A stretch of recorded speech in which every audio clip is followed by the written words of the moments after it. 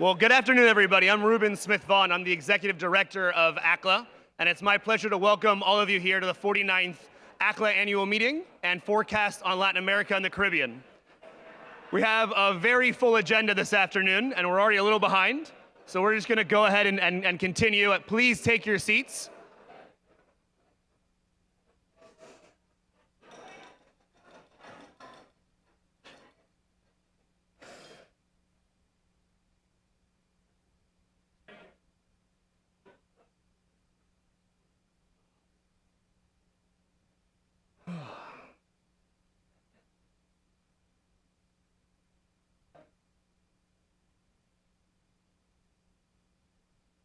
All right, there we go. Thank you. Thank you again for joining us this afternoon. As I said, this is AACCLA's 49th annual meeting and forecast on Latin America and the Caribbean. As I said, we have a very full agenda.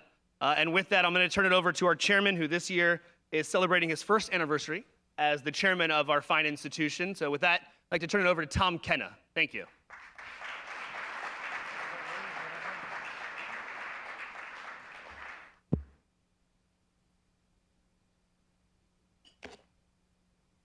Good morning, everybody, and welcome, distinguished guests, ambassadors, ladies and gentlemen. My name is Thomas Kenna, and I'm the chairman of the Association of the American Chambers of Commerce in Latin America and the Caribbean, also known as AACCLA. I'm delighted and honored to be here with you this afternoon to open the 49th Annual Forecast on Latin America and the Caribbean Conference. Let me start by thanking Jody Hanson-Bond and the entire AACCLA Secretariat, Ruben, Neil, Isabel, based here at the U.S. Chamber of Commerce, for assuming the leading role in organizing this terrific event. I'd also like to offer a special thanks on behalf of AACCLA to AACCLA's Leadership Circle members whose advice, counsel, and support have helped define and advance the most important issues facing our region. With us here today, as part of the Leadership Circle representatives, we have the companies such as AdvaMed, Amgen, Citi, Clorox, Delta Airlines, Eli Lilly, FedEx, GE, Merck, MetLife, TransUnion, United Health Group, and Walmart. Thank you all for your support. For over a century, the American Chambers of Commerce have been the most influential voice of U.S. business in Latin America and the Caribbean. Today, joined together under AACCLA, these 24 AmChams represent nearly 20,000 companies and close to 80% of all the U.S. investment in the region.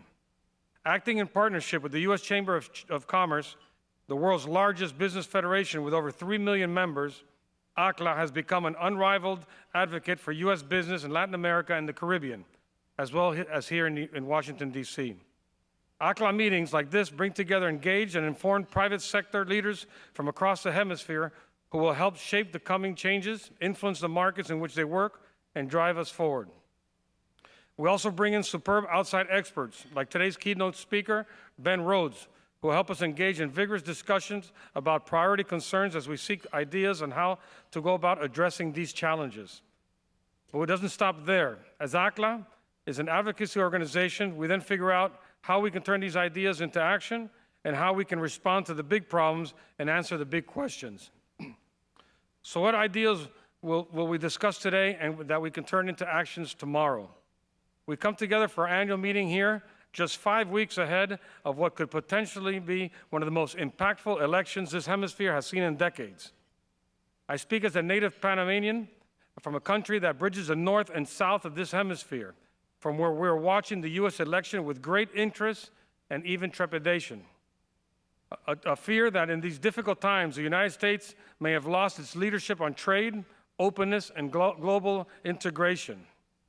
A potential loss in leadership that could hardly come at a worse time, in an era when monetary policy seems to have stretched to the limit.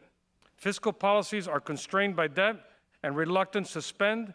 Businesses and governments around the world need to reignite the spark of trade and to fuel economic growth.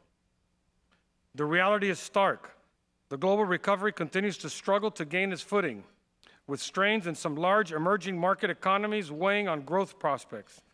For Latin America and the Caribbean, growth in 2016 is now expected to be negative for the second consecutive year, the first time since the debt crisis of 82-83. While the tremendous potential for our region remains, the regional outlook will only start to look more promising when the domestic challenges facing the contracting economies have been resolved. There's no greater domestic challenge than the political attitudes here in the United States and across the hemisphere towards this prospect for new trade and opening in the coming years. That is why we are gathered here today. The next president and congressional leaders in this country and around the hemisphere need a new political strategy for trade. Despite much of the rhetoric that we have heard, we hope that the next president understands that selling more American-made goods and services around the world is one of the best ways to spur economic growth, support small businesses, create good-paying American jobs, and keep the United States one step ahead of its international competitors. After all, 95% of the world's consumers now live outside America's borders, representing nearly limitless expansion opportunities for the United States businesses and entrepreneurs. And those of us in this hemisphere know that when America grows, we all grow. In fact, there's no region that's more adversely affected by a recession in the United States than its hemispheric allies. So on behalf of AACCLA, I want to urge each of you to fully engage in the discussions of this core issue being addressed at this conference. What should be the next president's overarching strategy for the hemisphere? In addition, I hope each of you will take the opportunity to network with your many colleagues from around our hemisphere who have come to DC for this conference. These informal encounters are just as important as any part of today's program in terms of what we're trying to accomplish here. Again, thank you all for this opportunity. Enjoy your lunch. Our program will follow after lunch. Buen provecho. Thank you.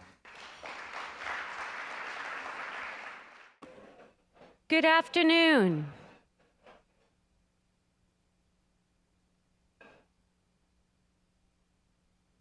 It's a pleasure to welcome all of you here to the U.S. Chamber of Commerce. I'm Jody Bond, and I'm Vice President of the Americas here at the Chamber. 2 years ago, I oversaw the integration of AACCLA into the U.S. Chamber as a formal business council. For decades, almost 4+ decades, AACCLA was housed at the U.S. Chamber, but no official legal or financial relationship existed. Yet we at the Chamber all recognize that the AACCLA network, which represents over 80% of all U.S. foreign direct investment in this hemisphere, is the strongest advocate on the continent for pro-business and open market policies. It's a critical point of communication between our American chambers of commerce in the hemisphere and the governments in the United States, Latin America, and the Caribbean. So I asked my team to work with the two institutions in an effort to integrate them both more effectively to fulfill the long-term goals of the U.S. Chamber and AACCLA alike. Now fully integrated, and thanks to Nick Galt, our former chairman of AACCLA, who's here today, and Tom Kenna and the leadership of AACCLA, the core values that drive the U.S. Chamber of Commerce are the same that drive AACCLA.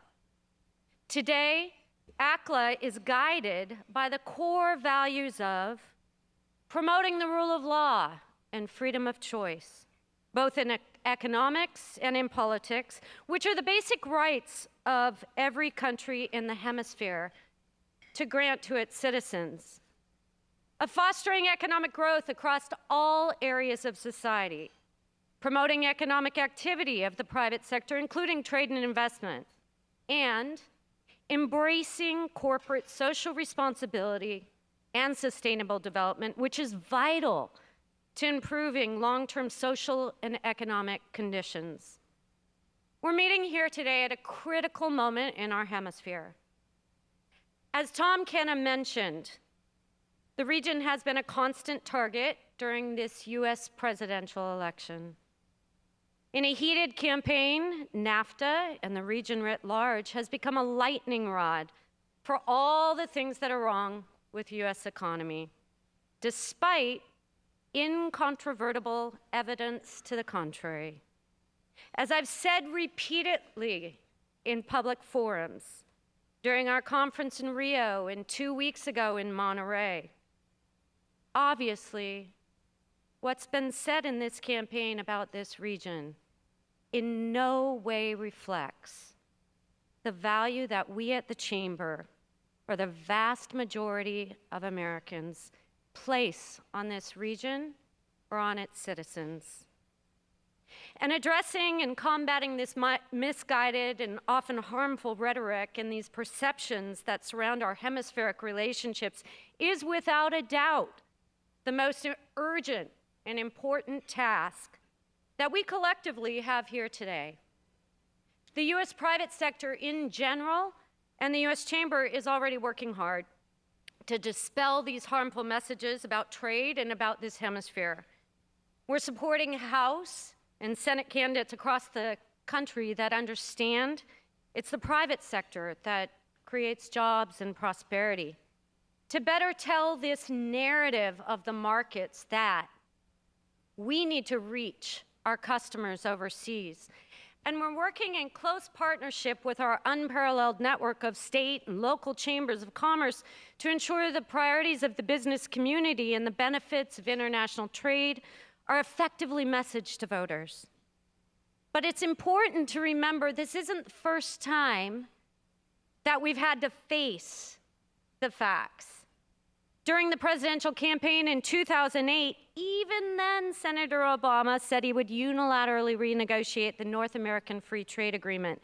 He once, at one point, referred to the trade agreement as a big mistake. At the same time, the Colombia and Panama Free Trade Agreements had stalled in the US Congress, and thought leaders in DC became focused on what was known as the Asia pivot. Yet, despite all this negative rhetoric toward trade in the region, logic has tended to win over the last 8 years and long before. In fact, while the U.S. Chamber of Commerce has had plenty of differences with our friends across the street, when it comes to international engagement, to free trade, to our national economic prosperity prospects, the administration's efforts to normalize relations between the United States and Cuba, the Chamber could not have been more supportive. Not only did President Obama not renegotiate NAFTA, but AACCLA and the U.S. business community were able to find common ground with the administration on passing landmark FTAs with Colombia, Panama, and South Korea, and securing vital preferences initiatives such as the Global System of Preferences and the Haiti Hope Act, and on advancing both Trade Promotion Authority and the largest mega regional trade agreement ever negotiated, the Trans-Pacific Partnership. President Obama also sought to more effectively re-engage in this hemisphere with our non-traditional allies under the mantra of partnership. And there is no better example of that than the ongoing process of normalization of relations with Cuba. One key change in that process was the reestablishment of diplomatic relations. And I was proud to be in Havana last August when we reopened our U.S. Embassy after more than 50 years. And yesterday, the man who was there to see through the reopening, my friend, Ambassador Jeffrey De Laurentiis, was formally nominated by President Obama to be the first ambassador to Cuba in decades. Jeffrey is a leader and a highly qualified diplomat, and we believe that an open dialogue and commercial exchange between the United States and Cuba is to the benefit of both countries. But who better than to tell us more about the transformation that we've all seen in this hemisphere over the past 8 years than someone who has been involved every step of the way, and that is Ben Rhodes. Ben has been a foreign policy speechwriter for President Barack Obama since 2007, and he now serves as assistant to the president and deputy national security advisor for strategic communications and speechwriting. In this capacity, Rhodes oversees President Obama's national security communications, speechwriting, and global engagement. He also personally led the negotiations with the Cuban government leading up to December 17, 2014, that historic announcement. Ben, hello. During more than 100 years of experience being the voice of the U.S. private sector, we have found the most effective way to defend the priorities of the private sector for exports growth, job creation, and our shared economic prosperity and security is through embracing an approach that prioritizes continued engagement. And despite the political environment that surrounded all of us and surrounds all of us today, your efforts to engage proactively in this hemisphere have been remarkable. Thank you for all you've done on a personal basis, on a professional basis, on behalf of all of us. And I look forward to hearing your remarks, not only about what has transpired in your portfolio, but your thoughts on whether the next president's skepticism on trade in this region could also be reversed. Welcome, and thank you for being here today. Ladies and gentlemen, Ben Rhodes.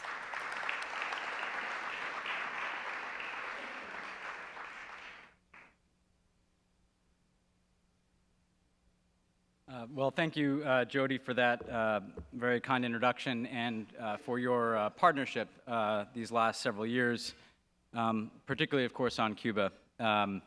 As Jody noted,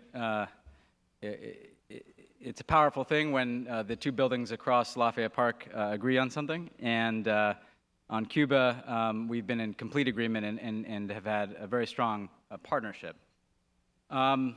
I'll start by talking about Cuba and then I think give a view of how we see the broader developments in the hemisphere over the last 8 years and leave you with some thoughts about how the next president can build on that progress.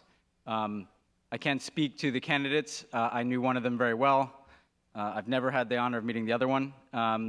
But I will say that, as Jody said, I think the logic and the U.S. interests that are at stake in the Americas will ensure that much of the work that we've done continues.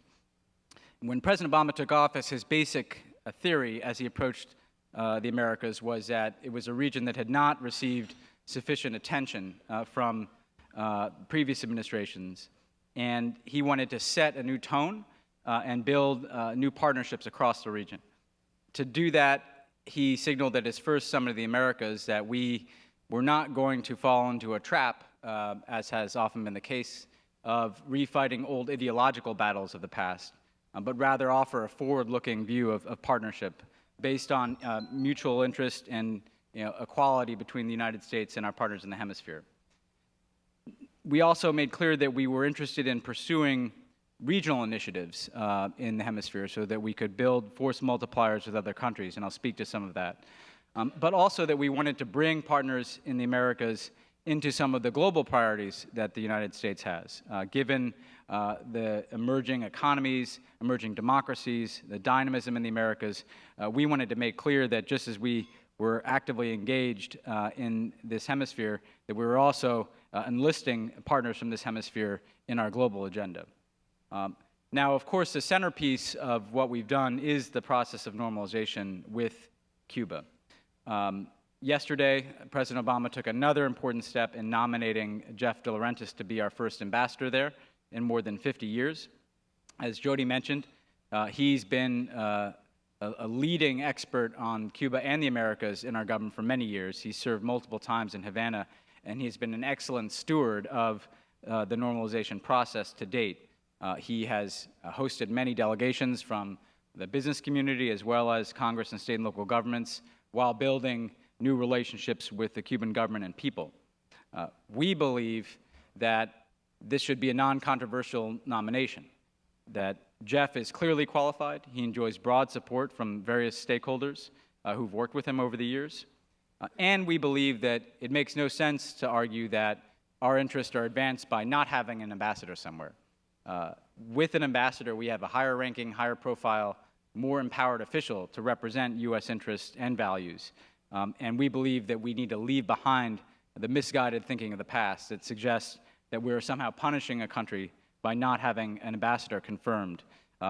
We would urge the Senate to move on Jeff's nomination and believe it's the right time to take this step. Now, reestablishing diplomatic relations to us opens up the prospect of new cooperation with the Cuban government, new engagement with the Cuban people, and also it's created a new conversation in the hemisphere. I remember the first Summit of the Americas we went to, the entire topic of conversation was about why Cuba wasn't there. And the U.S. was totally isolated in our position in insisting on their not attending a regional forum like that. We have been able to open the space to additional cooperation in the hemisphere because of the Cuban normalization, which I'll speak to. But first of all, I think it's important to note that we've been able to build brick by brick a new type of relationship with Cuba itself on a bilateral basis.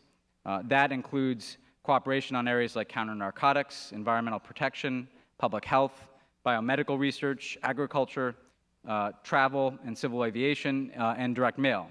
And essentially what we're doing is building the foundation of a bilateral relationship that can benefit us and the Cuban people. Travel has been an important component of that. The U.S. citizen travel to Cuba has increased by more than 75% since December 17th. That will continue to accelerate with the direct flights that have now initiated between the United States and Cuba, and with the changes we've made to permit more travel by U.S. citizens. And we're pleased to see some U.S. companies beginning to operate in Cuba in the travel and hospitality industry.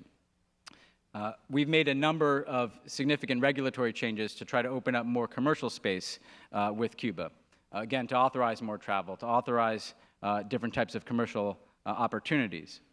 One very important change that we made was in March when the President authorized the use of the dollar in international financial transactions with Cuba. It's one of those regulatory changes that I think takes time for banks and companies to become accustomed to and to clarify what is permitted by OFAC. But we welcome the efforts to work with the Chamber to communicate with people about what is allowed in Cuba now. For so many years, the message was what you're not permitted to do. We want to get the word out about what is now permitted, and that includes the use of the dollar in international financial transactions, as well as a range of other commercial activities. We want to continue to do what we can to open up that space through executive action, but at the end of the day, it's going to take lifting the embargo. Now, I believe that we should not be without ambition in believing that the embargo can be lifted and lifted very soon. If you see some of the legislation that has emerged in Congress, it's clear that it enjoys broad bipartisan support, and indeed I would think majority support in both houses if it were permitted to come to a vote.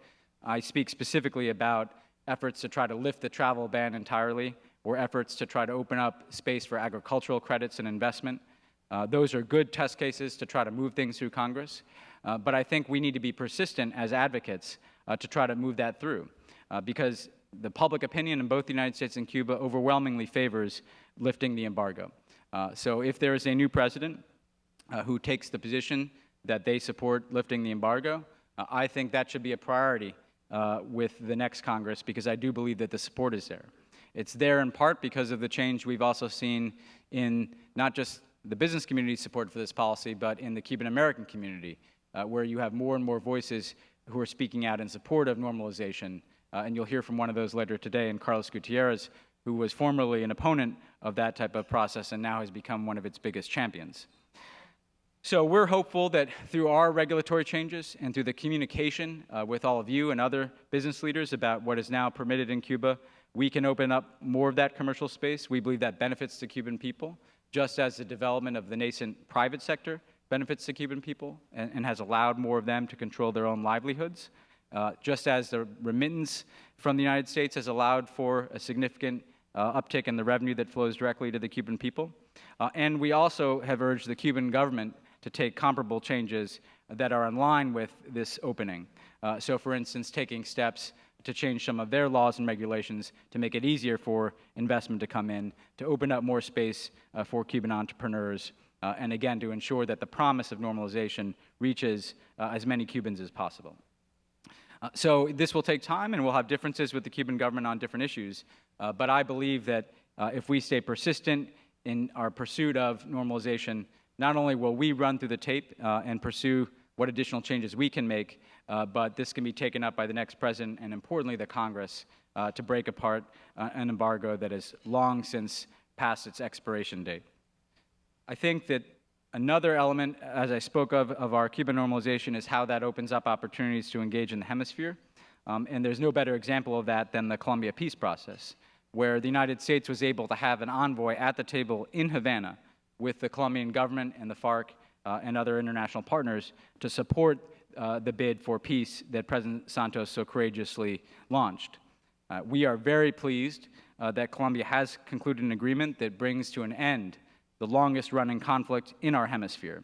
We've committed to being a partner with the Colombian government as we shift from Plan Colombia, which had so much success over so many years, and is a good example of bipartisan support for engagement in the hemisphere, and shift that to Peace Colombia, the plan that President Obama announced in February with President Santos that will help continue to build on Colombia's security gains, help clear mines from affected areas, expand government services to formerly FARC-held areas, and promote justice for victims of the conflict.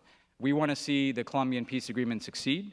We want to see it implemented, and we want to be a partner in making sure that it's an opening towards a better future, a more prosperous future for the people of Colombia, who have been among our closest partners in the region. As I mentioned, we've also tried to design several regional initiatives that we think will be of benefit to the next administration. In the Caribbean, we've launched an important energy dialogue in figuring out how we can work with our partners in the Caribbean as they diversify their sources of energy, both how they approach the efficient use of oil and natural gas, but also as they move out into different renewable sources of energy.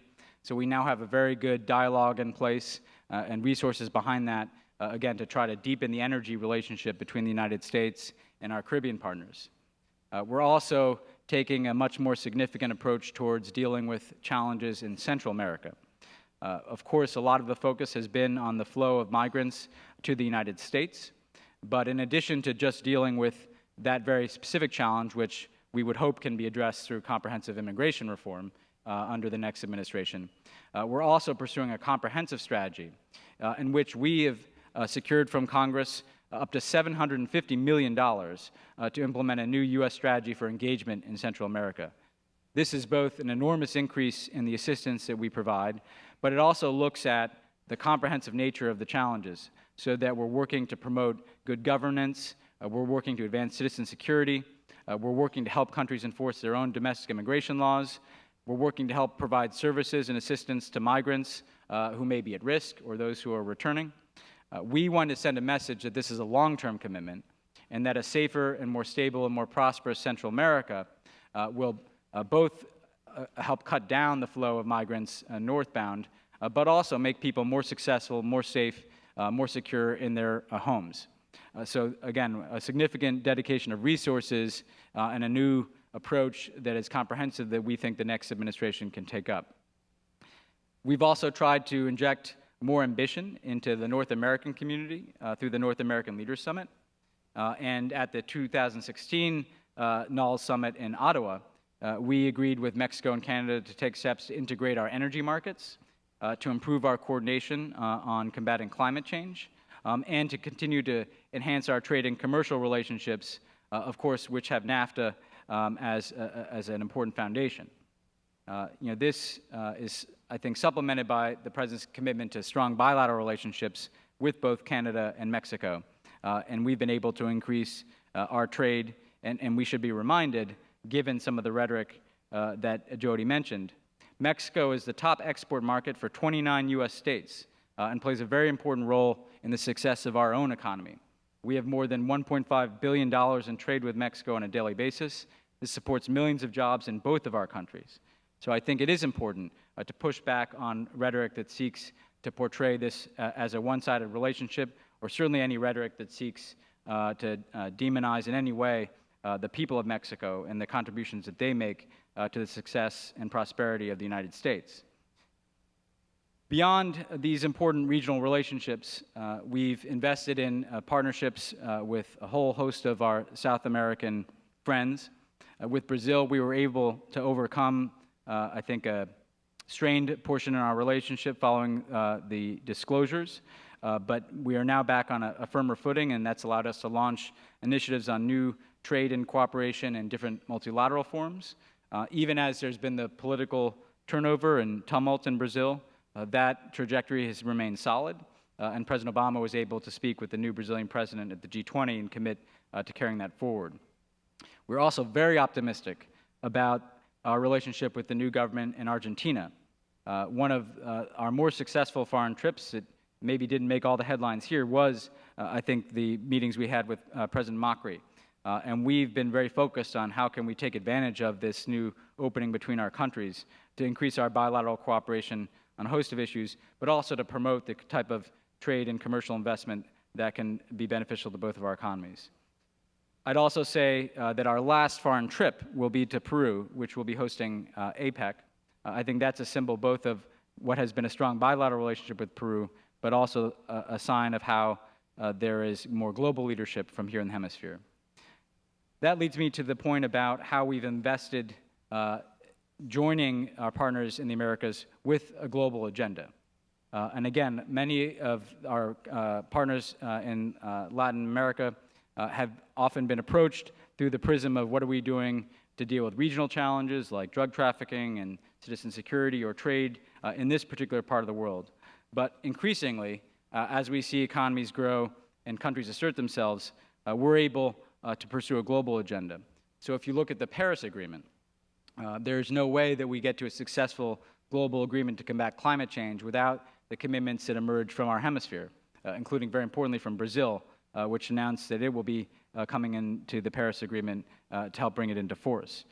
We've had important commitments from countries in the hemisphere on peacekeeping and refugees, global issues that may not always press against every country in this part of the world, but all of us have an interest in preventing conflict, resolving conflict, and dealing with the migration crisis, not just here in the Americas, but around the world. And very importantly, as Jody mentioned, I should say a word about TPP, where we have been able to take some of our key trading partners in the Americas and connect them through TPP with the Asian emerging market. We believe that TPP is a top priority for this administration through the completion of the president's term. He is going to continue to do whatever he can to bring this to a vote in Congress. We believe that the support is there. That was evident in his ability to get the Trade Promotion Authority. We believe this is a matter of bringing this forward for a vote.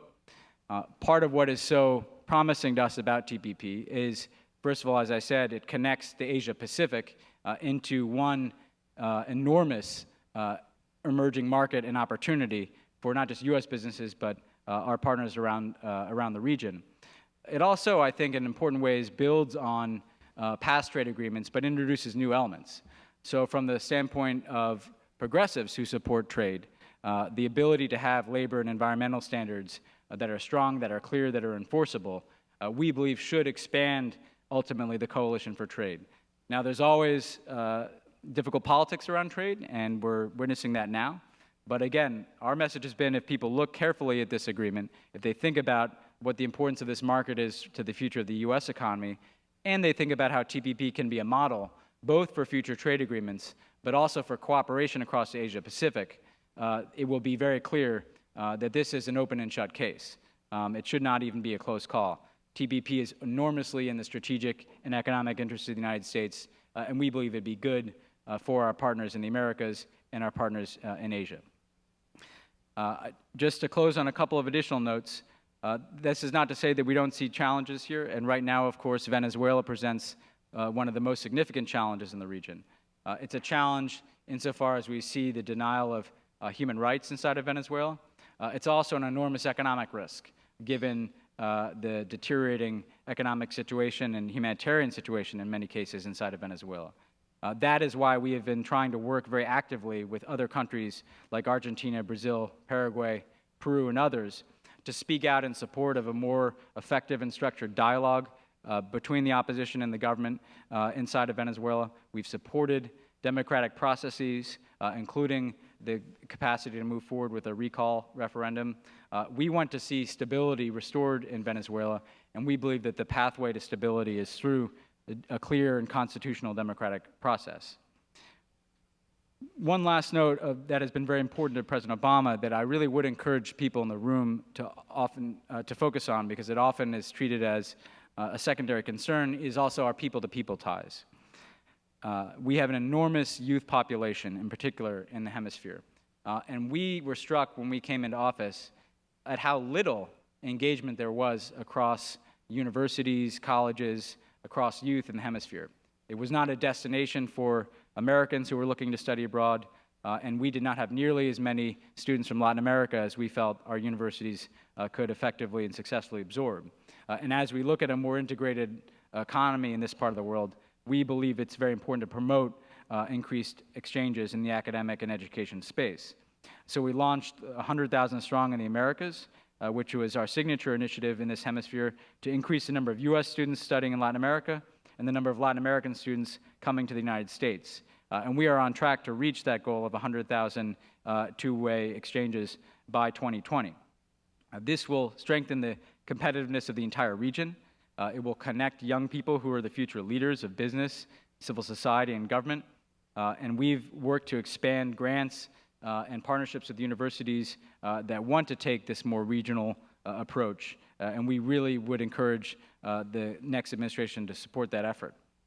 The President has also launched a new Young Leaders of the Americas initiative, most recently at the Summit of the Americas in 2015. This is a program that has had enormous success in Africa and Southeast Asia, where we've been able to build physical and online networks that number in the hundreds of thousands. We believe we need that same type of youth engagement in the Americas. It's a way to meet the next generation of entrepreneurs and business leaders and government leaders. We believe that the United States should be ahead of the curve in that effort, and we'll be welcoming the first class of 250 young Latin American leaders to the United States next week. And they'll be placed in 20 innovation hubs in cities across the United States and then return to their home countries and maintain their network with us. They're a part of an online network of over 15,000 young Latin Americans who've joined the YLI program in just this last year. So to conclude, we would argue that the United States is in a stronger position in the hemisphere than we have been in a very long time, that we've been able to clear the air from some of the past differences and ideological battles that we've had in the past. We've been able to build new bilateral and multilateral cooperation. And our advice to the next president would be, don't make this a secondary priority. It takes sustained attention, it takes resources, it takes diplomatic attention, it takes the bandwidth of governments and agencies to be focused and engaged in the Americas. This is an opportunity, though, and oftentimes when I go to work, you have to deal with a lot of very difficult challenges. Not to say that there aren't difficult challenges in the hemisphere, but there's also extraordinary opportunity, and much of that is in the commercial space. So I think this demands the attention of the next president. I think we would encourage building on the type of initiatives that we've launched, but also continuing to incorporate the hemisphere into global priorities, either through our bilateral relationships or through some of the regional groupings that we've worked with. Because truly, if you look at the world today, oftentimes people can despair at the scope and scale of the challenges that we face. When I was talking to President Obama as he was preparing his UN General Assembly address, he was surveying the current global picture. And he made a very robust defense of globalization and a liberal international order. He pointed out that there are enormous bright spots from the last 20 years that should not be ignored amidst the very real challenges in the Middle East and North Africa and other places. And he said one of the very clear examples of that is in Latin America, where that's not to say there's not continued problems of security and poverty and conflict that have to be overcome. But the trajectory here in this region is towards more openness, more integration, more prosperity, more democratic governance. We want to continue to be invested in the success of that project. So I would hope that the next president takes that on, and I'm very pleased that they have the partnership of leaders like you, your countries, your organizations, your companies, because without that external focus on insisting on the U.S. government maintaining a focus in the region, our attention can drift elsewhere. Now, Jody doesn't let that happen, which is to her benefit, but I will do my part to encourage the next administration to carry this work forward. So thank you very much.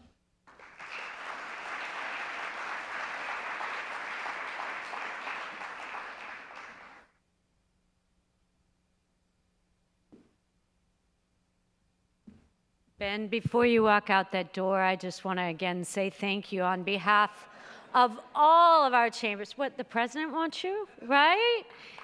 I want everybody to give Ben a round of applause.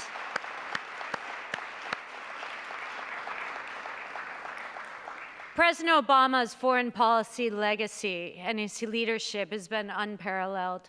And I think that that is because of great people like Ben Rhodes. I'm so grateful you were here with us today, and we look forward to working with you right up until the end of the administration and beyond. Thanks, Ben.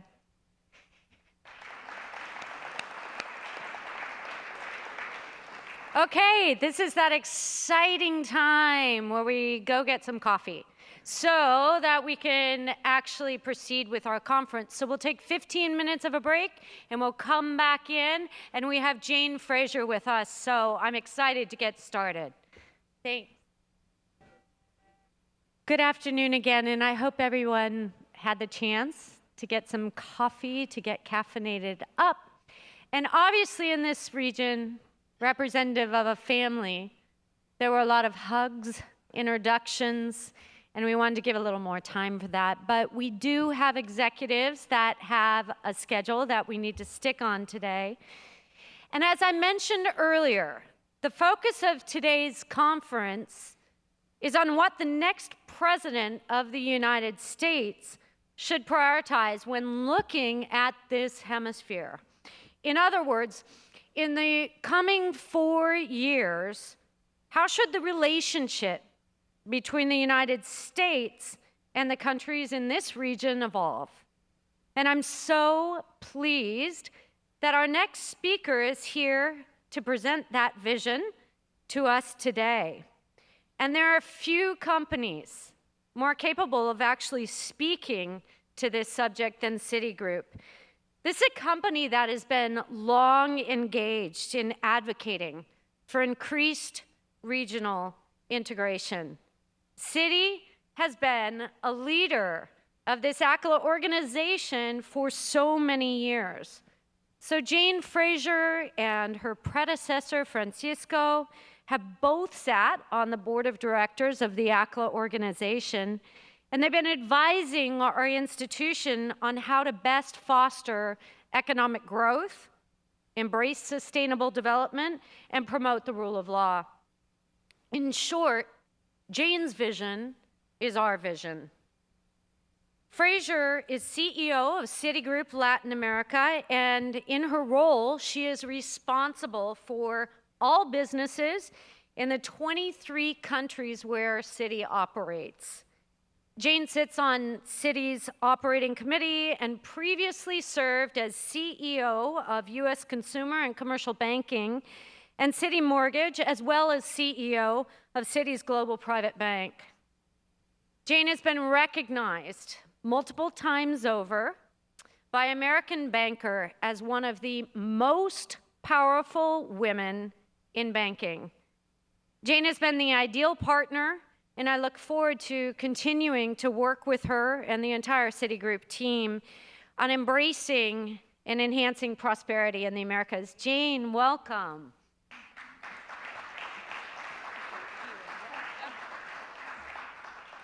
Well, good afternoon, and thank you, Jody, so much for the warm introduction. You and your team have been strong and steadfast partners for us at Citi, and we hugely appreciate all that you do for ourselves and for the entire business community that is here. And I also want to thank Tom Kenner as well for his, your tremendous leadership of AACCLA and the value that you bring to AmCham across the region. Thank you so much. It is an honor to be here and to be part of AACCLA's Latin America conference. And it is a timely conference. From my perspective, with the responsibility for Citi's Latin America and Caribbean franchise, and hearing from our many clients, there is an urgent call for stronger engagement by the US in the region, as we've already heard today. We're seeing a historical shift in the region, where some of the political, social, and economic interests could converge to support dramatic and positive advances in competitiveness and in inclusion. And the US has a tremendous opportunity to deepen our engagement in Latin America to help realize those advances. We, both in the US business community and in the political community, should not stand passively by, but we need to work with our partners to help stack the odds in favor of their success. The region has evolved, and so too should the US's relationship with it. Politically, democratic beliefs are far more firmly rooted. A year ago, it would be hard to imagine the position that Argentina is in today and the dramatic changes that have occurred there.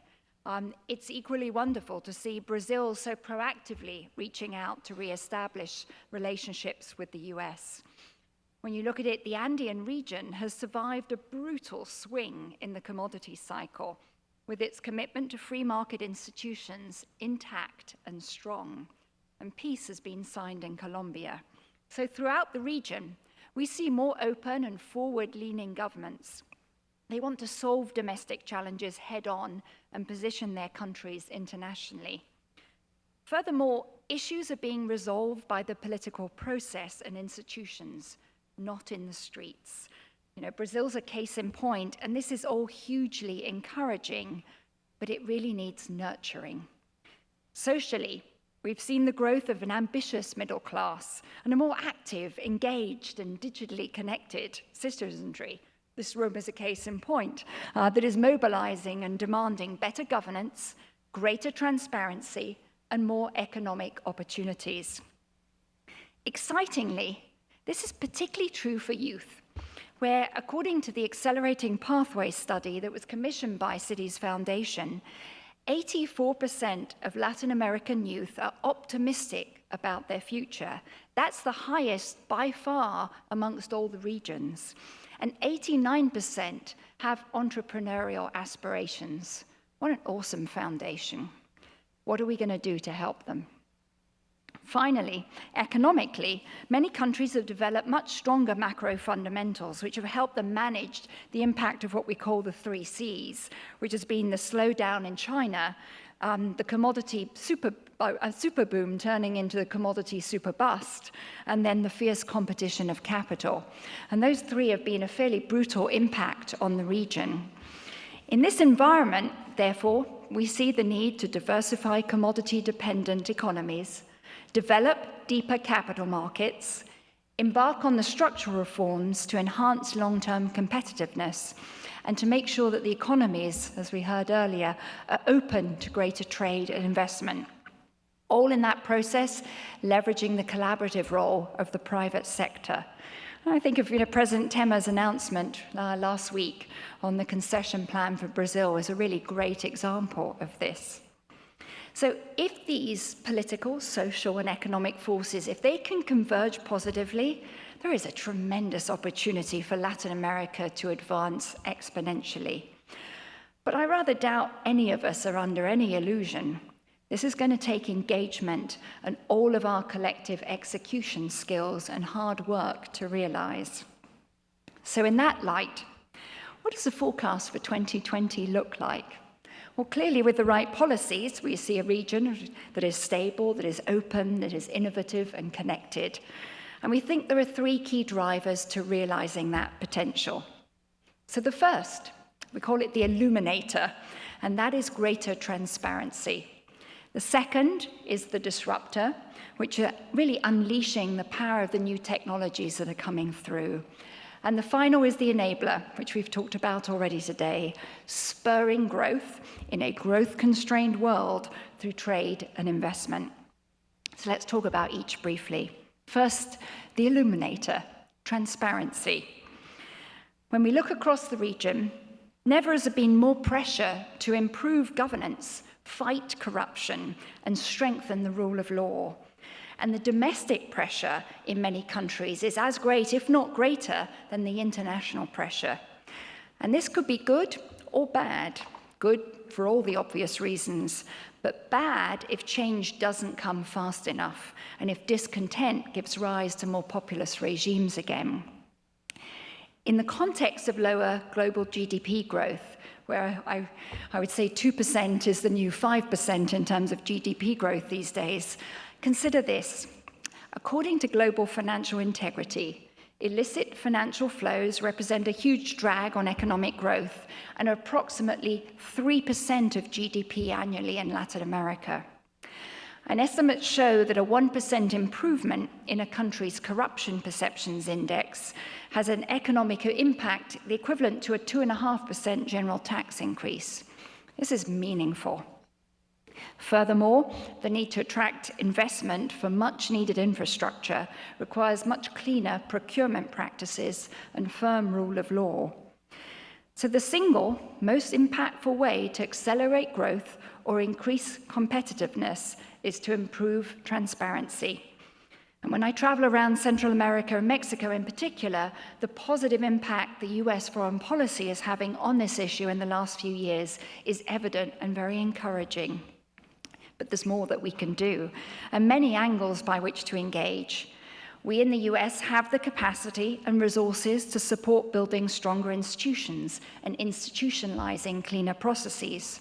Examples: technical training to support law enforcement and the judiciary, promoting best practices in public procurement, for example, expanding USTDA's Global Procurement Initiative, strengthening anti-money laundering regimes, something near and dear to any bank's heart, and offering solutions to improve transparency in public spending and tax collections.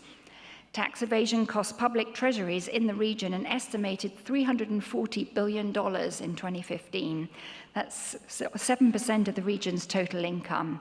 So these measures have a huge impact. As an American bank supporting local US and international clients in 23 markets in the region, we have played and we will continue to play a central role in bringing high standards of financial transparency to the region. But there's a lot more for all of us to do, and the upside of it is very considerable. Then, second, the disruptor, technology. Technology is driving the future for our hemisphere, but will we shape this future, or are we merely going to respond to it? Now, politically, technology can reform the state. It can create efficiencies in governance. It can enable transparency. I'll give you an example. At Citi, we're leading the digitization of payroll among our public sector clients in the region. Through different digital tools, such as centralized e-procurement and purchasing cards, and the electronic disbursement of social and economic payments, we're changing a lot of the system. Why is it relevant? Because when you take cash out of the system and when you implement a platform of greater efficiency, both in terms of cost and operation, one that records and tracks and audits transactions, you dramatically reduce the openings for fraud and corruption.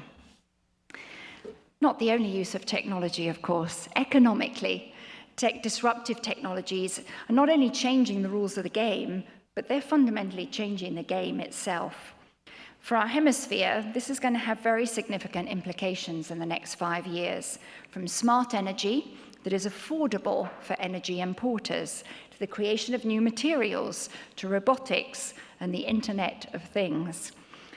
But we do worry about robotics, and in particular, its impact on jobs in the emerging markets, because it's not hard to see a scenario where competitive advantage returns to the developed world in manufacturing and it relocates there. So as a result, there is an increasingly burning platform to accelerate education levels in the region to mitigate this.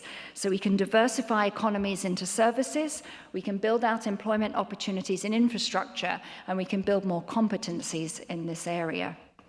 The US's leadership in education, in innovation and technology strategically positions us to be the partner of choice for the region on this front, and it's going to be critically important. We have the most effective ecosystem, brings together universities, scientists, businesses, governments, all those things that the US is extraordinary at to create innovative solutions that benefit all.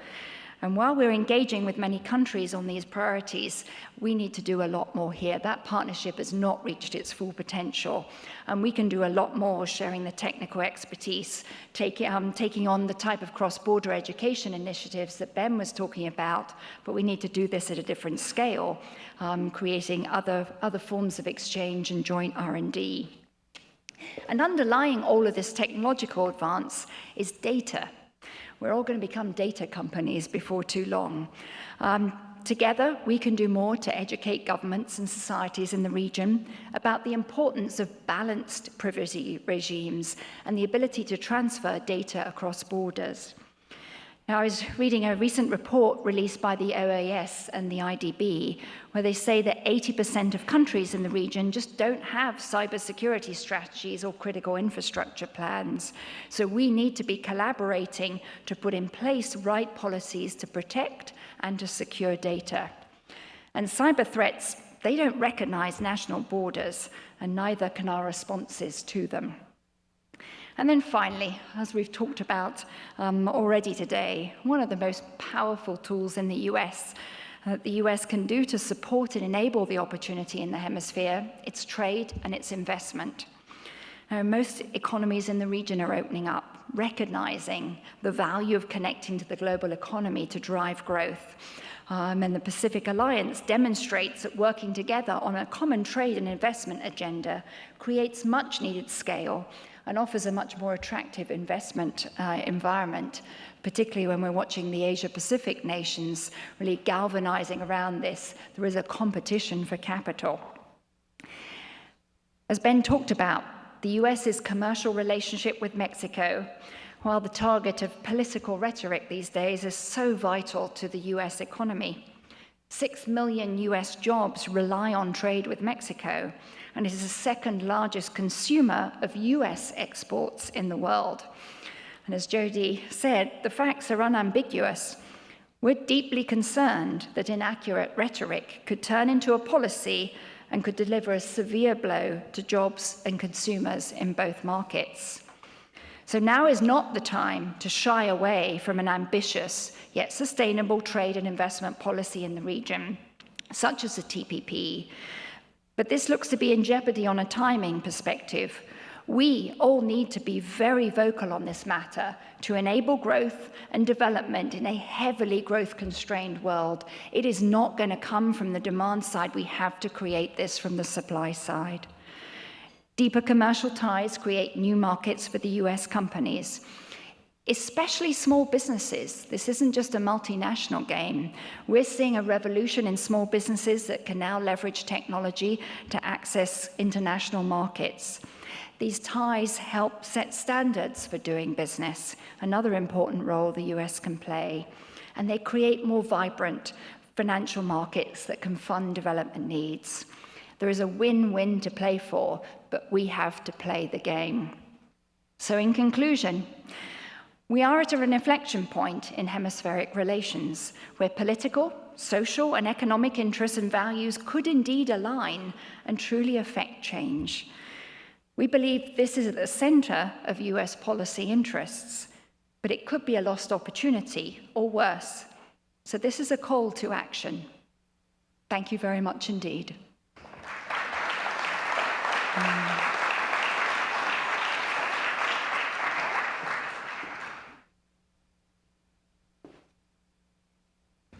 Ms. Fraser, thank you very, very much. As Jane outlined, there are a lot of priorities that we in the private sector have to work on in the coming years in partnership with the public sector.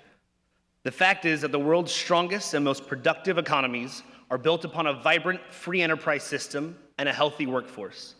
As more and more businesses aim to grow and succeed in an increasingly competitive global marketplace, close collaboration between the public and private sector can be the difference maker in raising the collective health of the hemisphere, ushering a new era of prosperity, innovation, and investment for the hemisphere.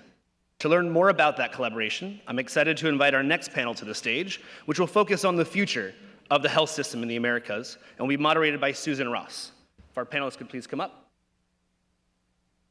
Ministro, por favor. Susan, our moderator, is the Senior Private Sector Partnership Advisor in the Bureau of Global Health at USAID. Prior to taking her role last year, Susan had an incredibly accomplished career as a coalition-building entrepreneur, an international health and development expert, author, and speaker who has focused on improving the lives of vulnerable groups with more than 20 years of experience in 30 countries around the world. Thank you very much for joining us, Susan.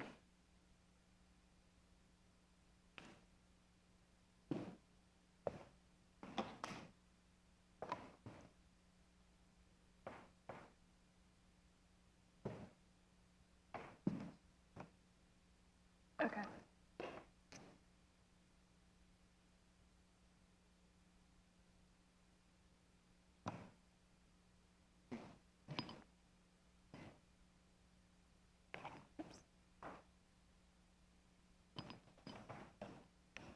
Catherine, are you set?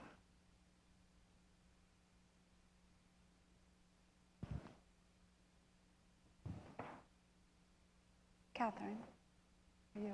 Okay.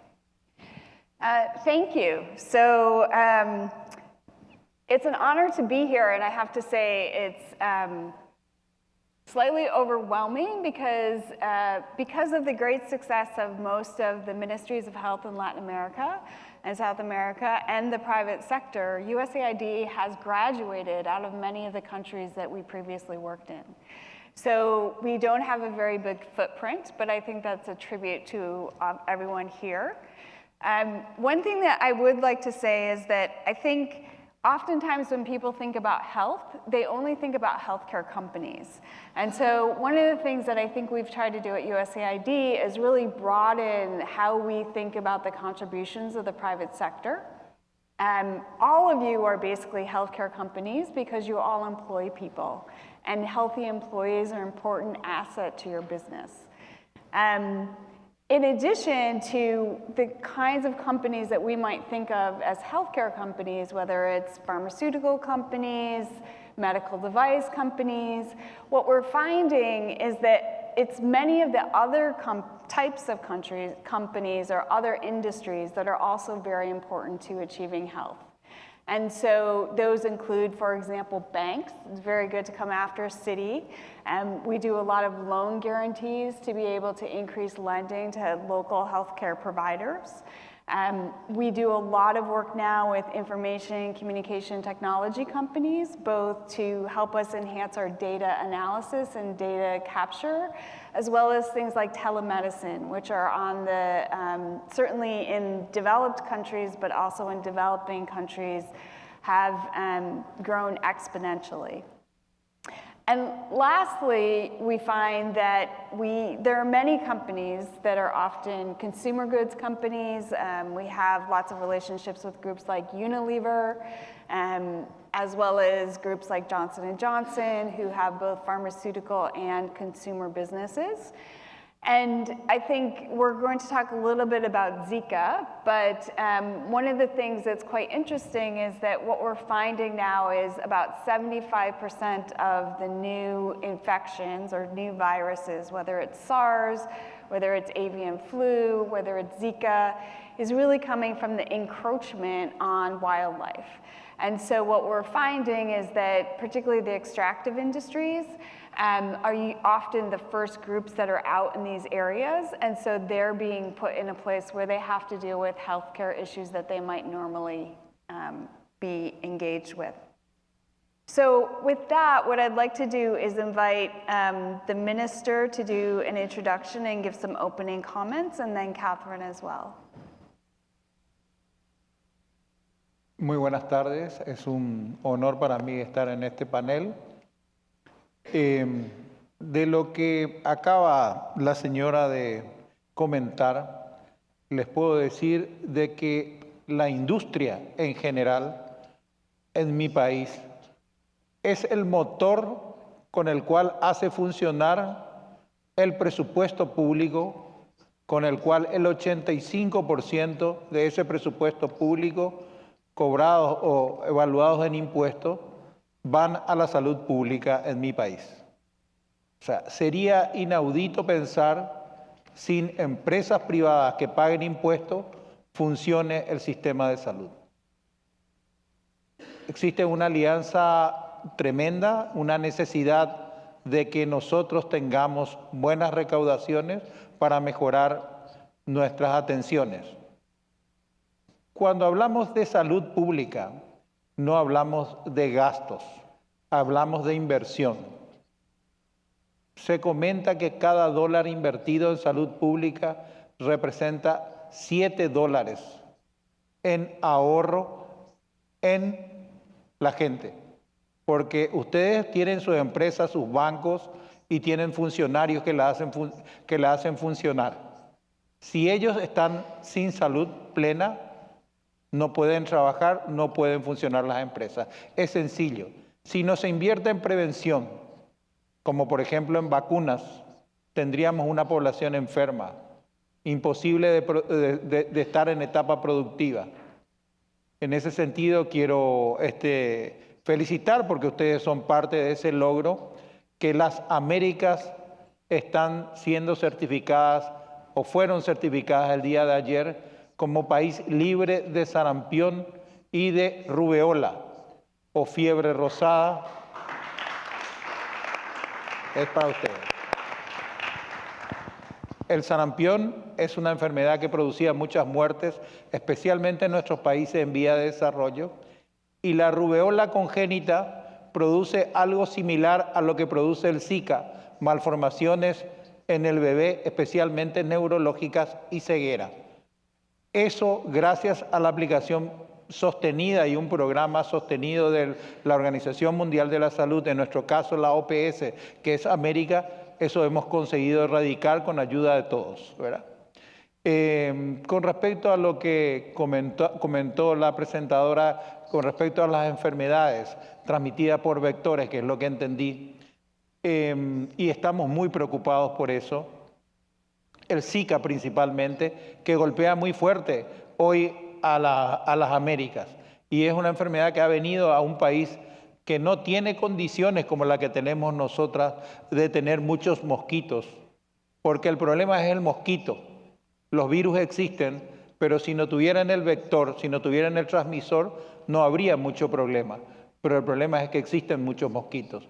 ¿Y por qué existen muchos mosquitos? Es cierto, porque la vida silvestre ha cambiado, se ha acercado a la ciudad. El cambio climático influye tremendamente en la posibilidad de proliferación de mosquitos, el calor, las lluvias intermitentes y la falta de conciencia de mucha gente que destruye el medio ambiente.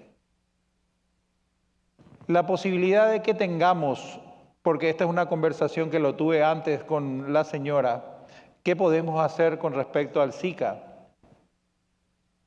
Nosotros tenemos en mi país una experiencia de más de 20 años de lucha contra el vector, porque el vector o el mosquito no solamente transmite Zika, sino que también lo hace con el dengue y con el chikungunya, que también son patologías que producen mortalidad y que también producen grandes gastos a la economía en salud. Y aparece desde el año 2014, fines del 2014, 2015, el Zika muy fuerte en las Américas, especialmente en Brasil. Y de Brasil empezó a extenderse al resto de Latinoamérica y ahora vemos que también está en Norteamérica y Centroamérica. La solución definitiva la vamos a tener recién cuando aparezca la vacuna. La vacuna del Zika está en pleno proceso de investigación, donde sí los Estados Unidos tienen una fuerte inversión y participación, y se estima que la vacuna estaría al alcance de la gente en menos de 2 años. Mientras tanto, el único compromiso que tenemos o la única obligación que tenemos es la lucha contra el vector, la lucha contra el mosquito, no existe otra. El mosquito se reproduce porque hay calor, porque hay basura acumulada y porque hay personas, en el caso de ustedes, que viajan a lugares donde hay posibilidad de contagio, y si acá encuentran mosquitos, eso se va a procrear y van a tener contagio. Así que el compromiso es hoy luchar contra el mosquito. Necesitamos de mucha inversión de la parte privada para poder llegar pronto a la vacuna. Hemos visto con mucha satisfacción en la OPS el fuerte impulso que dio el presidente Barack Obama con una inversión importante para la investigación de lo que refiere al Zika. Estamos aprendiendo con respecto al Zika. Sabemos que produce microcefalia y daños neurológicos, pero no sabemos si se quedó ahí, si eso progresa. Ya existen chicos que han nacido y hoy tienen meses y un año que están teniendo problemas de la visión. También produce problemas neurológicos, o sea, no tenemos todavía bien delimitados los efectos que produce el Zika en cada persona. También tenemos mucha debilidad en el diagnóstico del Zika, porque los estudios laboratoriales específicos para el Zika se están recién produciendo en esta época, se están desarrollando ahora, ¿verdad? Antes existían métodos que eran más manuales, eso ocurrió en el 2014, hoy en día tenemos métodos que son mucho más sensibles y dan una especificidad del 85 al 90% con respecto al diagnóstico. El problema con el Zika es que se puede presentar y se presenta en su gran mayoría en forma asintomática. No da síntomas o da síntomas muy leves, entonces puede pasar como un simple salpullido o lesiones en piel y no producir otro tipo de patología y uno ni siquiera recurre al médico o va al médico en ese caso para recibir una orientación, un posible diagnóstico. Eso es lo que le puedo decir con respecto al Zika. Nosotros decimos con el Zika en salud pública que si esto no lo podemos controlar va a producir un daño tremendo, va a hacer desaparecer generaciones. Porque hoy hay un temor en nuestros países del embarazo. En nuestros países generalmente la tasa de la natalidad es un poquito alta. En mi país es 3 embarazos por pareja aproximadamente. No sé, acá en los Estados Unidos creo que es un poquito menos, pero nosotros tenemos 3 y hoy en día la gente joven ya tiene temor a embarazarse hasta tanto no se pueda controlar este tema del Zika. Entonces, la preocupación es tremenda, hay una fuerte inversión, nosotros tenemos mucha esperanza en los centros de investigación, acá en los Estados Unidos y en Brasil, donde también se trabaja muy fuertemente en la obtención de resultados, tanto para tener medios laboratoriales para su diagnóstico y vacuna. No sé si respondí en parte la pregunta. En parte, ¿hay algo más? Yes. Vamos. No, I think- Adelante. Catherine, just before we go to the report, I think one of the things that's been really interesting about Zika is how the private sector has really stepped up. And I think that oftentimes people think that what we're really just interested in is philanthropy or money. And I just want to talk about 2 quick examples that we shared that were, number 1, there was no exchange of money, and number 2 was really about using the private sector's core competencies. So the first is, many of you may have seen the ELMO information about providing information in Spanish on Zika to be able to dispel some of the myths. And so Sesame Street and UNICEF basically worked on the information together to come up with this kind of public service announcement. But at the same time, UNICEF was working with Google. And Google was actually helping them do some of the mapping of the surveillance using Google Earth. But the other thing that Google does is search engine optimization. Because if anyone knows how to do search engine optimization, it's Google. And so while Sesame Street was very successful in putting up this video and disseminating it on YouTube, Google basically said, you know, we can triple your viewing, and I am not a technology person, so I'm sorry if I'm not explaining it well. But basically, Google volunteered their time to triple the amount of coverage that this PSA got. And it was just something because UNICEF and Google already had a relationship. An example that I was directly involved with was that we have been having an ongoing discussion with InBev, which is, a distributor and wholesaler of many beer and wine companies, which is not usually who you would think USAID partners with. But we were talking to them about road safety. And they happen to have a very long-standing relationship with the Ministry of Health in Brazil, who approached them and said, you have 2 million sales points in Brazil. We would like you to distribute all our health education material. And InBev said, we'd be happy to do that, but we don't know anything about creating behavior change communication. And so they said, well, could USAID come in and provide technical assistance, as well as CDC and our friends at the Foreign Commercial Service? So we had a 1-week workshop in Brazil. Once again, no press release, no one signed any money to anybody else, to develop these behavior change materials. And then InBev, who certainly is not somebody who's used to working with pregnant women, was able to disseminate this information throughout the country.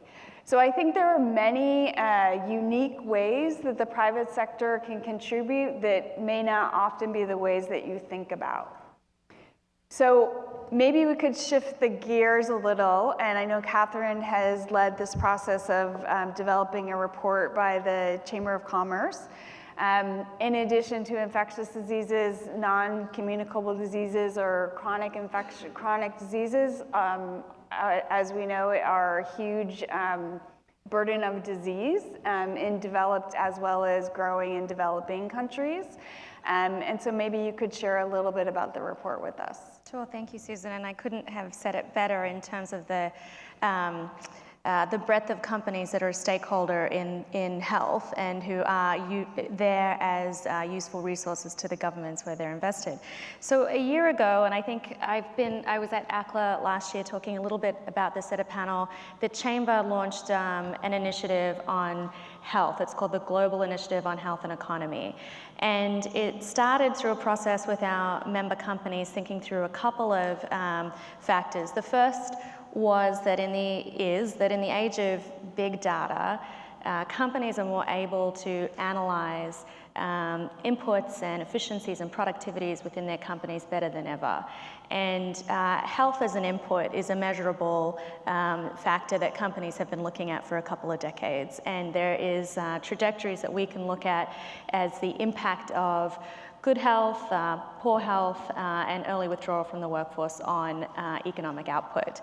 And we also looked at some demographic trends. What is the impact of aging going to be on our workforce? What is the impact of the rising incidences of NCDs, which Susan said are happening in developing economies as well as in developed economies? And a collection of companies that included our chair, Eli Lilly, but companies like Chevron, MetLife, a diverse group, came together and decided that the Chamber needed to be more proactive in the way that we engaged government in healthcare policy. That we felt we were underutilized in a knowledge sharing capacity, in sometimes a burden sharing capacity, in cost sharing, in the creation of more public-private partnerships with governments to support their health goals. So that was the platform we developed. And to help support our narrative, we commissioned a study, which we think is a real tool for ministers of health. And it looks at lost productivity in a country's workforce in terms of GDP. So as I said before, those inputs of the workforce, if you look at absenteeism, presenteeism, which is where you show up and you're underperforming, which, by the way, has a greater impact than absenteeism, early withdrawal, and then pension drawdown. And regardless of rich or poor country, it's hovering at an average percent of about 7% of GDP lost due to ill health. And when you look at that category of the population, there's often a percentage of that that's a preventable disease, or a disease that could have been, if detected early and treated, that individual could have stayed in the workforce. And as countries like ours, like others all over the world, are facing an aging demographic, there is a declining proportion of us who are in the workforce supporting the dependents on the outside. So preserving health into the ages of 50s, 60s plus becomes an imperative for governments and economic success. And so what we've put our focus on is specifically looking at non-communicable diseases. And I know that it's just a very complex burden of allocation of resources in an environment of Zika and preparing for the next pandemic. But we are putting our focus on adult non-communicable diseases and what more the private sector can be doing to support governments. And I think, it's just a delight for us to have the minister here today, and I think I'm interested in hearing where he thinks there could be gaps for us to volunteer and some suggestions perhaps from some of our colleagues here. Bueno, yo gracias a Dios en mi país, yo puedo hablar de mi país, en las enfermedades no transmisibles para las personas que no comprenden son, por ejemplo, la obesidad, la diabetes, que son enfermedades comunes de nuestras sociedades y que hoy están impactando muy fuerte en nuestras naciones. La obesidad en mi país, el 57% de la población paraguaya tiene sobrepeso. El 57, estamos hablando, nosotros somos 7 millones de personas, somos casi 4 millones de personas que estamos con sobrepeso. En la edad escolar y en la adolescencia, de cada 10 niños, 3 son obesos. La primera causa de muerte en mi país es el infarto agudo de miocardio, la hipertensión y la diabetes, asociadas todo a un factor común: malos hábitos alimenticios, obesidad, falta de medidas higiénicas dietéticas, mejor dieta, ejercicio, vida sana. Nosotros estamos trabajando con las multinacionales, Unilever, que es la que se acerca habitualmente a promoción de salud, y lo hace como un compromiso social e invierte en una de nuestras grandes debilidades, que es tener presupuesto para comunicación. Y hacen campañas de salud pública con respecto al lavado de manos, a la buena alimentación, a la necesidad de ejercicio. En mi país hay un apoyo muy fuerte de la industria farmacéutica para con el Estado.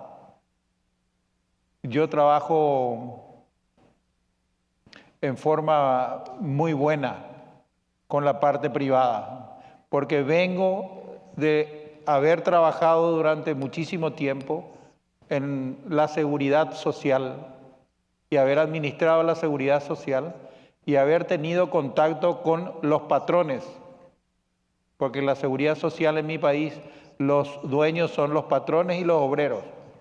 Entonces mi relacionamiento es muy bueno y eso se volcó a la salud pública, y hoy en día yo sí tengo acompañamiento de la parte privada. Ojalá tuviese más, porque hay más campo para explotar, pero sí hay que trabajar muy fuertemente. Yo creo que acá en los Estados Unidos también es un gran problema el sobrepeso y la obesidad, y tengo entendido que su primera causa de muerte son también los problemas relacionados al corazón o el infarto agudo de miocardio y la hipertensión. Así que es cuestión de que todos nos pongamos a dar el ejemplo, que los empresarios acompañen a su sistema de salud y que sigan produciendo mucho para que existan muchos recursos para el Estado, para que eso pueda ser invertido en la salud de la gente. Nosotros estamos haciendo una fuerte campaña de educación gracias al sector privado con respecto a la alimentación y hábitos saludables.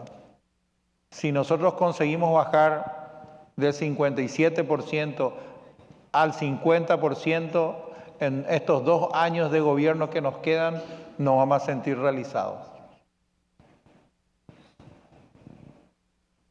¿Algo más quedó? No, just I would absolutely agree. The problem. Es que justo te vino el ministro que tiene perfil más bueno con todo lo que es empresario. Porque yo vengo del mundo empresarial. O sea, yo tengo dentro de mi currículum el hecho de haber trabajado 10 años en un banco. Soy médico, soy especialista en terapia intensiva, neonatal, yo soy pediatra. Pero en toda mi historia lo trabajé, gané buen dinero en la medicina, tuve ofertas para venir a trabajar acá y me quedé a trabajar en mi país porque en mi país éramos muy pocos lo que hacíamos la especialidad y me iba demasiado bien. Y como me iba demasiado bien, empecé a estudiar administración. Entonces me fui a trabajar en un banco. Trabajé 10 años en un banco y de ahí me llevaron a la Seguridad Social. Administré 5 años la Seguridad Social, 2 años pasé a ser viceministro de Salud y después ahora estoy completando mi 6º año como ministro de Salud, 4 años más. Ese es más o menos un petit currículum y mi relacionamiento. Y le puedo contar en voz baja esto que le estoy, porque es un secreto. Les debo mucha plata a la farmacéutica. El Estado debe mucho dinero a la farmacéutica y las farmacéuticas siguen apostando al Estado. No me dejan en ningún momento sin medicamentos. Me siguen proveyendo medicamentos y me van a seguir proveyendo medicamentos. Ese es el relacionamiento que tenemos, es muy cordial. Yo sé que lo lógico sería honrar todas las deudas, pero siempre en el Estado manejamos un presupuesto deficiente y las necesidades de salud aumentan en forma geométrica, entonces siempre estamos con una deuda atrasada o con facturas vencidas, pero bien tolerado, con una muy buena relación y ellos siguen apostando a nosotros y siguen pagando sus impuestos y siguen dándonos medicamentos. O sea, yo soy un fanático de la industria y tenemos un presidente que es empresario, que también es un fanático de la industria. Mi país es un país hoy reconocido por ser el país de más baja tasa impositiva. Se paga solamente el 10% en todos los impuestos, no más. Ese es uno de los éxitos de mi gobierno o del gobierno del presidente Cartes hoy, ¿verdad? Entonces, nuestro relacionamiento con los industriales es excelente. Yes, I can't fault you for anything that you said about collaborating with business and the importance of it. You're rather limiting my ability to contribute to this panel. So Catherine, maybe, I don't know if the report looked at any models of public-private partnerships that might be useful, or if there's suggestions. I think the minister might have some models that. Yeah. Nosotros estamos trabajando recién, la asociación público-privada es un instrumento que fue impulsado en este gobierno que lleva 3 años y es complicadito la forma de sacar los proyectos, pero están saliendo los primeros proyectos, salieron primeros proyectos de asociación pública-privada para obras públicas, para construcción de rutas, caminos, puentes, y este año vamos a empezar con la asociación público-privada en la construcción de hospitales. Creo que el Ministerio de Hacienda me da el ok en los próximos días y vamos a empezar a llamar a licitación llave en mano a fin de año para la construcción de hospitales. So with that, maybe we could open it up. I wonder if any of the companies would like to share either their partnerships or how they work with their appropriate government counterparts.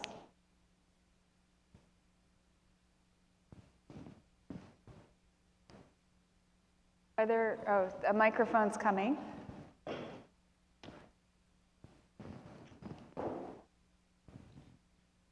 Señor ministro, yo quería aprovechar esta oportunidad. Primero para agradecerle a usted y a sus 2 compañeras de panel por la conversación de la cual hemos sido testigos y por la información que hemos recibido. y por la aproximación a la problemática de salud en nuestros países. Yo soy el director de la Cámara de Comercio Colomboamericana y en mi país hay un debate y quisiera preguntar su opinión sobre lo siguiente. Ese debate que se está llevando a cabo en Colombia ha tenido varios capítulos y ahora estamos viviendo uno muy particular que creo que ya han vivido otros países de América Latina, que tiene que ver con la pretensión del Estado de imponer un impuesto a las bebidas azucaradas. Esa propuesta se convierte en un elemento de contradicción muy complejo entre el sector público y el sector privado. Y obviamente, de alguna manera, anuncia una política pública que puede afectar diferentes sectores de la producción nacional. Yo quería preguntar cuál es su posición, señor ministro, en relación con esa iniciativa que tengo entendido que ha tenido diferentes manifestaciones en distintos países de América Latina. Gracias. Bueno, sumamente complicada su pregunta, porque tiene directa, las bebidas azucaradas o las gaseosas, como lo llamamos nosotros, tiene directamente relación con hábitos alimenticios y tiene directamente relación con la posibilidad de sobrepeso y tiene directamente relación con personas enfermas de diabetes que consumen bebidas azucaradas. Y eso produce un alto impacto en salud pública. En lo que se refiere a mi país, como lo acabo de decir, los impuestos son idénticos, no existe ninguna posibilidad de suba de impuestos. Sí hubo una suba de impuestos al tabaco ahora, que creo que va a llegar al 20% para la industria tabacalera, estaban 10 o 14, ahora va a ir a 20%, 17 y después progresivamente llegar a 20.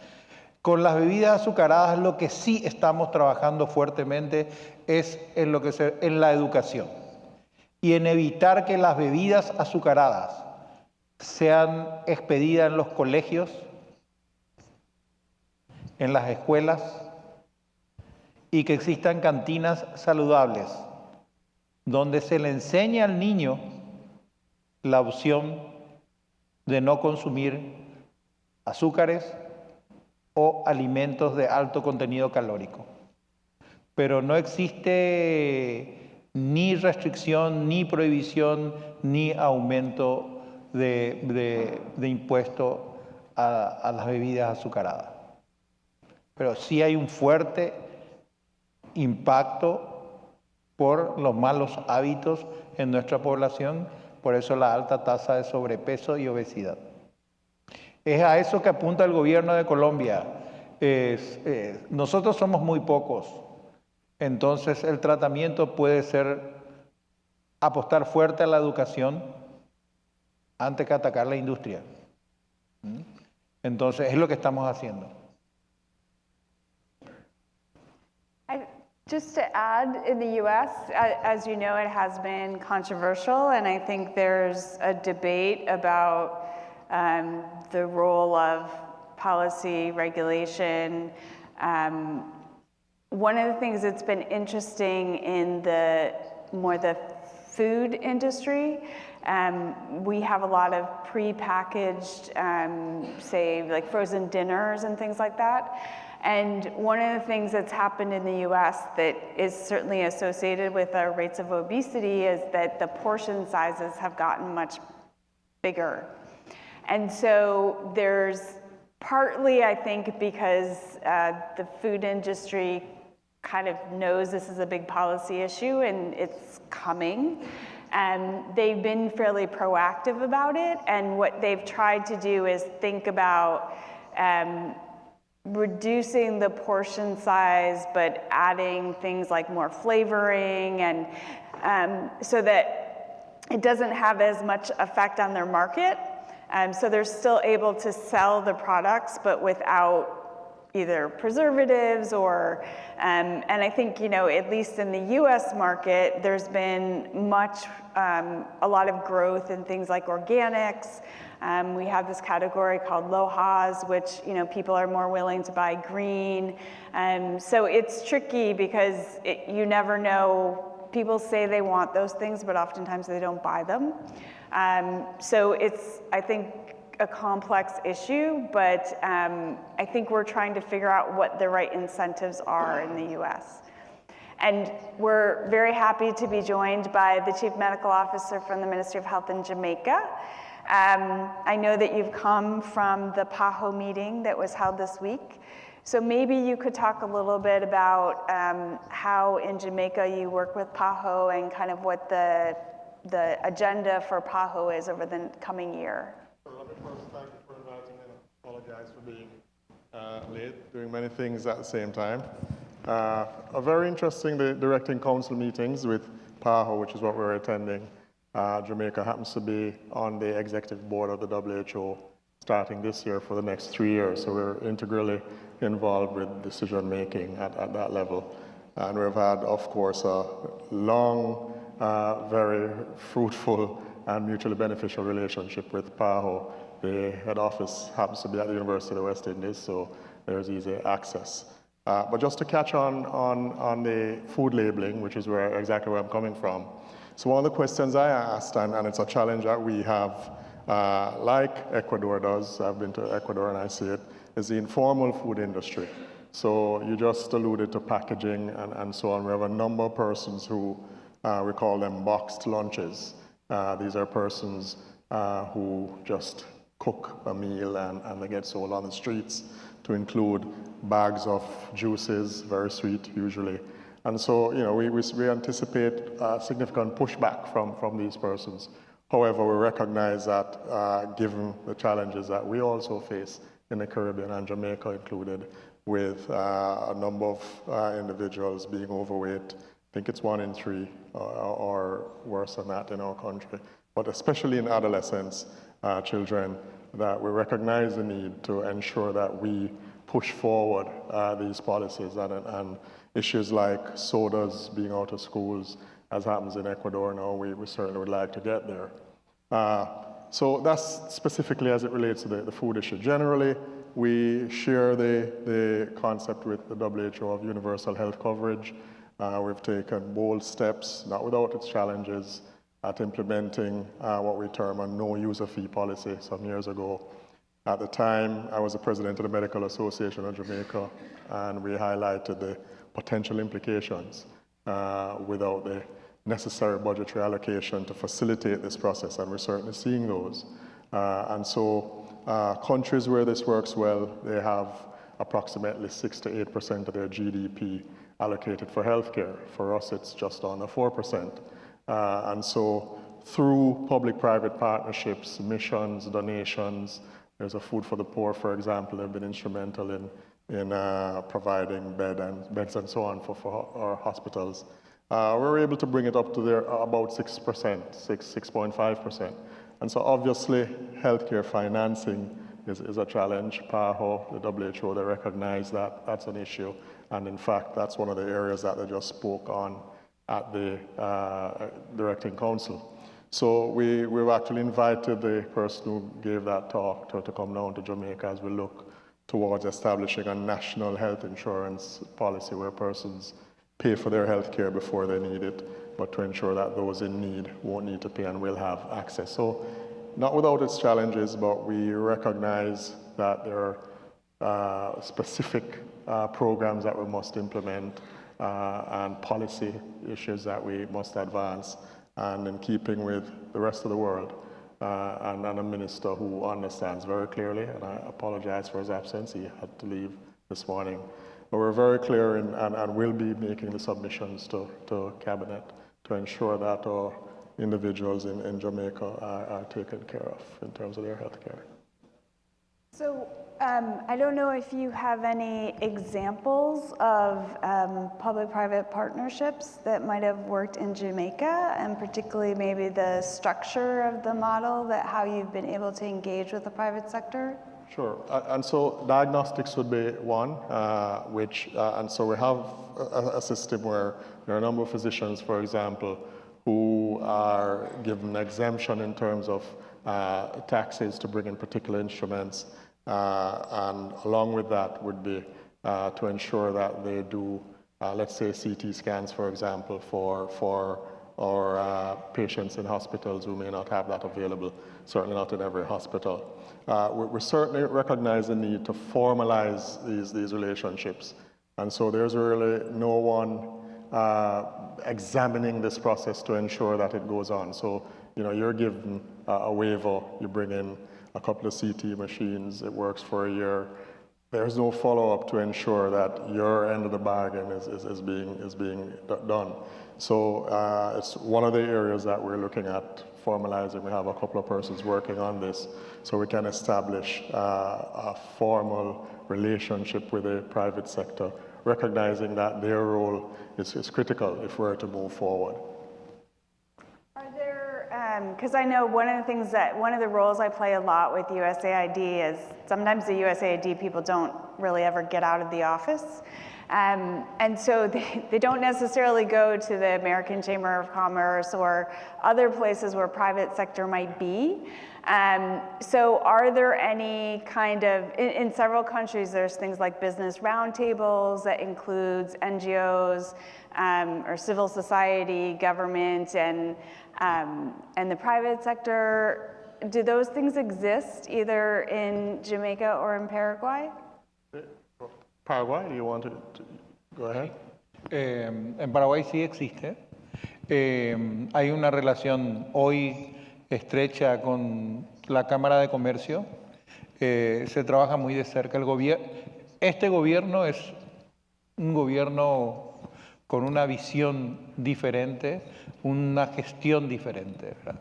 Es una gestión más ejecutiva, más empresarial, y es tratar de tener un buen relacionamiento justamente con la gente que genera ingresos, que genera impuestos, que nos permite generar servicios. Sí tenemos. También existen ONG y también tenemos nuestras dificultades porque, venimos de décadas de insatisfacción en la prestación de salud. A medida que avanzamos, las exigencias son mayores. Entonces nuestras exigencias cada vez son mayores a pesar de todos los progresos que tenemos, ¿verdad? Yo creo que es lo lógico porque uno cuando está enfermo necesita de un tipo de prestación lo reclama, ¿verdad? Entonces ese es el proceso que tenemos y lo que no concretamos todavía es exactamente del APP, que es la Asociación Público-Privada, es la inversión fuerte, ¿verdad? La inversión fuerte que es con la construcción. Ahora se está viendo eso en obras públicas, como lo dije recién, y lo estamos trasladando a la posibilidad de construcción de hospitales o centros. Llave en mano significa con equipamiento, tecnología y una deuda a pagar o financiado a 20 años con garantía de bono del Tesoro. Eso significaría el proceso aproximado de la APP.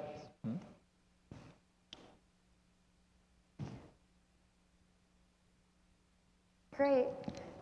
Jamaica? Sure.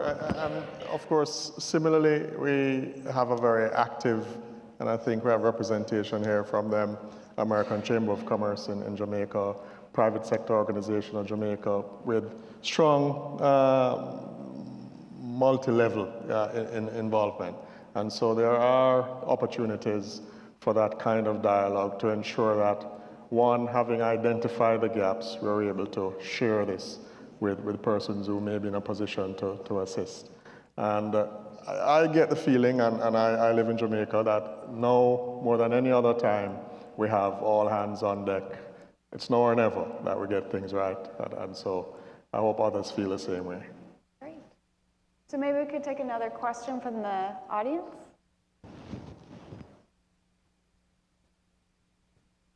Thank you. Thank you very much.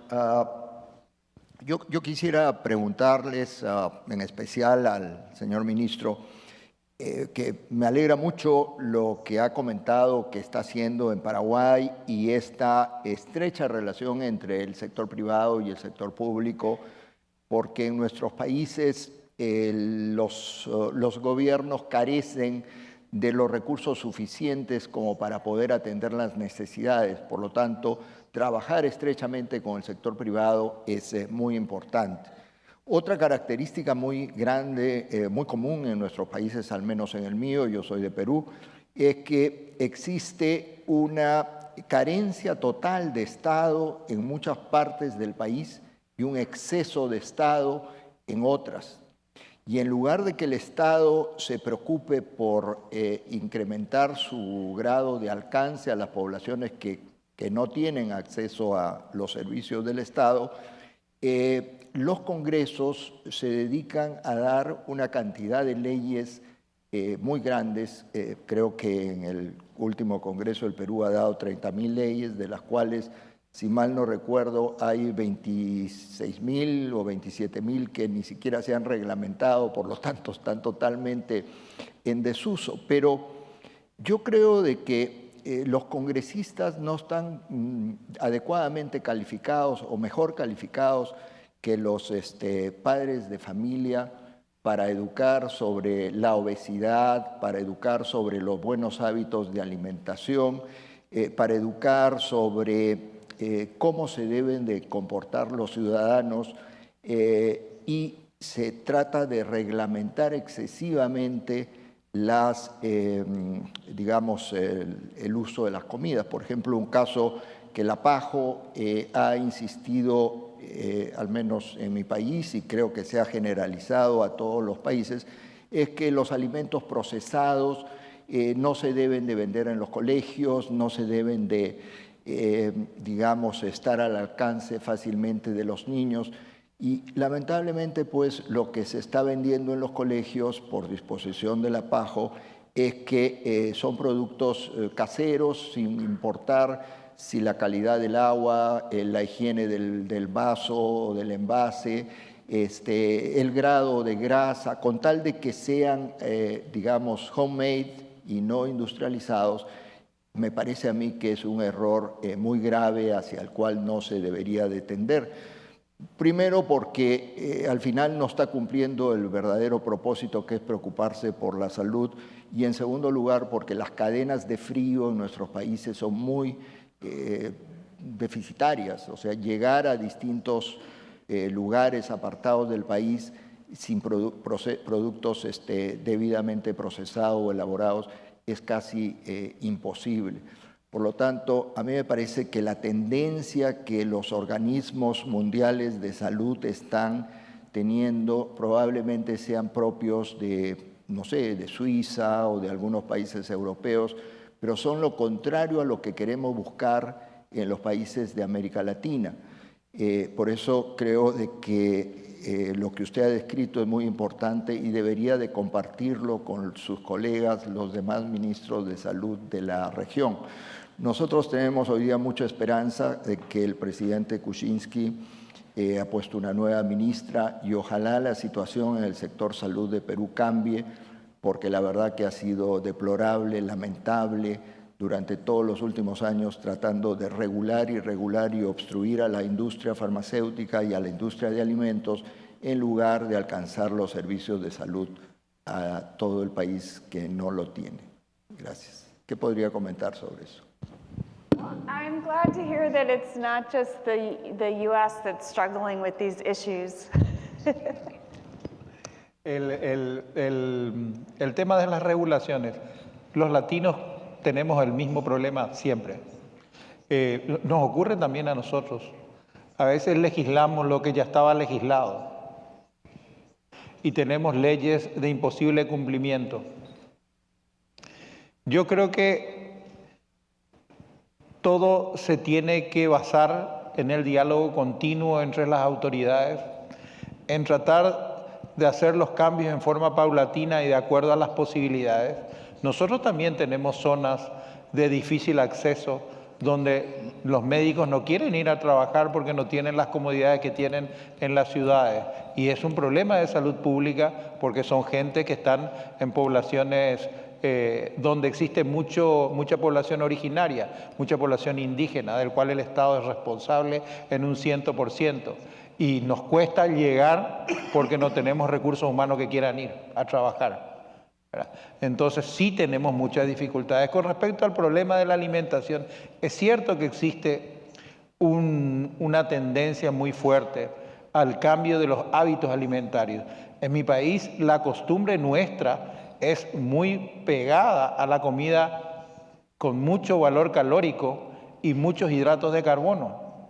Nuestras comidas típicas, ¿verdad?, que son el puchero es una sopa que tiene verduras y se cocina con el hueso y con lo que tiene adentro del hueso, que es la médula espinal, que tiene un alto contenido de grasa, y eso es una comida habitual, diaria, de la gente de escasos de recursos y de muchos recursos, ¿verdad? La mandioca, la yuca, es de consumo diario, la chipa, hidrato de carbono. O sea, tenemos hábitos alimenticios ancestrales muy perjudiciales luego, ¿verdad? Empezamos con el proceso de la reeducación en la alimentación. Y le voy a contar una experiencia. En mi país, las gobernaciones y las intendencias se encargan, de acuerdo a su disponibilidad presupuestaria o su alcance presupuestario, a la alimentación en los colegios. Esa alimentación está redactada al menú por nutricionistas. Recorremos nosotros, los responsables de eso, a los colegios y nos sentamos a ver qué comen los chicos del interior del país. Y solamente cuando se le pone la comida que habitualmente consume, quiere consumir.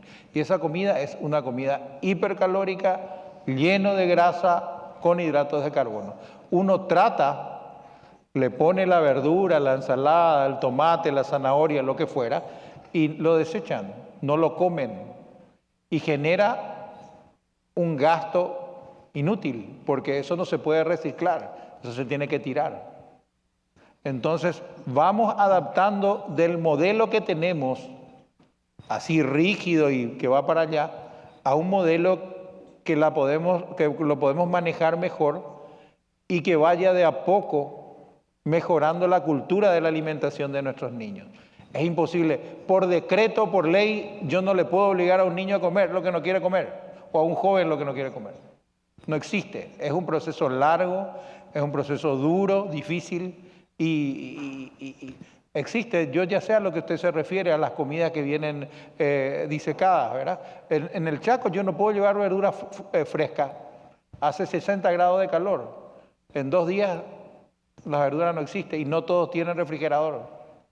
Entonces, ¿cómo le damos una alimentación rica en verduras a gente que vive en esa situación?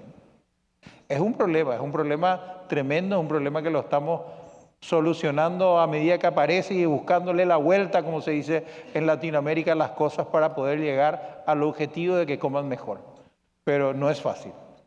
Y estoy totalmente de acuerdo, no es con ley ni con decreto, basta uno solo, como la Constitución americana, así cortita, no como la nuestra que tiene creo que 30 hojas, de las cuales no se cumplen todas.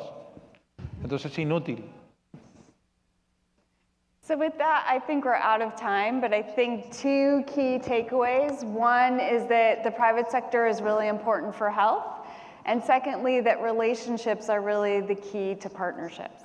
So with that, thank you, and I think there's another panel coming.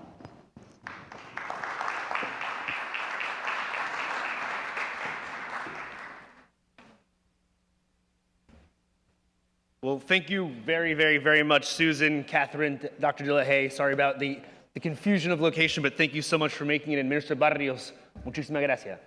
We're actually not going to take a break. We're going to continue with the next panel. As was mentioned earlier, the focus of today's conference is on what the next U.S. president should prioritize when looking at the hemisphere. And there is perhaps no priority greater than the need to drive further integration between the United States and Latin America, and between the Latin American countries themselves. For that reason, I'm honored to turn the floor over to Neil Harrington, the Executive Director of the Americas at the U.S. Chamber of Commerce and the Executive Vice President of AACCLA, for discussion on the future of regional integration. It's obviously something that we've been working on via AACCLA for a long time. We were strong advocates, obviously, for the number of free trade agreements that we have in this region, and something that we'll continue to work on. But the real question is what's next? TPP is something that's been discussed, but only part of our region is part of that conversation. And so it's something that hopefully the next panel, as they come in the next minute or two, can hopefully touch on.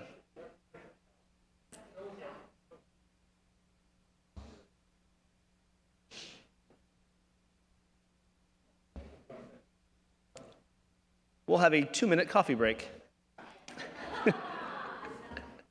Yeah, so go ahead and please go ahead and converse with those at your table, and we'll reconvene the panel in 2 minutes. My apologies.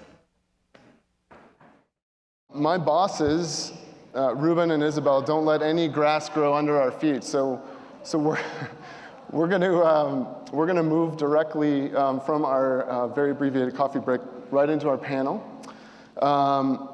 First, I really want to thank our panelists for being here. I'm looking forward to formally introducing you momentarily, but a little bit of background on the topic that we're here to discuss today, which is hemispheric integration and its ability to potentially spur economic growth that's so needed around our hemisphere. So I think Jane Fraser, we all heard Jane Fraser say a moment ago that 2% is the new 5% in terms of global economic growth. I think we all agree that in our region, the situation's even a little bit more dire. I think last year, most economic indicators pointed to 1% regional growth around Latin America and the Caribbean. This year, that's potentially turning negative. So what I think is very positive news is both governments and the private sector are looking to collaborate on ways to enhance a hemispheric integration that unleashes efficiencies and utilizes economic scales and breaks through regulatory barriers. So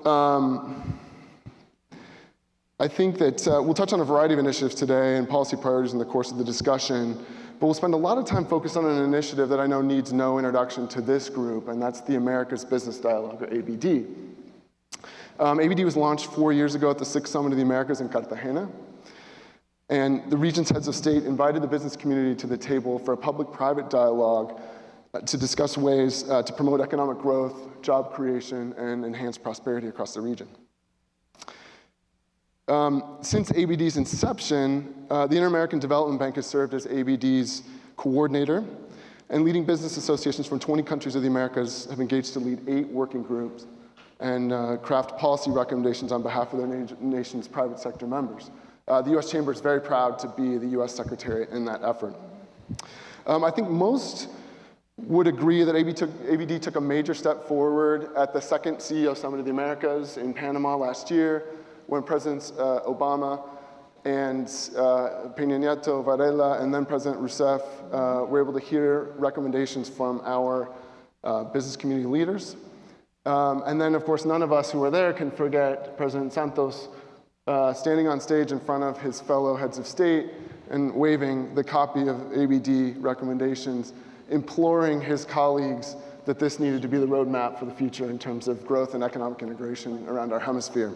So a lot of good momentum was sustained in Panama, and the intervening 18 months have been very fast-paced as well.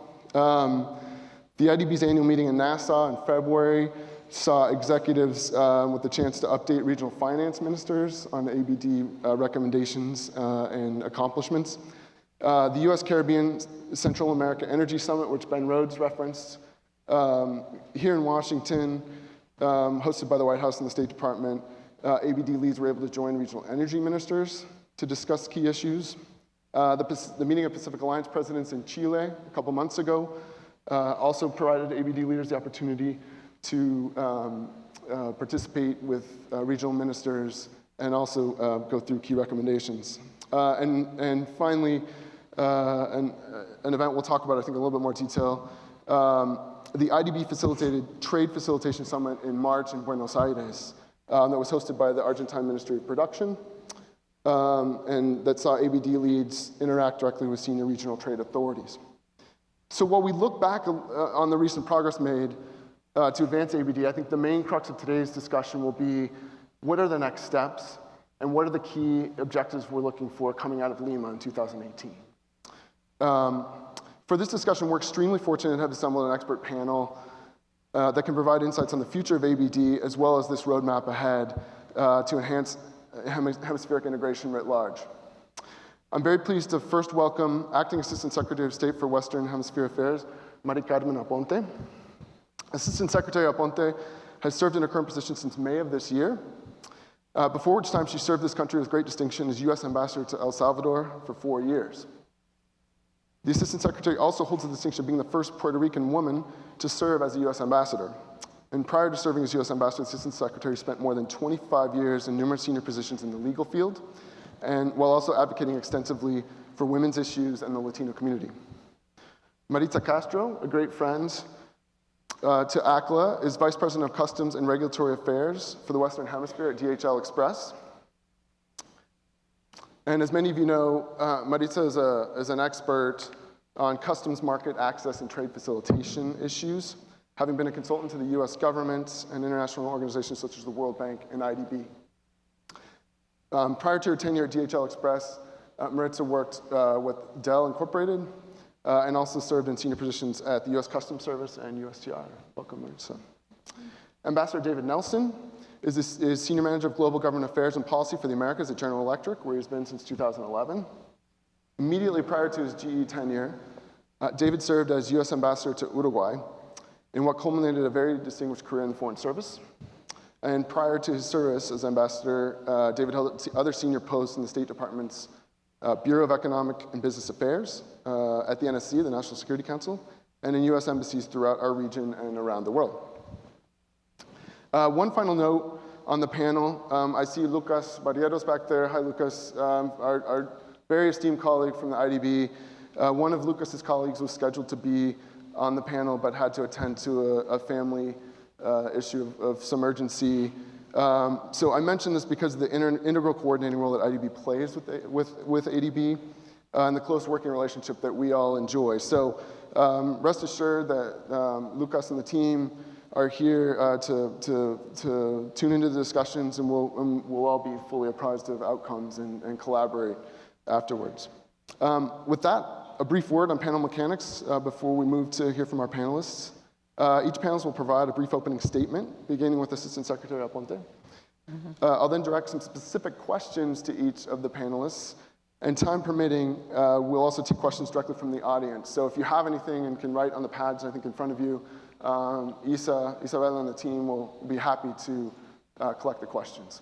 So with that, it's my distinct pleasure to turn the floor over to Assistant Secretary Aponte. Thank you very much, Neil.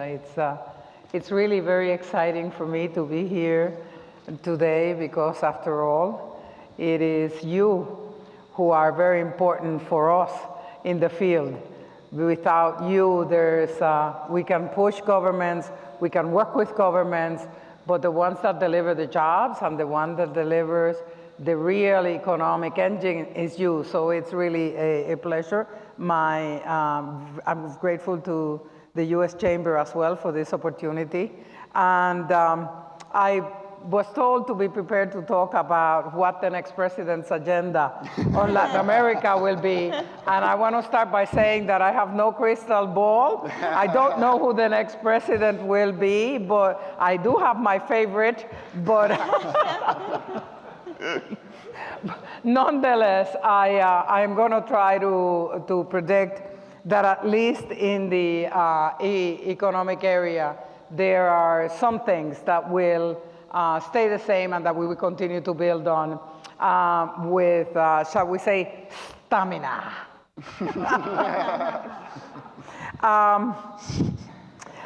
We are, throughout the hemisphere, seeing some regional progress in certain areas, and I want to start by talking a little bit about them. One of them is, of course, the strengthening of democratic institutions. That is the one thing that the State Department always worries about, strengthening the institutions to make sure that there is continuity and that the progress of democracy really can be felt by everybody in the 34 countries that compose the hemisphere. Another area in which we are doing, we're fighting and making progress is corruption. And we are thrilled every time we see some new prosecutions, some of them high level, others not as high level, but just as important. But the important thing is that the governments in the area really need to send out the messages that corruption is not tolerated. However, the people who are really sending the message is civil society, it's business.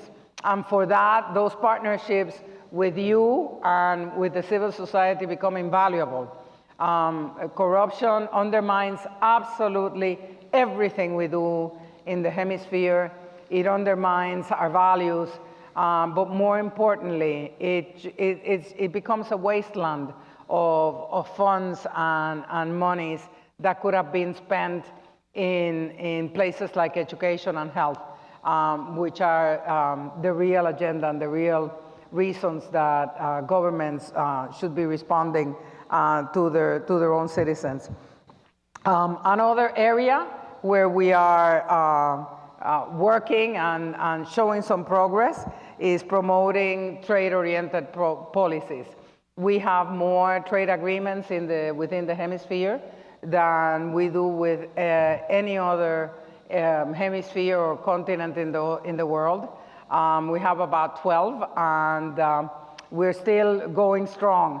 And this is really going to become important now that Colombia has really taken a very important step earlier this week, and we'll be completing that step Sunday with the plebiscite that they're holding on peace. When that is done, if the plebiscite is approved, it'll be the first time in a very long time, 52 years for Colombia, in which there is peace throughout the hemisphere. It does not mean that there are countries with which we have very, very strong and tough disagreements, are not going where they're not supposed to be, and we understand that, but at peace and free of armed conflict, this really poses a wonderful potential for us and gives us a new vigor in trying to move all these, our agenda forward. The fourth area in which, of course, we're seeing some progress is in increased economic integration within the region. This is extremely important in places like Central America, where a number of the countries are very small as one market, but when you take the region, then it acquires more strength and importance. As we look at the continent in these four areas, we can point to very concrete progress in Argentina, which since earlier this year has done incredible work in getting especially its economic house in order. They have our very, very strong support, and we will continue to be there to help in Argentina. In Peru, they continue economic modernization.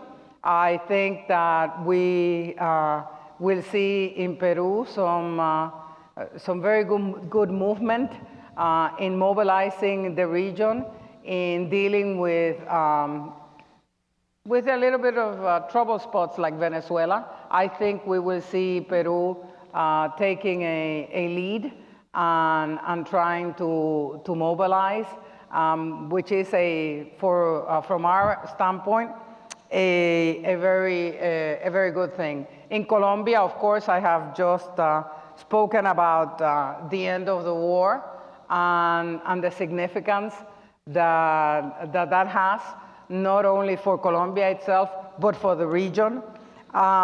In Central America, we have the Northern Triangle, and we have a great commitment to the Alliance for Prosperity.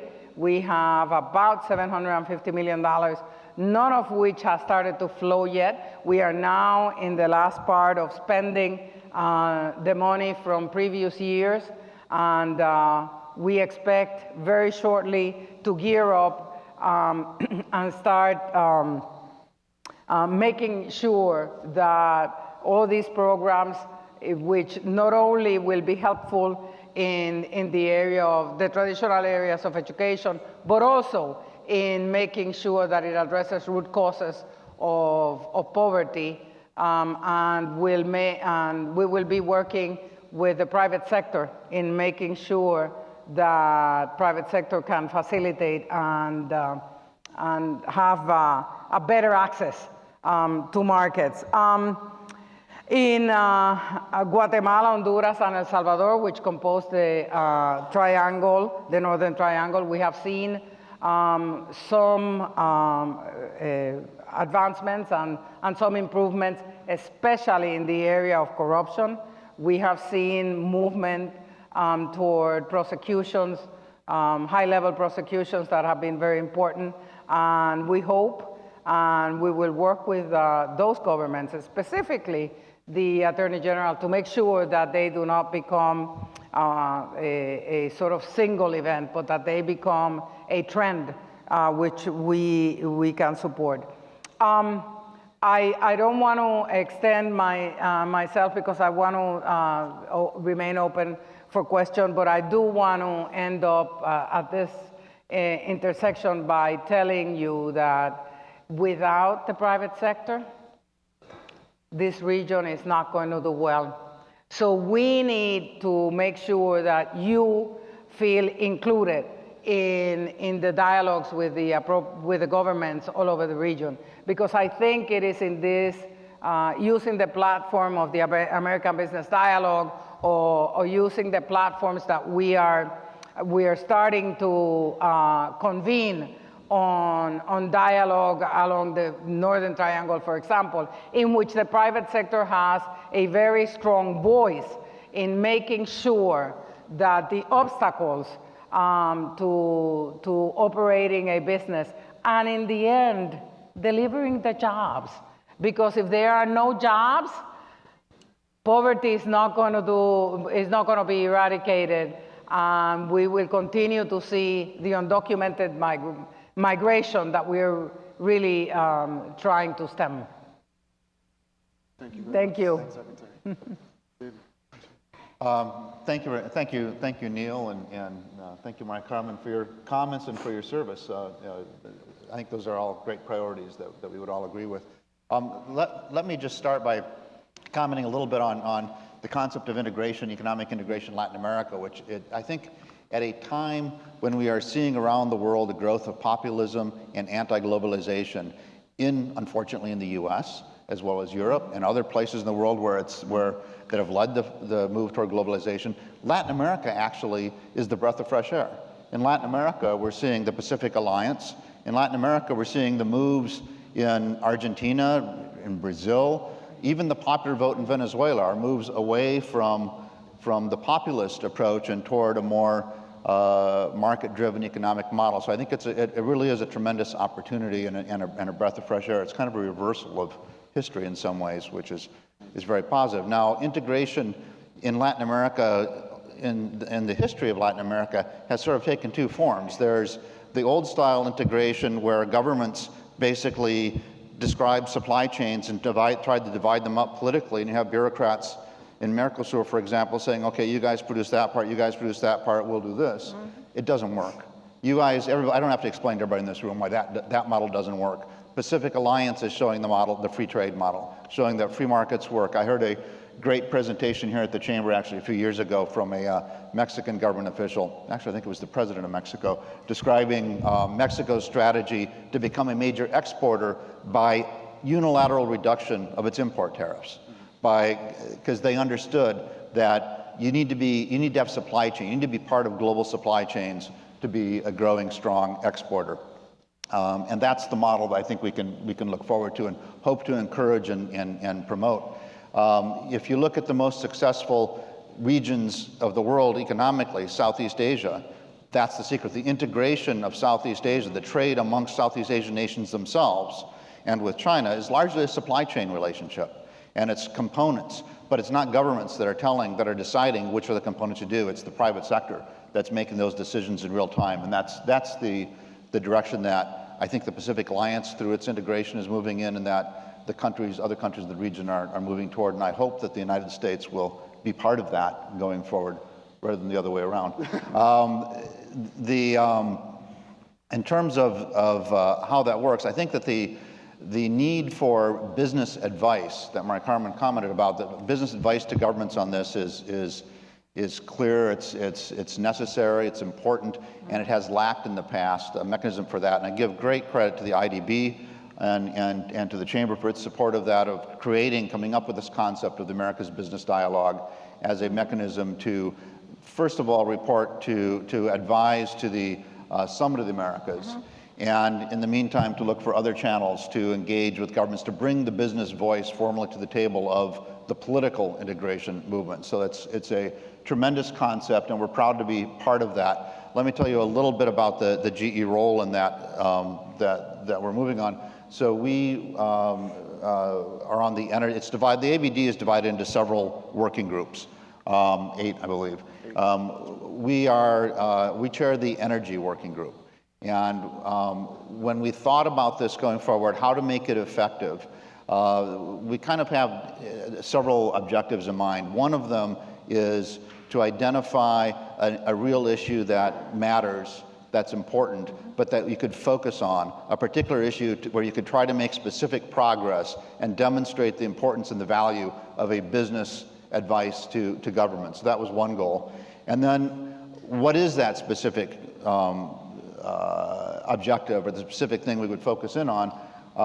We decided that we wanted to find something that's aligned with policy goals of policymakers, and as a matter of fact with the IDB as well. And we focused in on energy transformation as a first recommendation, energy transformation in Central America and the Caribbean. Energy deficit countries, small fragmented markets, where they're paying very high costs for electricity. They have an overdependence on petroleum and fuel oil as a energy source. In some cases, overdependence on one specific country for that source, and with all of the environmental costs and geopolitical issues that raises. Fortunately, a number of governments in the region shared that concern and that vision. The IDB shared that concern. In fact, the IDB had done a couple of studies about the possibilities of bringing natural gas to the region, to both Central America and the Caribbean, and Vice President Biden has played a leading role in pulling together leaders in the region to address that. So we felt there was an opportunity for the business sector to bring its advice and its commentary to the table. Now, there are a lot of other issues, energy issues one could think about in Latin America, in other countries, but we really focused on this one as the first one to try to drive something home that would demonstrate the value of the business engagement. I think we're off to a good start. We're in a good process. There are some things that are moving forward, some faster than others, but there is an engagement, and I think that the governments are taking us seriously. And they're, thanks to the hard work of Lucas and his colleagues at the IDB and Neil and his colleagues here, and of people like Mary Carmen and the government who welcome the engagement, we are finding a welcome mat to the business community to participate in the process of working out how do we address that challenge in that particular region. So, fantastic. Thank you very much. And I couldn't agree more with both of you. You know, for us at DHL, as you know, we are a logistics company. We're in over 220 countries, and particularly for Latin America, we're the first logistics company there. I represent the express side, but we're in supply chain, we're in freight forwarding, we're in the movement of packages and goods, doesn't matter if they're small or they're big. So trade facilitation is our bread and butter, and if trade facilitation is not there, then trade is not going to happen. And that's one of the other reasons why, you know, we're part of this initiative. And I actually do have the brochure here. I have it with me all the time because I do like the fact of the different initiatives, and particularly the trade facilitation, because as this thing says, it talks specifically, it says from dialogue to action. And it says policy recommendations and public-private partnership proposals.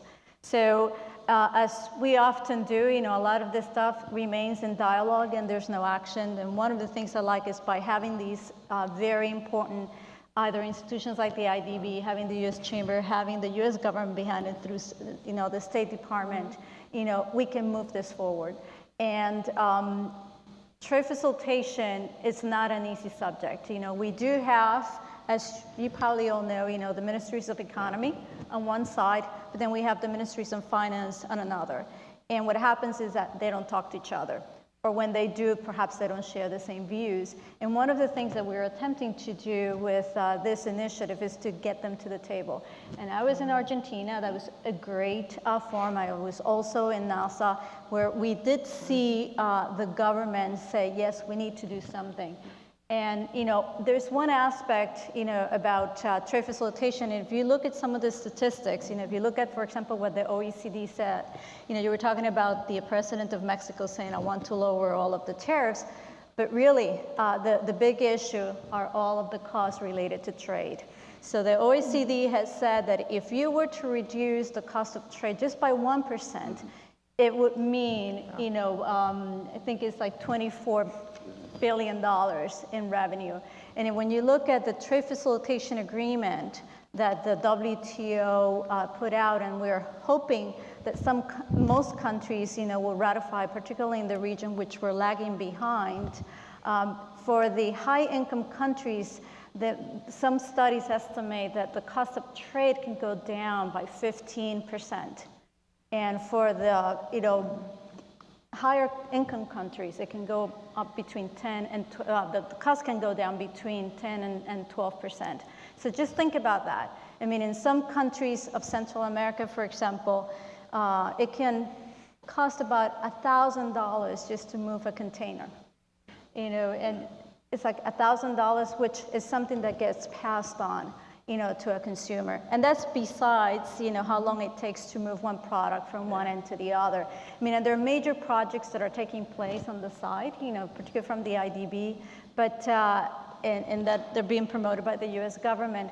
But these are the things that are very key, very tangible that we can work on. But if the private sector can be at the table and talk to governments and say, look, these are the issues that we're having right now. This is why we can move our products in X amount of time because we have to fill out, 20 pieces of paper and, all of these people are involved.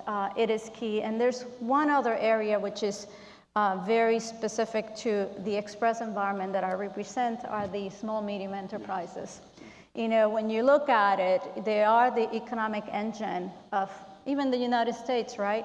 But when you look at Latin America, again, the OECD has said that, you have 99% of, the economic engine are all SMEs, which represent roughly close to 70% of employment. But guess how many really export? Only about 13%.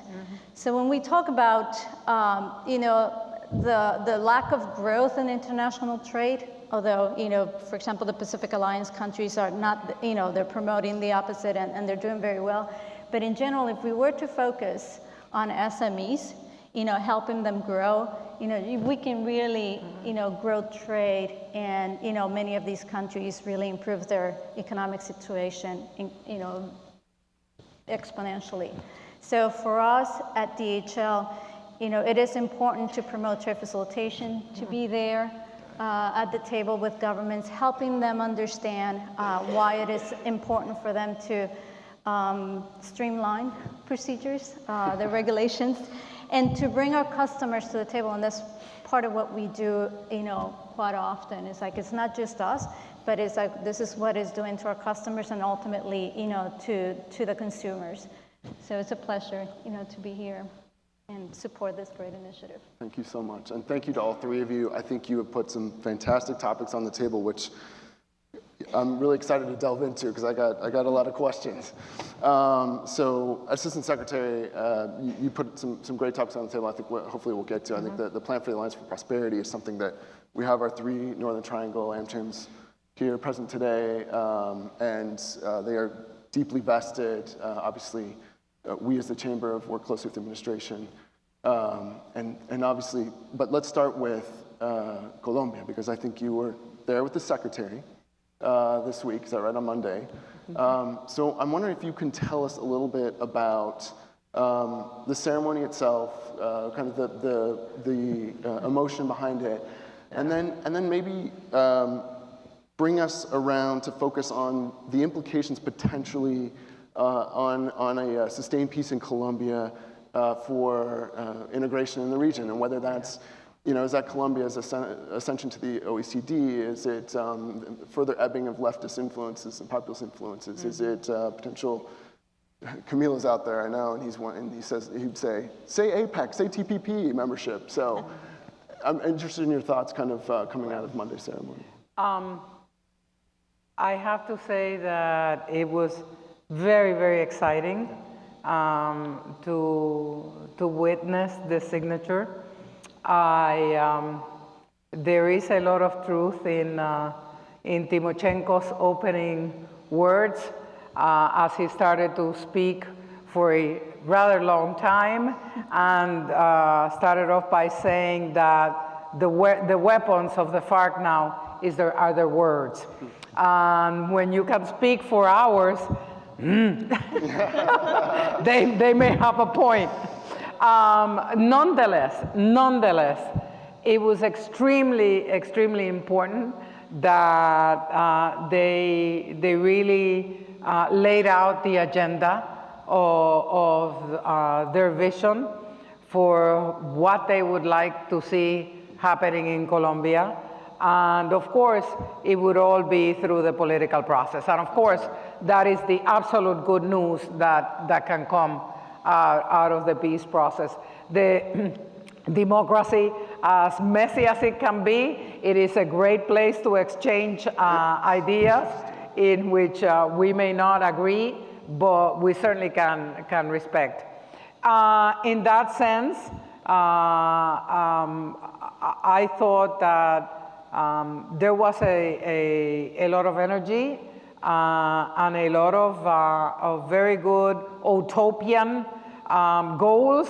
I don't know how realistic some of them may be, but that again is part of the political process and part of democracy. President Santos was soaring in his rhetoric, much shorter, and laid out, I think, in very emotional but practical terms, what this really means for Colombia. And it really means a new chapter. It means an introduction to the world, and a coming into the world with quite an achievement in hand. It was a breathtaking ceremony full of airplanes and jets doing a lot of noise while the FARC was speaking. It's a good thing that we knew there was peace. But I think realistically, now comes the hard part. It really now is the time that Colombia needs support, needs our help. We will be there. The Secretary was very strong in giving his commitment that we have been there for Colombia in war, in negotiations, and we will be there for peace. So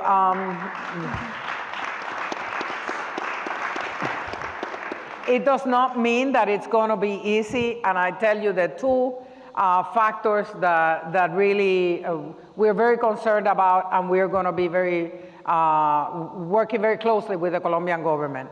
One is the reintegration of the combatants. As most of you may know, reintegration of prisoners, gang members, combatants, it's a process, and it's a difficult process. This process is going to be monitored by the UN. The UN is very well organized, but they have about 23 sites from which they will start to operate for the first 6 months immediately if the plebiscite goes in favor of peace. Immediately they would, the combatants would deploy. But these combatants have to be trained. But what are you going to train them for? And this is where you come in. Really, there are parts in Colombia that's why the FARC was so successful. They was unreachable. They operated with a lot of freedom. The government needs to go in there, security needs to go in there, private sector needs to go in there. And I tell you why, it's about the jobs. If you reintegrate people and then you offer them, or they don't feel they have any hope of jobs, what happens? Narco-trafficking. And that brings me to the second worry that we have about how this is going to work. As you may know, the coca growth has doubled in the last 3 years. We are worried that if people don't find jobs, if combatants don't feel that there is motivation or that there is light at the end of the tunnel to reintegrate, narco-trafficking is easy. And some say, and with some evidence, that has been what the FARC has been doing in the last few years. So they have some practice and some training at it. So we really need to be very careful and work very closely with the Colombian government in making sure that we address the issues of eradication of coca and disrupt the very active networks that are presently coming out of Colombia. And those are the two issues that if we can get a handle on those two, everything else we can work through. It's going to take a while, but getting a handle on those two quickly, immediately, is going to be key.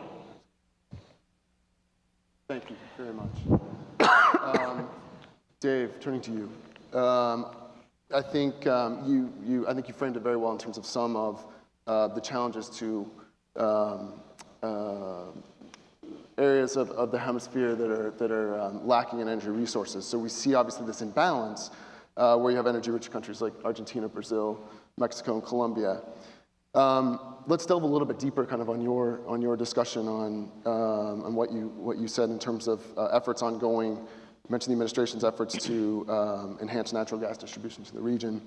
Can you talk about a few potential approaches to address the imbalance writ large?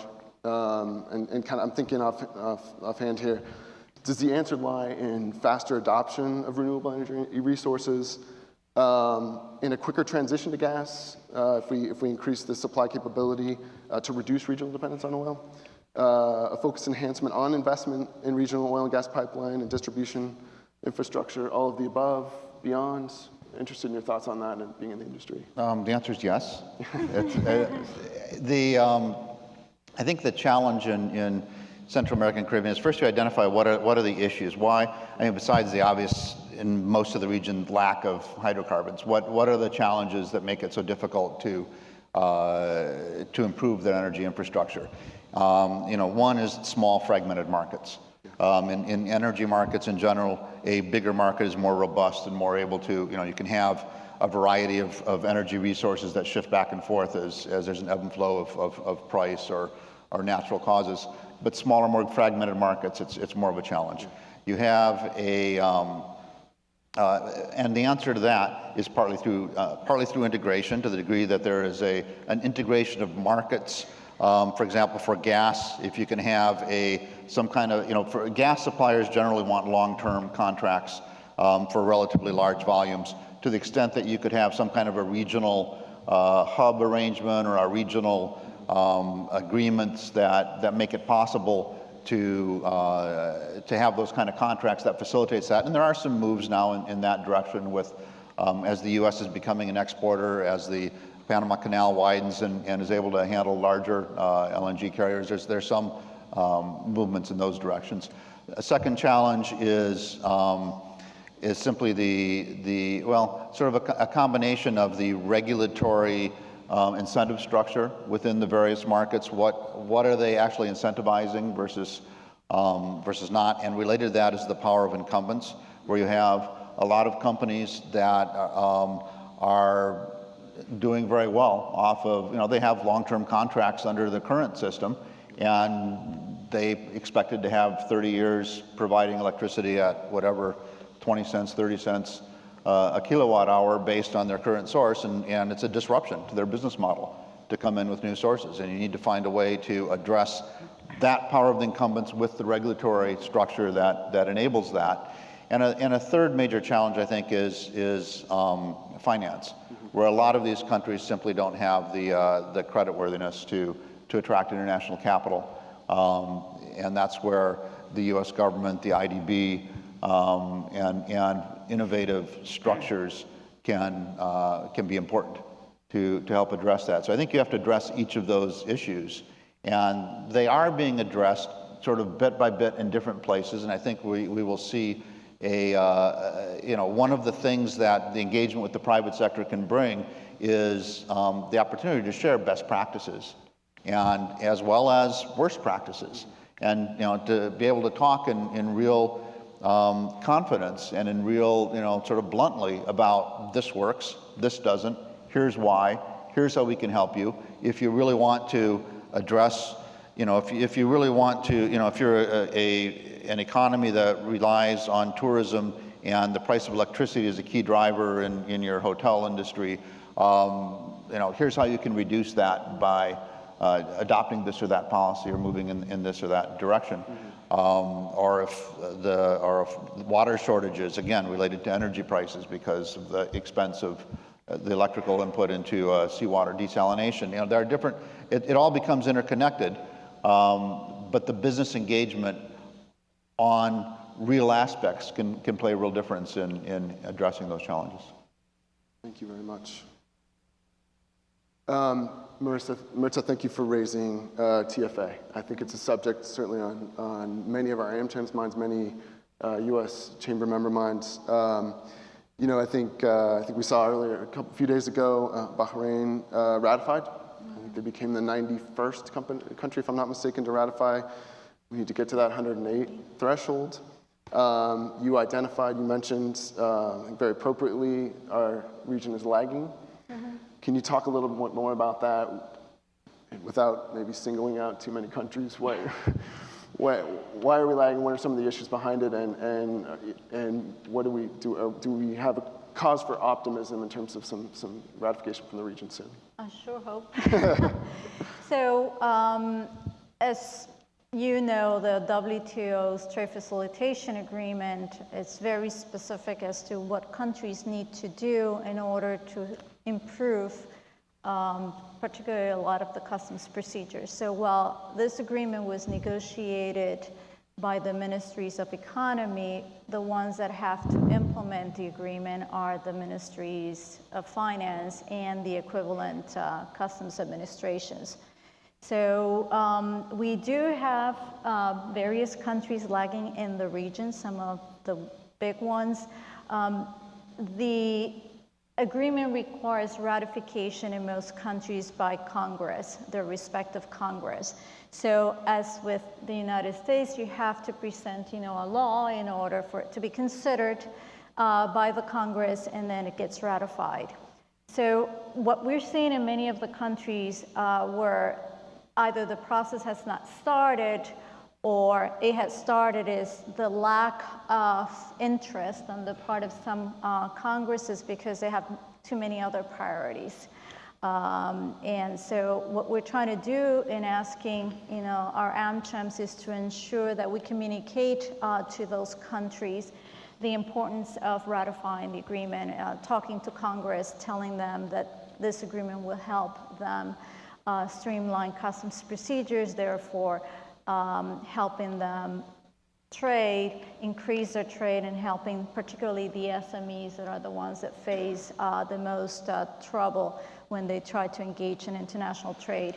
So that's one issue that we're seeing. The other issue is perhaps simpler. Many countries had to notify to the World Trade Organization how ready they were to implement the agreement. And many chose to tell the World Trade Organization that they were ready to implement all of the articles upon implementation, upon ratification. And what many countries have found out is the fact that they were indeed not ready. You know, when we're talking about the submission of advanced data in an electronic fashion so that a customs administration can say, yes, this good can come in advance, most countries don't have that capability, for example. So I think many countries are right now looking into, okay, we said that we could do this, we can't now, so what is our obligation and what do we need to do to get ourselves to that level before we tell Congress, please, you know, sign this piece of legislation approving the agreement. So part of what we're trying to do from a private sector's perspective, and again, our roles as AmChams, is to tell those customs administrations, tell the government, we're here to help you. We're here to help you figure out how you need to implement this agreement. And this is one of the things that we have committed to as part of the ABD, you know, is to help them understand, okay, these are the things that we can contribute with, you know, either our expertise, our know-how, or even if we need to help you find systems, software, whatever it is to implement the automation that you require. So we're actively out there. We're also promoting the incorporation of committees to implement the agreement. Those committees are supposed to also have all of the agencies that are involved in some sort of border processing, and to also have the private sector involved. We're also seeing that this is lagging in many countries of the region. So it is our objective, but also our duty to tell the governments, you need to come up with this committee and you need to help us help you. Thank you very much.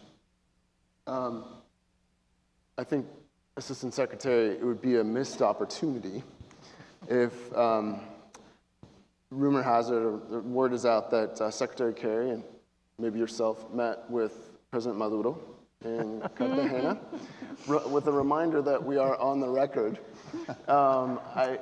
If you're able to comment on that, I know we have an AmCham, our Venezuelan AmCham, Carlos Tejeda, who I don't know if he's here right now. He's doing meetings with USTR today with Congress to talk about GSP and extending GSP benefits for Venezuela. I wonder if you can talk a little bit about that meeting and whether or not you saw any sort of potential willingness to compromise on the referendum or other areas with the opposition in Venezuela. Ay, Dios mío. Invoke the fifth. Goodness. Let's see. Venezuela is a difficult issue for the United States. It is probably the biggest, if not one of the biggest challenges in the Western Hemisphere. And what we are trying to do is to avoid violence, make sure that Venezuelans have access to quality of life that includes appropriate food, appropriate health services. And we have been very encouraging of dialogue. We have also been very supportive of the recall movement. And of course, we have spoken out about the freeing of political prisoners. Those three have been the cornerstone of our policy. What we saw happening in Colombia was an opportunity for engagement and conversation between the Secretary and President Maduro. We will continue encouraging a process that will hopefully be more inclusive in Venezuela. And of course, the final, the objective and the final goal is to make sure that the opposition and the government sit down and have a meaningful negotiation. That is our policy, and we keep pursuing this. I want to take the advantage, because I don't want to give the bad impression. I have not spoken about Cuba, and the reason why I have not spoken about Cuba is because it is an ongoing process.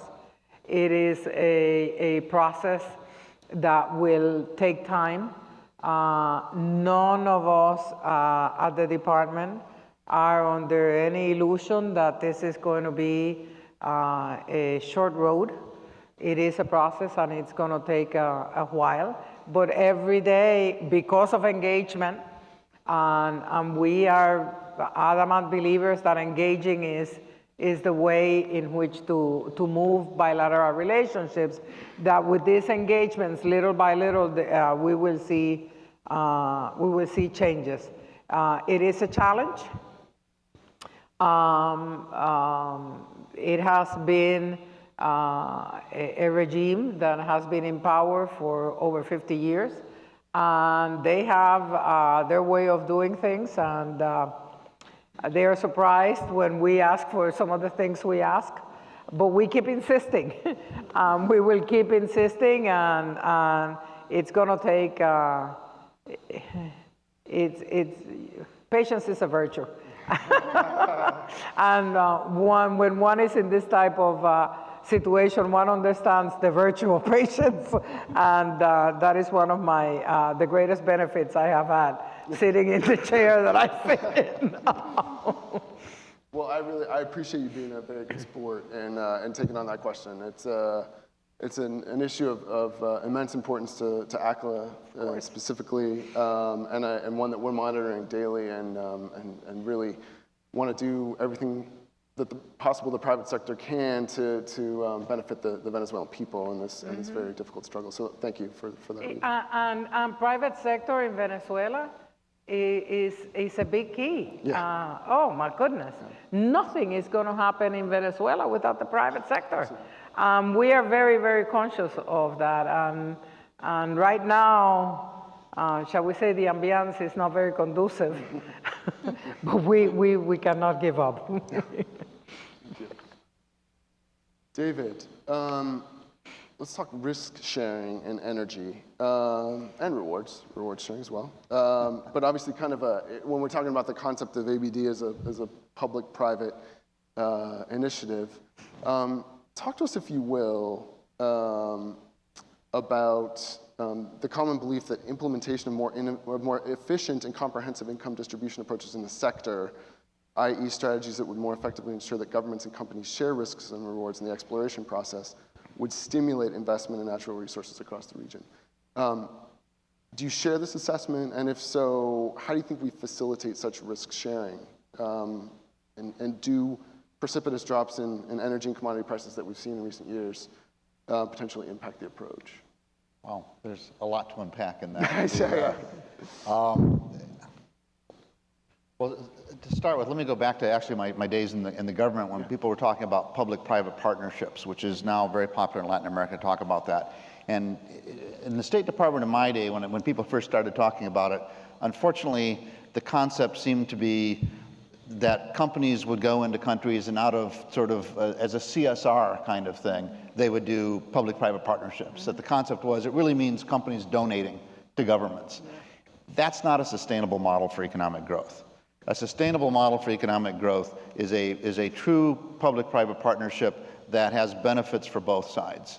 And the challenge in any kind of a negotiation around whether it's energy or mining or frankly any other kind of long-term toll roads or whatever it is, the challenge is to find that balance between sufficiently attractive to companies to actually make the investment and to assume the risk that's related to that. While the governments, of course, are, particularly with natural resources, governments are always under tremendous pressure to maximize the benefit for their population. You know, you own in most countries of the world, the governments own the natural resource, not the property owners in the U.S. So there's a different model there. And you know, when it's a public good, you know, as a government, you want to make sure that you are maximizing the public benefit from that. So there's always going to be negotiation. I think that you know, there is no simple or single answer to that. It's going to vary tremendously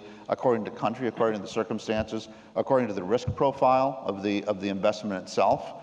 You know, if you look at oil exploration, and there are people in this room who are a lot more expert in oil exploration than I am, but if you're talking about unproven offshore deep sea, there's pretty high cost and pretty high risk.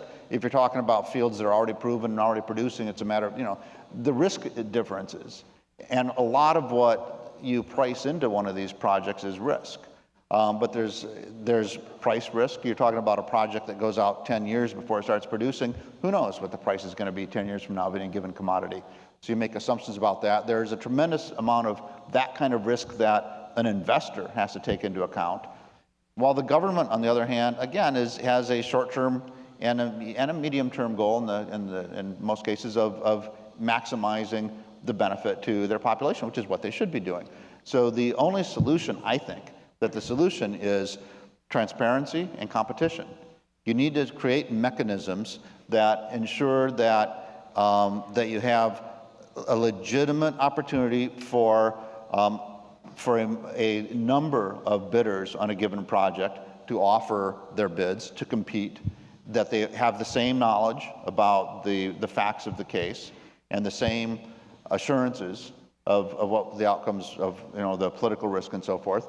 And you have a competition to see what is the market price at any given time for that investment. And then the government decides whether that meets their requirement or not. That's fine. If the price is too low, then they say, okay, we'll keep it in the ground and wait a couple years and see if the price goes up. But it does, you know, there is no simple answer, but competition and transparency are the keys.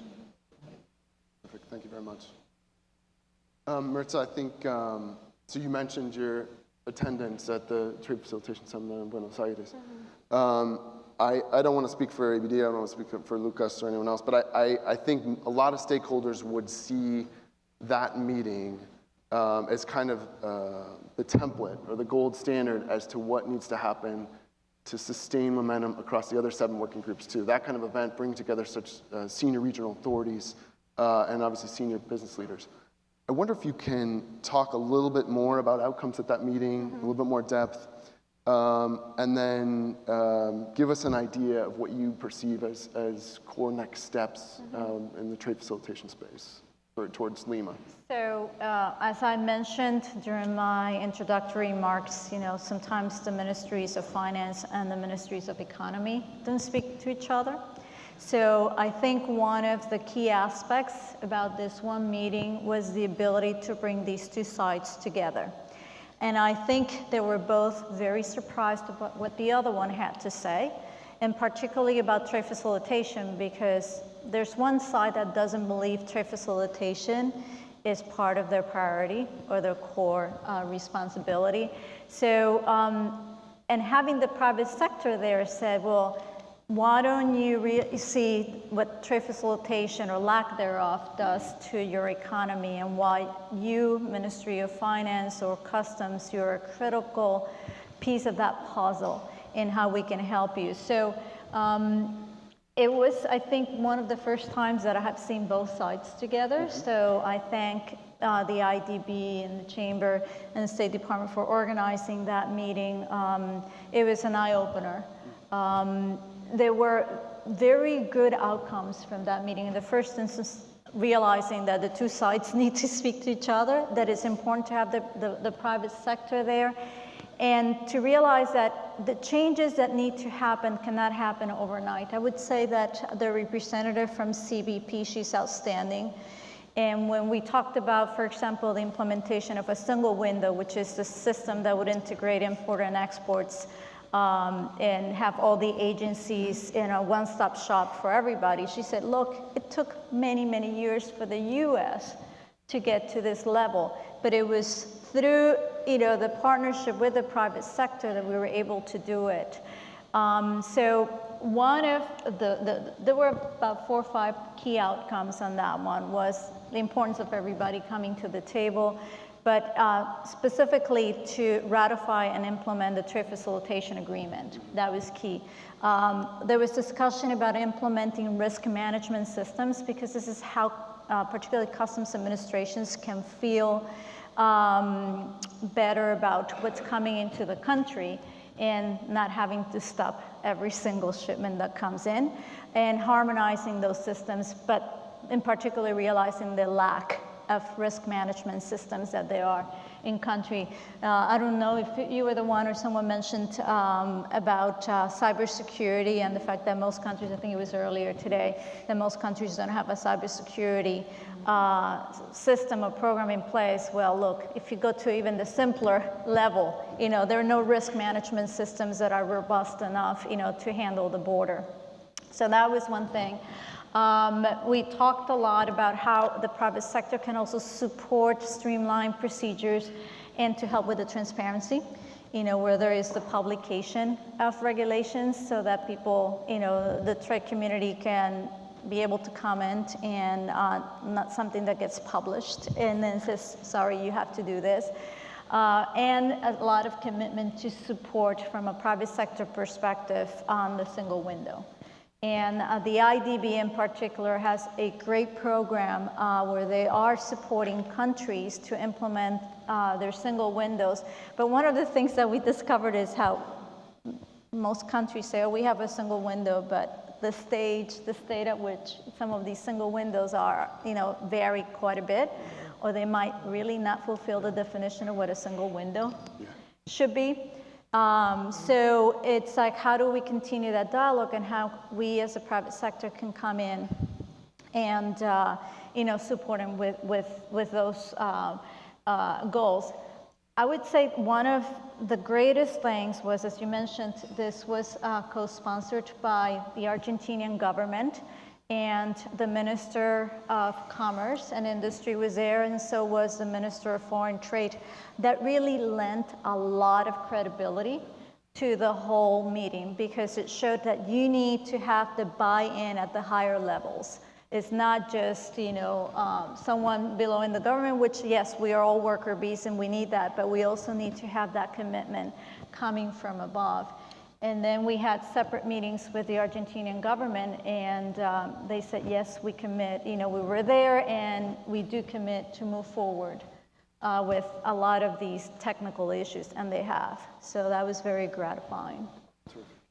Thank you very much.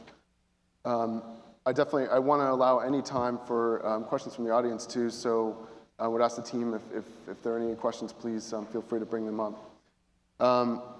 In the meantime, Assistant Secretary, few people are as expert on Central America as you are, given your 4 years as ambassador. So pivoting back to the plan for the Alliance for Prosperity, as I mentioned, it's a key. We at the Chamber have supported the administration's work, Vice President Biden's work, the IDB's work, and bringing the private sector to the table to try and enhance this. And obviously, we at the Chamber and AACCLA through our Northern Triangle AmChamps, who are doing tremendous work on the ground. I'd ask you, we were all elated to see the $750 million allocated. We're all very anxious and excited about it being deployed. As you mentioned, we're waiting for that to happen. But I wonder in the meantime if you can give us an update on kind of the progress that's being made towards stemming migration and spurring economic development. And also, is there a way in which you believe ABD could contribute to the plan for the Alliance? I think ABD would be very helpful to the Alliance for Prosperity. In fact, one of the results from last week's meeting between the three presidents of the Northern Triangle and the private sector and civil society was the creation of a regional committee that will allow the private sector and representatives of the government to engage in a broader dialogue that will address some of the obstacles that have to be addressed and to start prioritizing them. We have in each of the three countries a committee that works between the private sector, civil society, and the government. But this is broader. This is at a regional level. We view this with great excitement. It is a la ABD. It's a broader perspective, and we are hopeful that working with the concerns of a broader of ABD and this regional committee, that we will get more pressure to get the governments to understand why the obstacles don't work and what are the solutions. And I think it is a very important development. Thank you. I'm going to put Cuba on the table. You're okay with that? For you? Yes. I thought that was the next session. Yeah. Thank you. Carolina. Thank you very much. I want to say a special hello to Ambassador Aponte, who gave a lot of initiative to the Northern Alliance and Partnership for Growth in El Salvador. The question is in general to the panel. In the Northern Triangle, we don't have much time to wait because we see an erosion of democracy in several of the countries. We don't see results of any of the programs. Our US companies are facing tremendous challenges to do business. We don't see job generations, and we don't see a coherent public policies.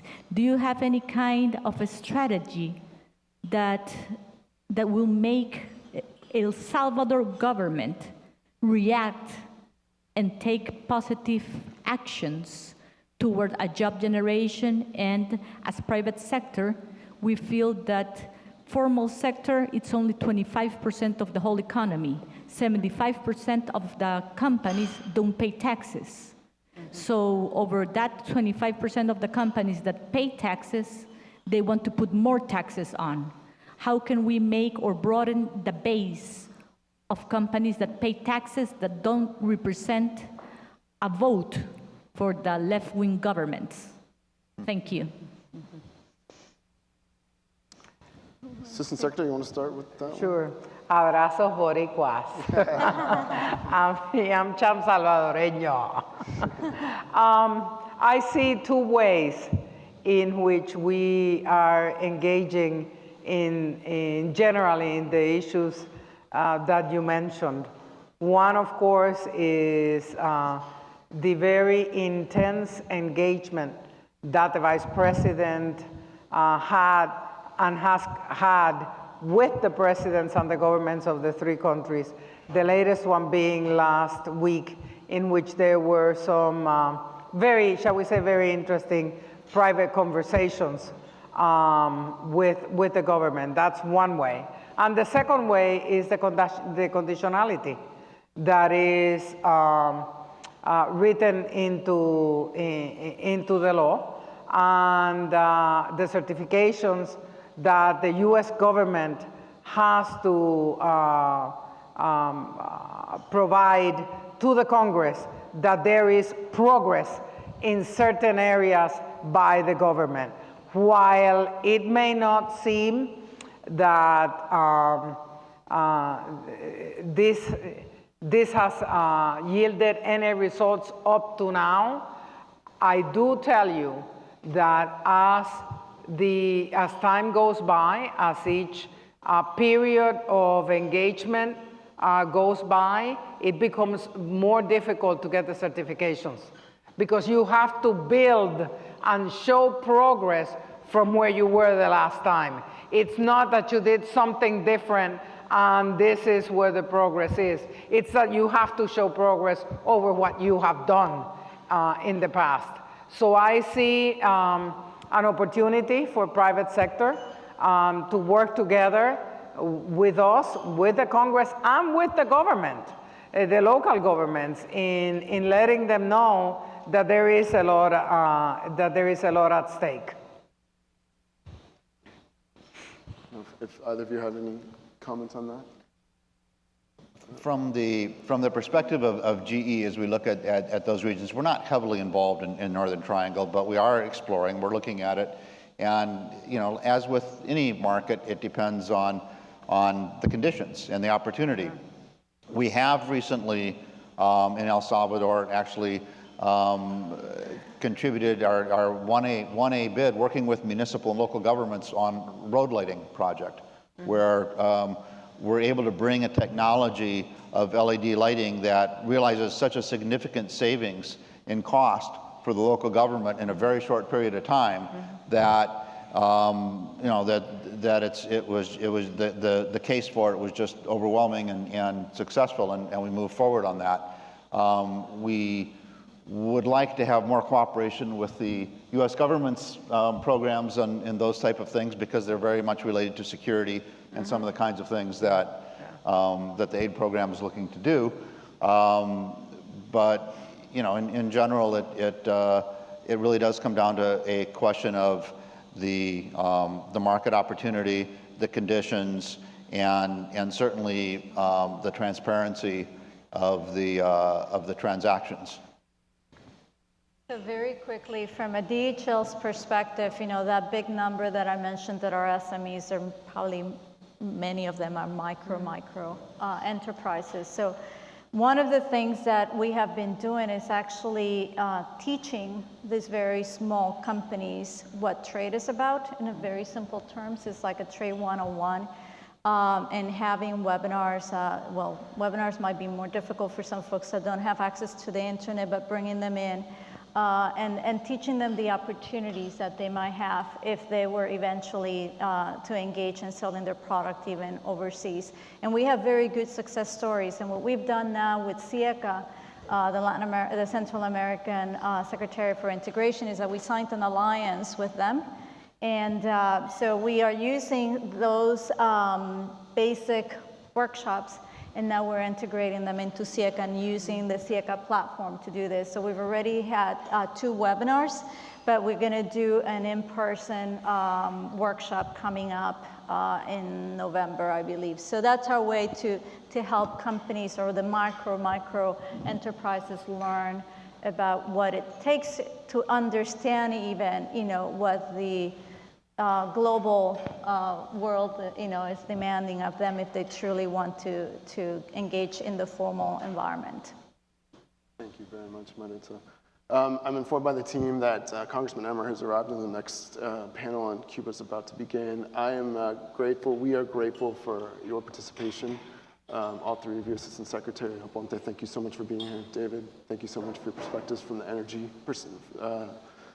perspective and as lead as the Energy Working Group for ABB. And thank you so much, Maritza, for your comments on trade facilitation. In wrapping up, the last thing I'd add is I think we are on a very positive trajectory, which many people have noted today, beginning with Ben Rhodes, you noted, Assistant Secretary, hemispherically. And integration is the next step towards economic growth and prosperity for us. So thank you very much to all 3 of you. Thank you. Assistant Secretary, Ambassador Nelson, Maritza, and of course Neil, thank you all for joining us this afternoon. The fact is, when it comes to regional integration, there is one market over the past 50 years in the hemisphere that has been left out of the conversations here in Washington, D.C. However, this is changing quickly. And our final panel will discuss just that, the evolving U.S.-Cuba bilateral relationship, a topic that has quickly become one of the hottest issues, and it was highlighted earlier today by both the Assistant Secretary, Ben Rhodes, and Jody Bond. And I'd like to invite our panel here up on stage. It's our honor to have such a distinguished panel led by Secretary Carlos Gutierrez, who will moderate the conversation. Secretary Gutierrez currently serves as chair of Albright Stonebridge Group, as well as chair of the U.S.-Cuba Business Council. As you all know, Carlos is the former Secretary of Commerce and CEO of Kellogg's, as well as one of the foremost voices in the Cuban American community. I've had the pleasure of working for the Secretary as part of the U.S.-Cuba Business Council, and there are truly few that have done as much, know as much, and care as much about the bilateral space. Thank you very much for joining us, Secretary.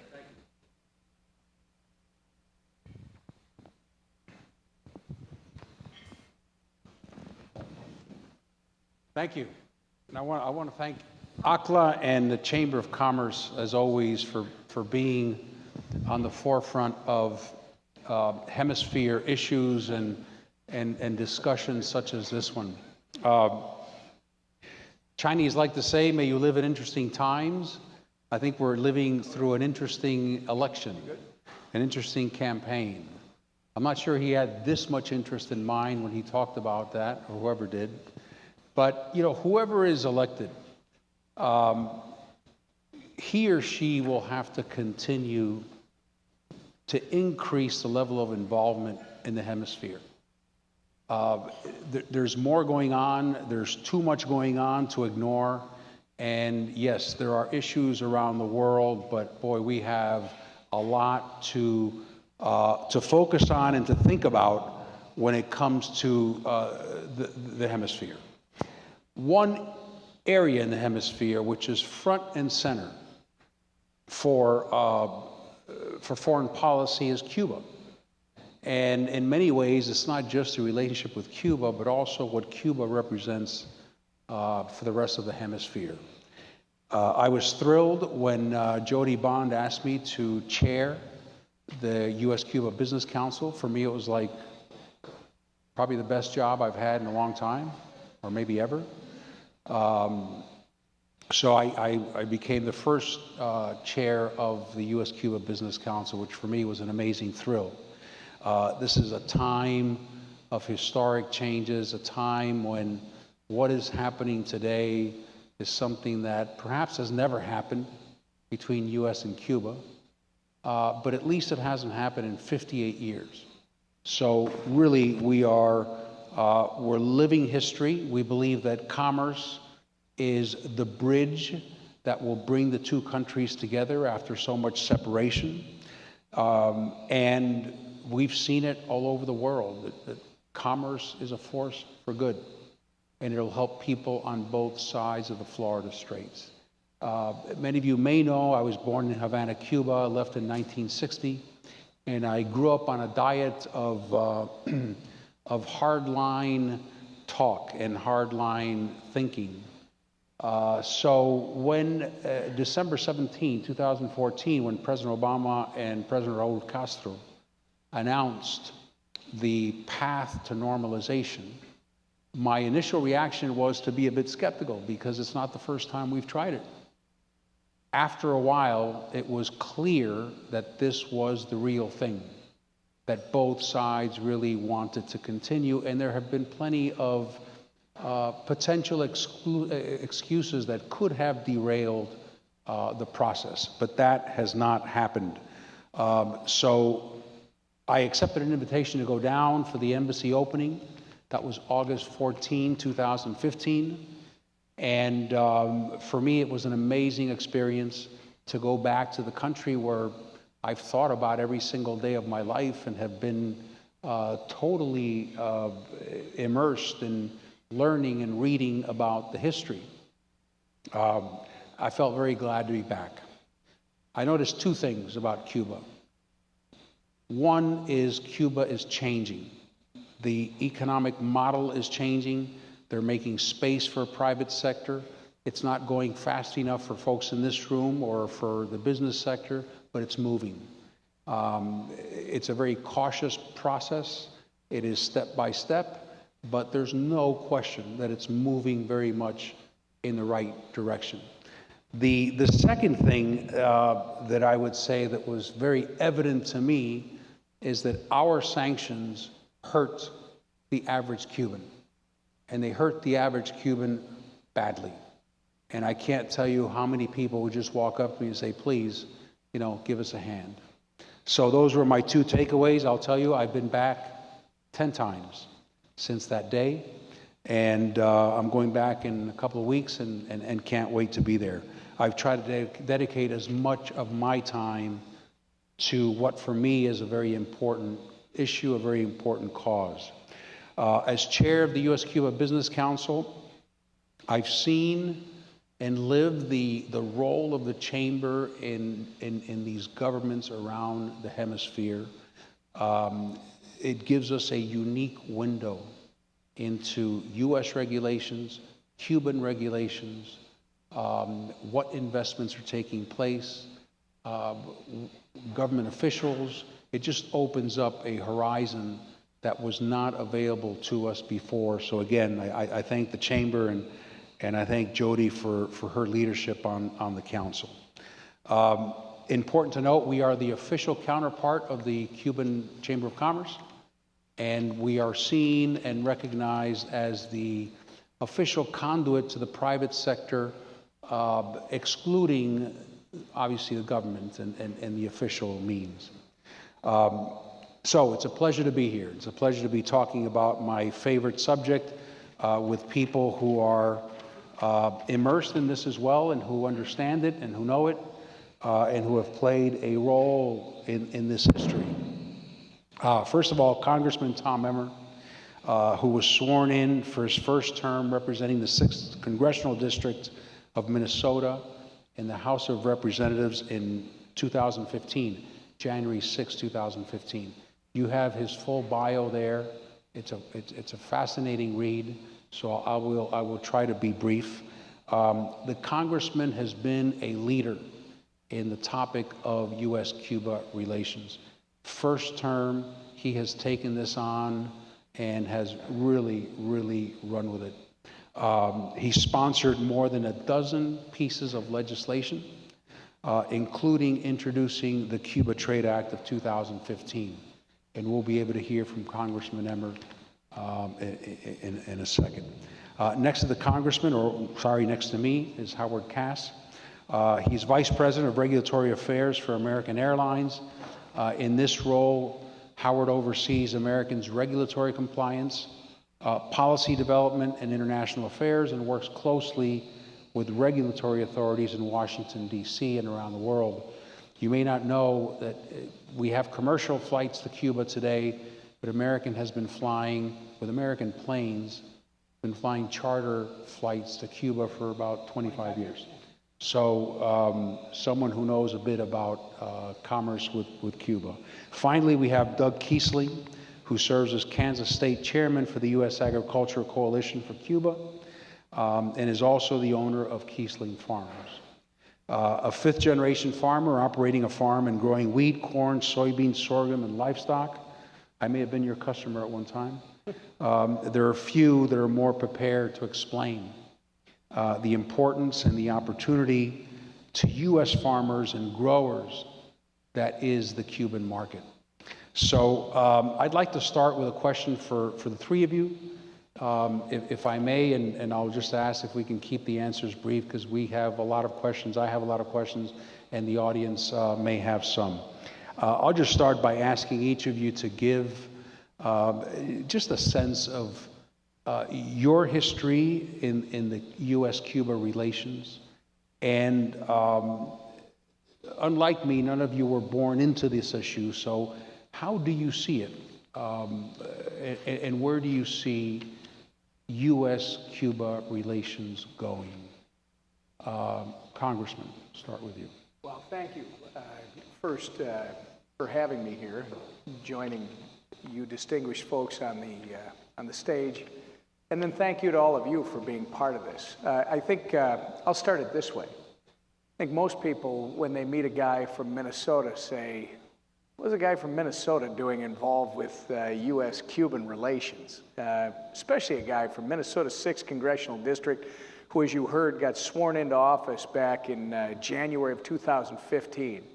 And just to hopefully to make you smile, like it made my dad smile, I went home and said to my dad, I got sworn in on January 6th of 2015, and within minutes I started getting sworn at. You know, it's a great business. But here's, in all seriousness, you come to Congress with a background in life.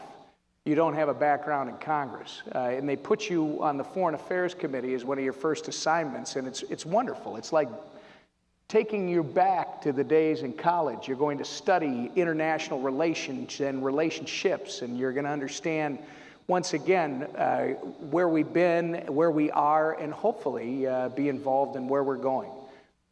This is what I learned very quickly about the United States. First, personal. Again, these are my opinions. They are not necessarily the opinions of the U.S. Congress, so they're all mine.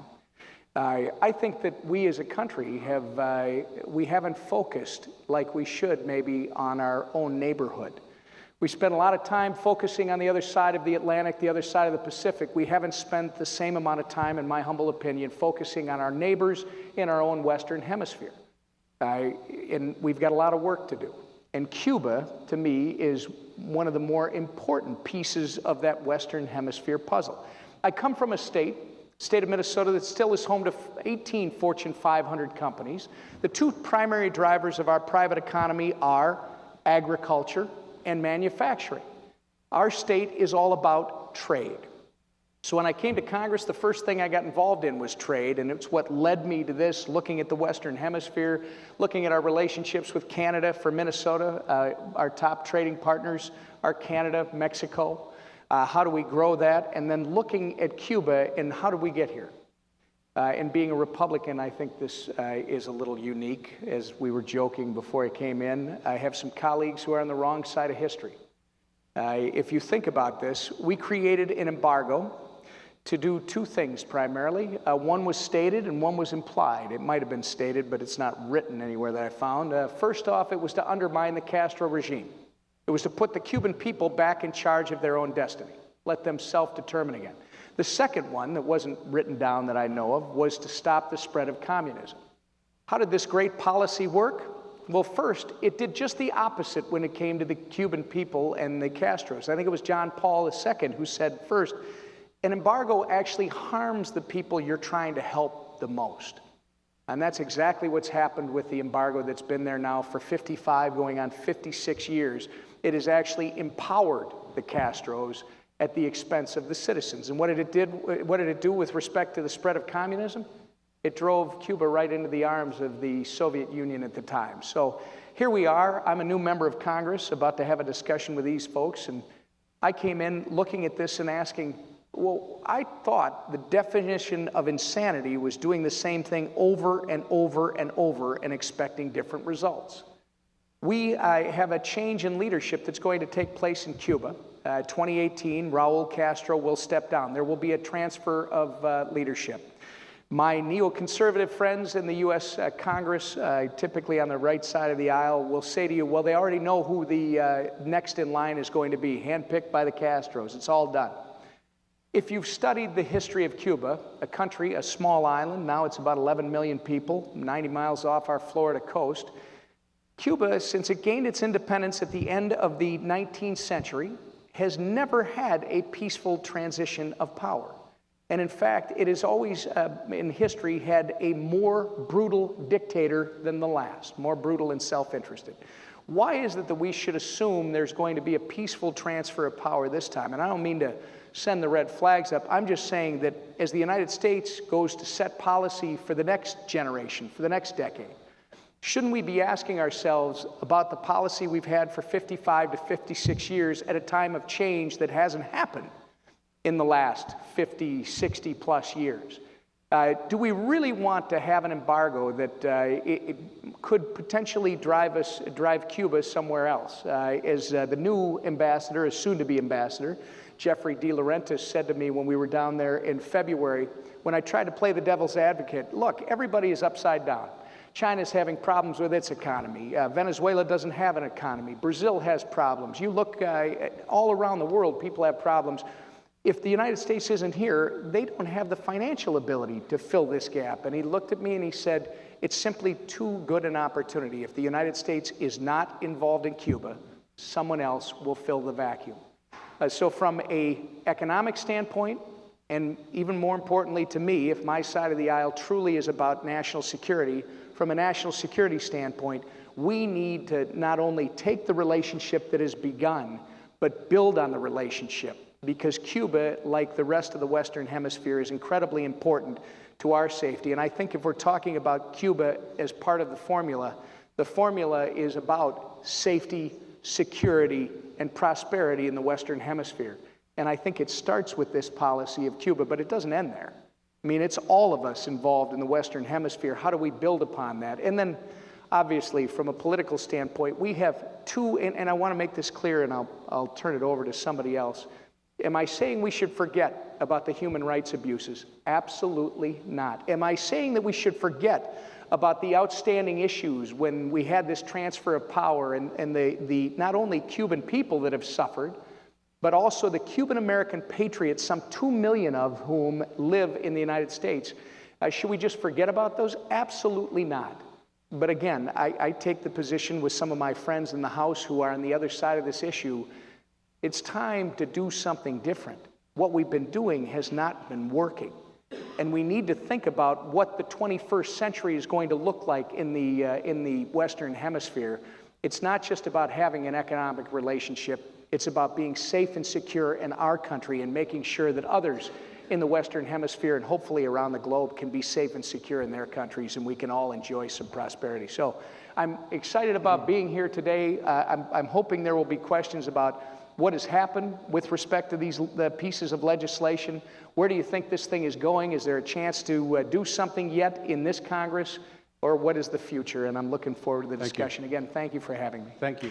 Very insightful. Thank you, Congressman.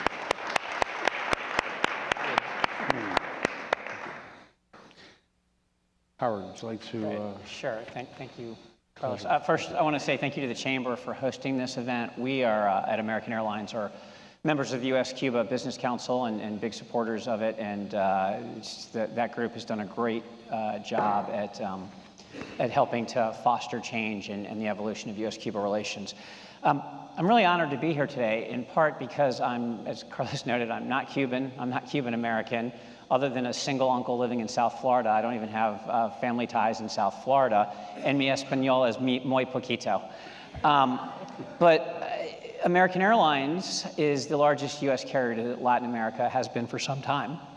And Cuba was a big white spot on our route map. We, as noted, we flew charters, and what that meant is we rented our airplanes to charter operators and tour operators to take people between Miami and Havana and some other cities in Cuba.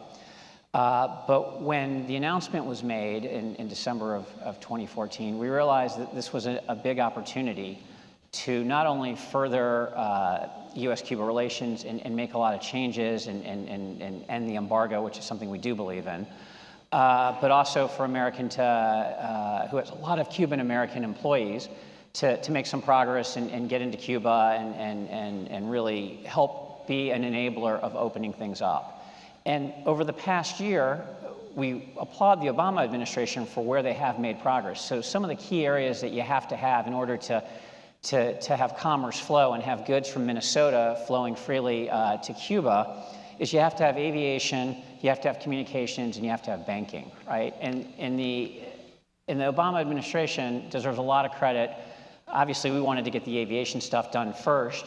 They got that done very early on, and now there are up to 110 daily flights to Cuba from the United States each day. There aren't quite that many yet, but we're getting there. The banking sector, Stonegate Bank in Miami is in there, and other banks, the path is clear to getting in there, and eventually I think you'll see the other banks get in there. And finally, communications. Your cell phones, when Carlos started going to Cuba, did not work in Cuba. Now, when you go to Cuba, your cell phones, at least theoretically, do work. And I believe Sprint, Verizon, and AT&T are all there or soon to be there. And we really view those three areas as enabling all of the other good stuff that trade and commerce that everybody in this room agrees are beneficial and creating that virtuous cycle. But you have to have those first. And we are just delighted that the Obama administration prioritized those areas and got them done. And this will allow, as we move forward into the next administration and further into the 21st century, for all of the good that trade brings about to take place. Thank you. Thank you, Howard. Appreciate it. Doug. Well, I want to take this a little different direction. I represent farmers and ranchers across the Midwest mainly. But, you know, as a leader in Kansas for Cuban delegations, it's one thing to talk about wheat state, because we sell a lot of wheat, and it's a product that Cuba needs. But I also represent the U.S. Agriculture Coalition for Cuba. I'm the state delegation leader for that. So I work with a lot of other states. Here recently, we was in Kansas City and opened up the Kansas one, which was the 14th. Missouri was the 15th. There's been other states, Tennessee, Texas, Louisiana, several up in your area, even opened up. So we've got growing strength from a grassroots movement. I know you guys have worked about that throughout your system also on some of the travel bills and things like this. Agriculture is working on that also from a grassroots movement. Obviously, a lot of the people that are on the Agricultural Ways and Means, Agricultural Senate and House Committee come from agricultural states. So we hope, of course, to have their ear to be able to talk about this. That's something that you guys go and talk to them also. I want to pose a couple questions tonight from a point of view. First of all, I appreciate American Airlines because I've traveled down there 12 times so far this year, and I appreciate being able to fly down there and not go through the charter the last time. Not that the charter was a bad thing, but I liked it a lot better than my other alternative. I had to go through Mexico once. Right. So, you know, I enjoy some of the things that are opening up. Enjoy the fact that Emmer is working on bills, trying to push them through as a representative in Congress, has a different perspective. So I'm honored to serve on this panel up here also and be in front of you. But I also want to relay the concerns from agriculture that Latin America is a growing market, and we want to continue being a growing market. We're losing market share in Asia, Africa, the European Union, for some other reasons that we're not going to talk about today. But Latin America is a growing market, and Cuba sits in the middle of that market in its own little way. And I've heard a lot of people say, it's just 11 million people. Why are you concerned? Well, I've traveled all the way around this world, a lot of times on American Airlines. I'll plug him if I can. And, you know, it's always helpful to go to an area where they're friendly. There's entrepreneurship down there that I am very impressed about when you talk about the oppression and stuff that you hear about in certain circles. I'm always amazed at the entrepreneurship that I've met every trip in Cuba and the people going through the struggles that they have and still have a positive attitude. Sometimes I think back and reflect on my life and the struggles we go through, and you get depressed. I'm surprised they're not more depressed and sometimes in those areas, but they always meet us with a smile and some type of way to fix the problem. And that's what we like to see. So let's bring it back home in an economic sense. In Kansas, just got done having a record wheat crop. Wheat state. Over 460 million bushels of grain, and right now, like many other states across America, there's a surplus of grain, and they're piling it on the ground. I don't know if it's up in your area or not. But every time you pile grain on the ground, no matter what crop it is, there's waste, there's other issues that come up. And there's also lower price. All of you as businessmen can understand the rate of return diminishes when you have waste and the surplus. It's not, I'm preaching to the choir here, I'm sure. But if you take those 11 million people and you open that embargo up, for the wheat state, it makes a difference of 10% of that wheat crop for the biggest producing state in the union.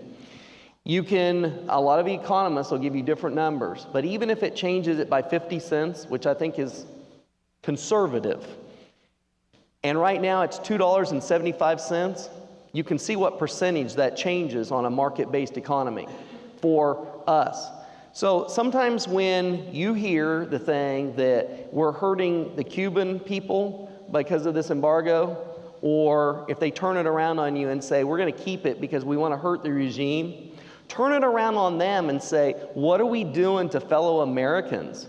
Because anytime we close a market, and in my case with agriculture, that means we close supply and demand chains. We change those ratios, and so we lower the price that I'm going to get. And to me, it's a very effective argument right now because I'm producing wheat and corn. We're in the middle of corn harvest back home right now, and we're producing it below the cost of production. So it's an important issue on several cases for agriculture. That's great. Thank you. We can learn a lot from you. You know, I wish we heard a lot more from the farm states during the campaign. Just at least challenging the candidates on where they stand on Cuba and the embargo, but maybe that will come. Maybe. Yeah, thank you, thank you. Congressman. Yes, sir. One of the things you did on your first year was go for the whole thing, and you introduced a bill that would eliminate all the sanctions. Right. Very gutsy. Can you talk a little bit about just the environment in the Congress, what you went through, what you learned, and where the bill stands today? I did. I offered the Cuban Trade Act of 2015, and I did it about a week before Hillary Clinton made a speech down in Miami in late July, early August of last year, where she came out and said that if she's in the White House, she would be supportive, if I remember right. And the question, how was the reaction? First off, I got to give credit where credit's due. There have been other people, obviously on the Democrat side of the aisle, there have been champions of this for a long time. On the Republican side of the aisle, there are those that have come before me, Jeff Flake, Jerry Moran, there are others that have actually pushed this. They're on the Senate side now. So there was already movement on the Senate side. On the House side, it's a different animal, and you know that we have a certain delegation within the Republican conference that has been the only voice on this topic for a long time. Obviously, from down in South Florida, the voice has been always anti-Castro and always pro-embargo.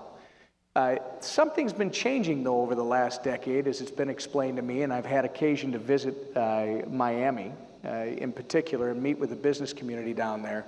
It used to be all anti-Castro, pro-embargo, but that has changed dramatically to the point where it continues to be anti-Castro. That has not changed. But it is definitely split on the embargo for the reasons that you've heard, that it hasn't served the purpose that was intended, and in fact, it's harmed the people that it was intended to help. Plus, you've got these other major economic issues that it doesn't make any sense. So I offered it. You may smile because you have 435 members of the U.S. House. We have 12 Republican authors on the bill. It's the highest number that they have ever had for anything like this on the Republican side. We started, or I guess you could say restarted, the Cuba Working Group, because there was a working group of Republican and Democrat members that existed up to a few years ago. We already have 22 members on that. Now, these are the members who have come out and said, I support this. But I can tell you that under the surface, and I know that some of my friends from the South Florida delegation will not be happy to hear this, but they know it already. Under the surface, we have a lot more support. And I'm not going to give you numbers, but I will just say that we could pass this if it was going to happen. We had the Rick Crawford, and when I say going to happen, politicians are famous for not taking a public position until they have to. So until they know that there's going to be a vote, why do I want to put my name on this thing? All right? I have members who are in very strong agricultural districts that have been told in no uncertain terms by their constituents, we not only want this, we need this. And yet they won't put their name on the bill. Why?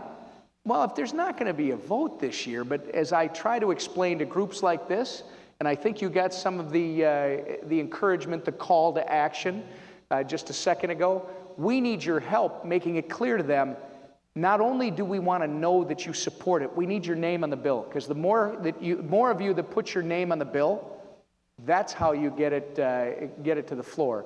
I said before we came in, before we walked onto the stage, the future.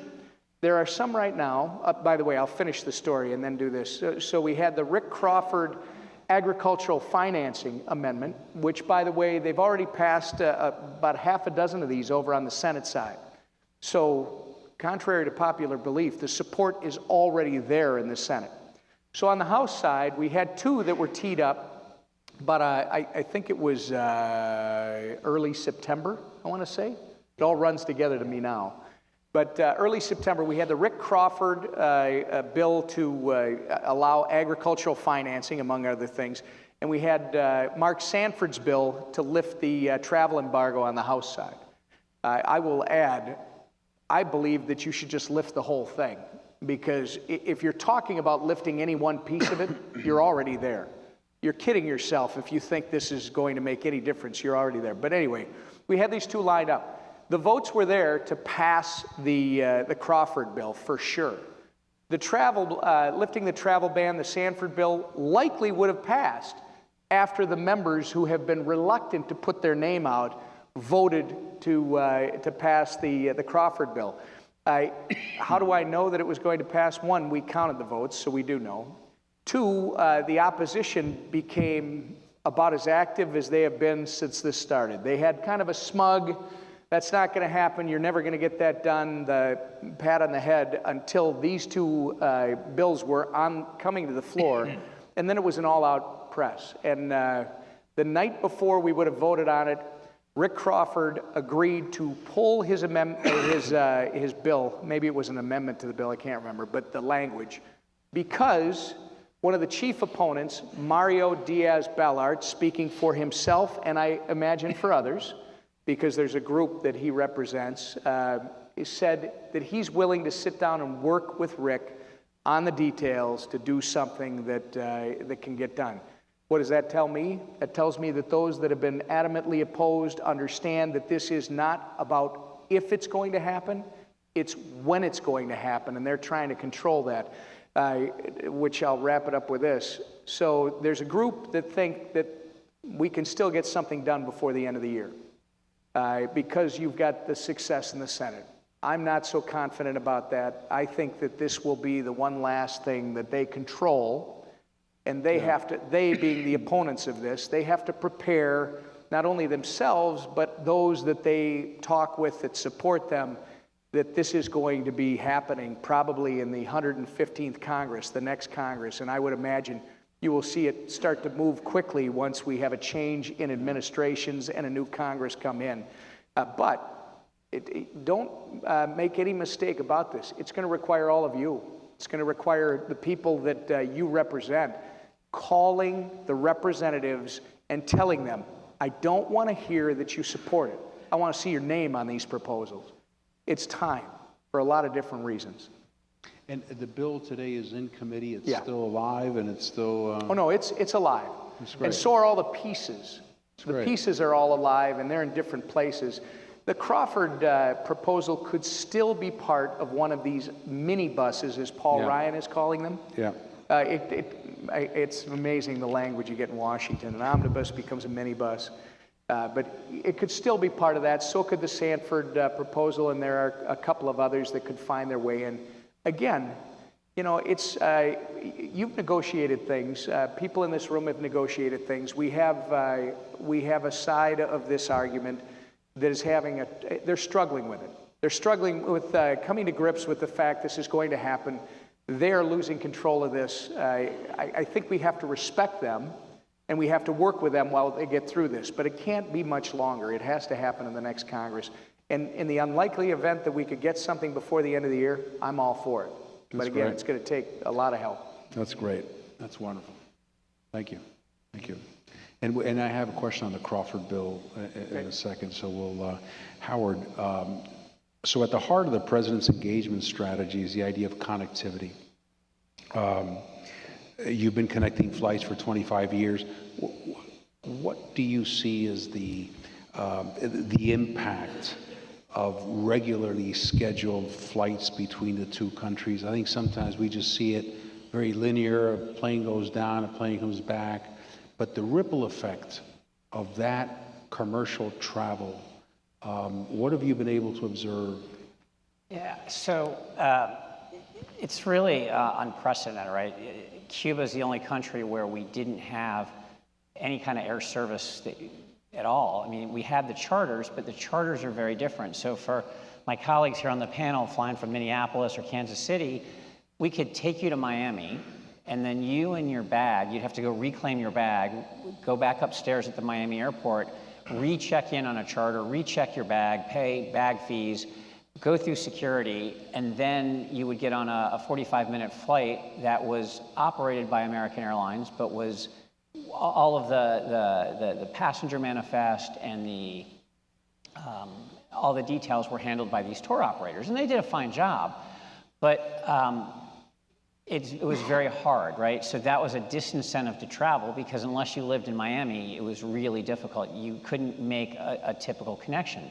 Today, for the non-Havana points, and soon to be in Havana in November, you will book your ticket online at AA.com from Minneapolis or Kansas City. You'll make a connection either in Miami or Charlotte. Your bags will connect all the way through. You will get frequent flyer miles for your travel. If you're a Platinum Elite member, Executive Platinum member at American, you may get upgraded. I mean, so all the benefits that you have by flying American, you get now as when you're going to Cuba. When you don't have that, it's a disincentive to travel. It was hard, it was expensive, it required a complete change, as I was saying, going out of the terminal and to come back into the terminal. Here it's all online, just as if you were going to any other point in the Caribbean. So it's easy peasy, extra lemon squeezy, whatever my kids would say. But that's the big difference. So now you've made it easier to travel to Cuba. So our view is that trade, commerce, people to people, when the embargo and the travel ban go away, tourism will all follow behind that. They will follow, it may be baby steps first, but we know there's a market there. We know that U.S. companies want to trade there. We know that lots of other people from other countries go there, and they don't fly on U.S. carriers today, but they will soon do that. So we are excited. We are bullish. We're going to have 5 daily flights to Havana starting in November, and that's going to offer terrific connectivity to Minneapolis, to Kansas City, and all the other big cities, east, west, north, south in the United States. So we're very excited and very bullish on it. Right. I remember when we took charters, it seemed like we were going not 90 miles away, but somewhere in Asia, because it was just exhausting. Right. The amount it's of processing. Yeah, exactly. Doug, we're fortunate enough to have Congressman Emmer with us on stage, and he, of course, has supported the Crawford bill, and which would allow the financing of agricultural products. Can you talk a little bit about the impact of that to the farm community, the impact to our economy, just that notion of providing finance? What can that do to unlock sales? Man, it's almost like I wrote that question for you. You read my mind. No, I think, and this group is very important also with this, and along with going to Congress, because as we talk about these, we talk about travel, we talk about ag financing, because remember, all the other financing got taken care of because the rest of them Obama wiped away, basically. So we talk about ag financing being the key for agriculture. You guys are talking about it and pushing the travel, which we want to work together on. Here's one of the questions that I want to pose back is, we want to make sure we do this together before we finish answering this question, because of the fact that what we don't want to put out there is this notion that we want to put the travel out there first, and I'm not advocating not to do travel. But what we don't want to do is to pass the travel bill and not be able to pass the ag finance. And you're probably sitting there going, why is he saying that? I'm saying because it's an integral part and they go together. Because if we pass the travel bill and we don't pass the ag finance bill, what we're actually promoting, whether we like it or not, is for U.S. citizens to go to another country and buy more grain and livestock from another country. Because right now they're getting their commodities and their meat and their chickens from the European Union and Canada. So if we add to that tourism, then actually we're promoting more sales of goods that don't come from the United States. So I kind of turn that around on you because I'm not sure everybody always thinks about that the way. So I think they need to go together, and agriculture needs to help do the travel bill. And the commerce and other groups need to help agriculture do it so it's together, because it's an integral part. It really is. It's kind of like when you're booking the airline and I get halfway to Miami like you're talking about, and then you have to change. It sure would be nice if you had that integral part where we could do it all together. It's the same. Yeah, I'm glad to hear you say that, because I've noticed recently there's more talk about we've got to do the two together. We can't split up. We can't, So, and I think you're right. I think that's the way to approach it. Now, I am totally in agreement with his statement that I would love for the whole embargo to be lifted. But I'm not sure in this political climate that we're quite there yet. Yeah. But I do believe on a moral and an ethical standpoint, that's the right thing to do.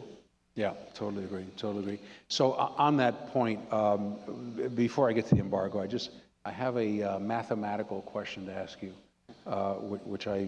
so we're going to have, based on the arrangement by the U.S. Transportation Department, the Cuban Ministry of Transportation, we're going to have 110 daily flights between Cuba and the U.S., airports across the country. Is there really that much demand? I mean, my calculation is that would be 15,000 travelers a week, roughly 750,000 per year. So let's talk about Havana and then the rest of Cuba. So you're right, there's up to 110 daily flights per day, but Havana, there is capped at 20 right now. When the DOT had to pass out the number of flights, they had a cap of 20, that was in the agreement, but US carriers asked for something, I think about 55. So they had to take that 55 and cut it down to 20. So clearly the US airline industry believes there's going to be a lot of demand to Havana. American is fortunate, of the 20, we were able to get 5 of the 20, so we feel really good about that, and we're excited about serving Havana. In the other international airports in Cuba, the U.S. has allowed up to 10 flights per day to each one of those airports. American has gone into about 5 of those airports with 1 or 2 daily flights, and a couple of other airlines have also either started service or announced an intention to start service. Those flights are not fully subscribed. There are still opportunities if U.S. carriers want to go in there. So while the cap is 110, we're nowhere near the 110, particularly in the other non-Havana airports. Havana is where everybody wants to be, and we're capped at 20, and we'll see how that goes. And hopefully, as the travel bill gets passed, agricultural bills get passed, and hopefully the embargo comes down, there will be a need for more to Havana. Part of the problem in Havana, and you've been there, is infrastructure. The Cubans need to make some investment in their airport. It needs some work, but that will come with time, and that number will go up. And as travel becomes even easier, because even today, while travel is seamless because you can fly online from Minneapolis or Kansas City through Miami into Cuba, there are still restrictions. The 12, you have to fill, as you know, the U.S. citizens have to fill out the OFAC register, the OFAC license cards, and so there's a lot of procedural things that you don't have to do if you're going to some place like the Bahamas or Jamaica or another tourism destination or another business destination that you have to do for Cuba. So as the embargo melts away, the components of it, or it melts away whole scale, and the restrictions melt away, there will be an increase in travel, and we'll get closer to 110 flights. Yeah. We're not there yet. 750,000 sounds, like it sounds achievable. Oh yeah, absolutely. Is it too early to see which cities outside of Havana are more popular? It is. I mean, the flights have only been in operation since basically in September, and normally September is not a time you start new air service to the Caribbean, given it's what we refer to in the airline industry as the breezy season. But it's early to tell. We're interested to see a lot of the airports that we're serving in Cuba are airports that we were able to fly charters to. The one airport that's new was Veradero, which, as you know, is a tourism destination for Canadians and Europeans and others. And that service is proving to be popular, let's say, as it starts. And we're curious to see how that works out. Right. So in terms of the embargo, and Congressman Emmer and Doug, Howard, you may have a point of view on this. Is the strategy to go after the whole thing, or do we think that it may be more viable to do it piecemeal and kind of break down the sanctions little by little. And I know you've got the bill there, but based on what you've learned, is there something that we can take away from that? Well, for my part, I'm obviously about lifting the embargo in total. You're asking if there's a strategy. Unfortunately, you work in a body this large. Everybody has their different motivations. You have members who just want to have their name on it so they can say, you know, I did this.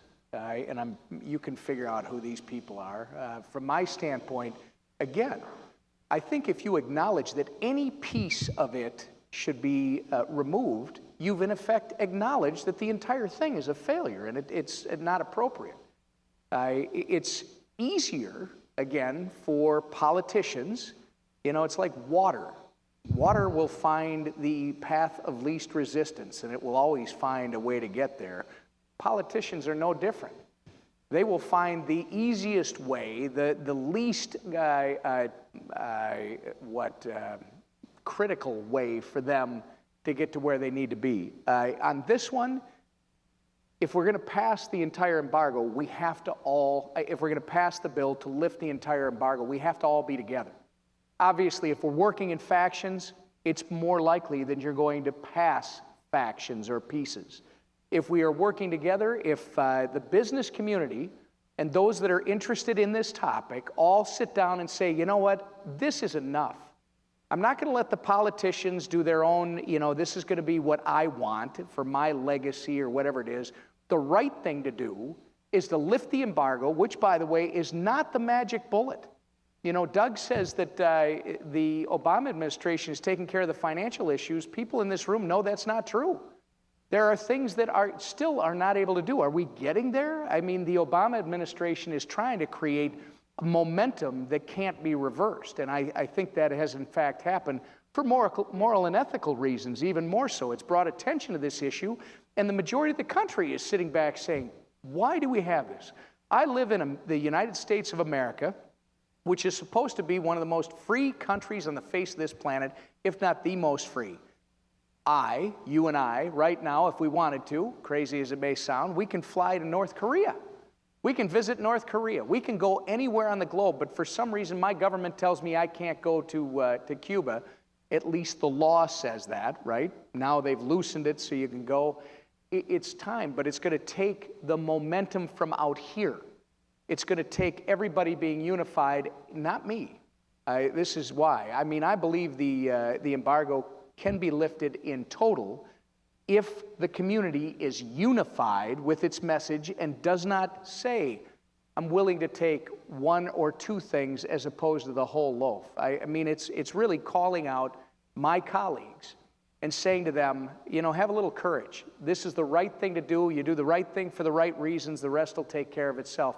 But this community is going to have to be unified in order to unify that message within ours. Because I'm telling you, the support's there if the push comes. Now, will I be disappointed if we pass any piece of it, and especially the ag financing piece with the travel ban? Not at all. And when I said it wasn't the magic bullet, remember, the Cubans still have two forms of currency. The Cubans have been working in a different world than you and I have been. They think that if you lift the embargo, all of a sudden, all of this will show up. I mean, I sat down with the trade office the first visit I had. They throw a booklet across at you with beautiful pictures. And the statement is, we have 300 projects ready to go. We just need your money. Well, the first two questions that any investor from this country, any investor worth his or her salt, are going to ask is, what's the return on, can I expect a reasonable return on my investment, and will my money be safe? There are rule of law issues that have to be dealt with. There are currency issues that are personal to the Cubans. There's an understanding of how this goes. That doesn't change overnight when you lift the embargo, but the only way that you're really going to start to get at all those issues is by lifting the embargo. And it's going to take, again, unification out here to unify the message inside. But we have to actually answer that question as a group. in order for us to do the job. And I agree. There's a perception that you lift the embargo, we'll have McDonald's in Havana in 4 weeks. Yeah. And we're seeing it now that the system is being tested. There, you know, all these companies knocking on their door, the capacity to deal with all these companies. So I think you're absolutely right. The embargo could be lifted, and then it's going to take us a long time to kind of operationalize it. Well, you know more about Muriel, but Muriel is a good example.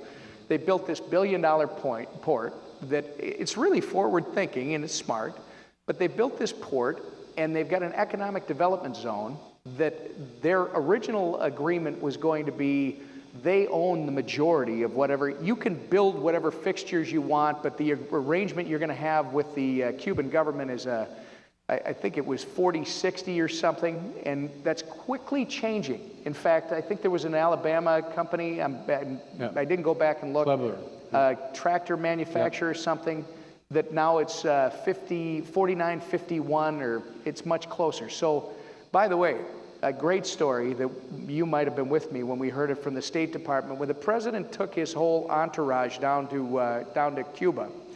It's about 1,000 people. And they also had Major League Baseball, which were several thousand in addition. But the president's was just over 1,000. And when they did that, they have to clear all these rooms. You know, they had people that were coming down as tourists, probably from Canada or somewhere the like. They have to clean the rooms, clear the rooms, and then the State Department had to sit down with the Cuban authorities and negotiate for the rooms. And one of the State Department representatives was telling us that when they sat down with the Cuban representative, they said, wait a second. These prices are all 30 and 40% higher than they normally are. What's going on here? And the Cuban representative said, the laws of supply and demand. So it can change is the moral of the story. They're learning from us. They are. We see that every day in our work there. Thank you.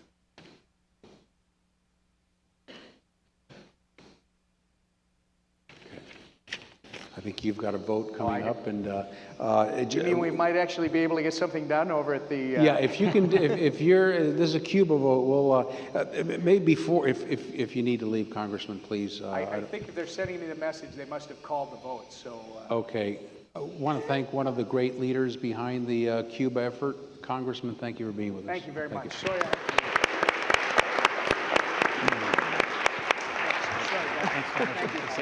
Thank you, sir. Thank you. Appreciate it. Okay, so I have a question before turning it over to you and getting some questions from the audience.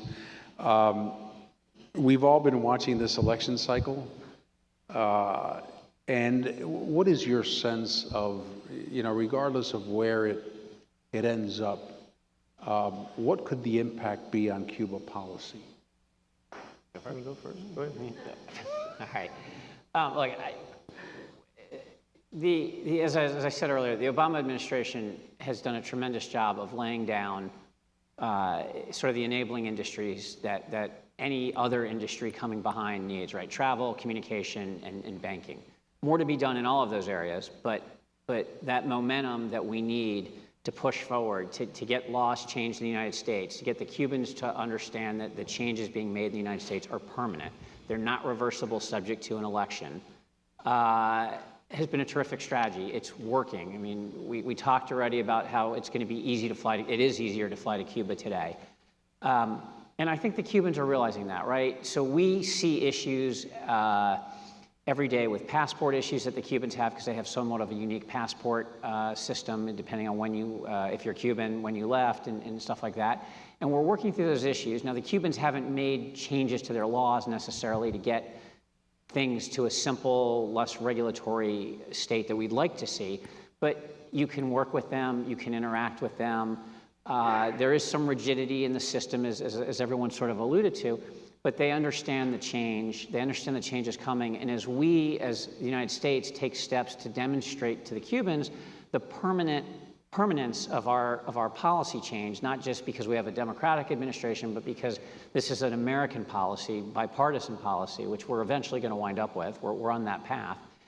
I think you'll see the Cubans come along. They want the engagement. I've been to some of the same meetings as Carlos and others, and we hear that at every turn. They want more engagement. They want America to be involved in Cuba. And so we're seeing that, and we're excited about that. And that change is good. I mean, we still have more work to do here. As we talked about, the rules for going to Cuba are still challenging and require a lot of paperwork, and we want to see those changes move. You know, OFAC has done a tremendous job of trying to help to enable making travel easier, making other industries easier to go to Cuba, but there's still a lot more work to be done. So our view is that the administration has set up the momentum. They've laid down the enabling industries who are all now part of Cuba, and it's just a question of getting the laws, getting the Cubans, and getting everybody to align as much as the congressman talked about, and then we can really knock out the embargo, whether we do it piecemeal or a one fell swoop. Obviously, you'd prefer to do it at one time, but if we have to do it piecemeal, we'll go that route. So I think we're in a great position for U.S.-Cuba relations. I've never been more bullish about it as we've seen what's happening, and we're very excited. So you think we've crossed the boundary into irreversibility?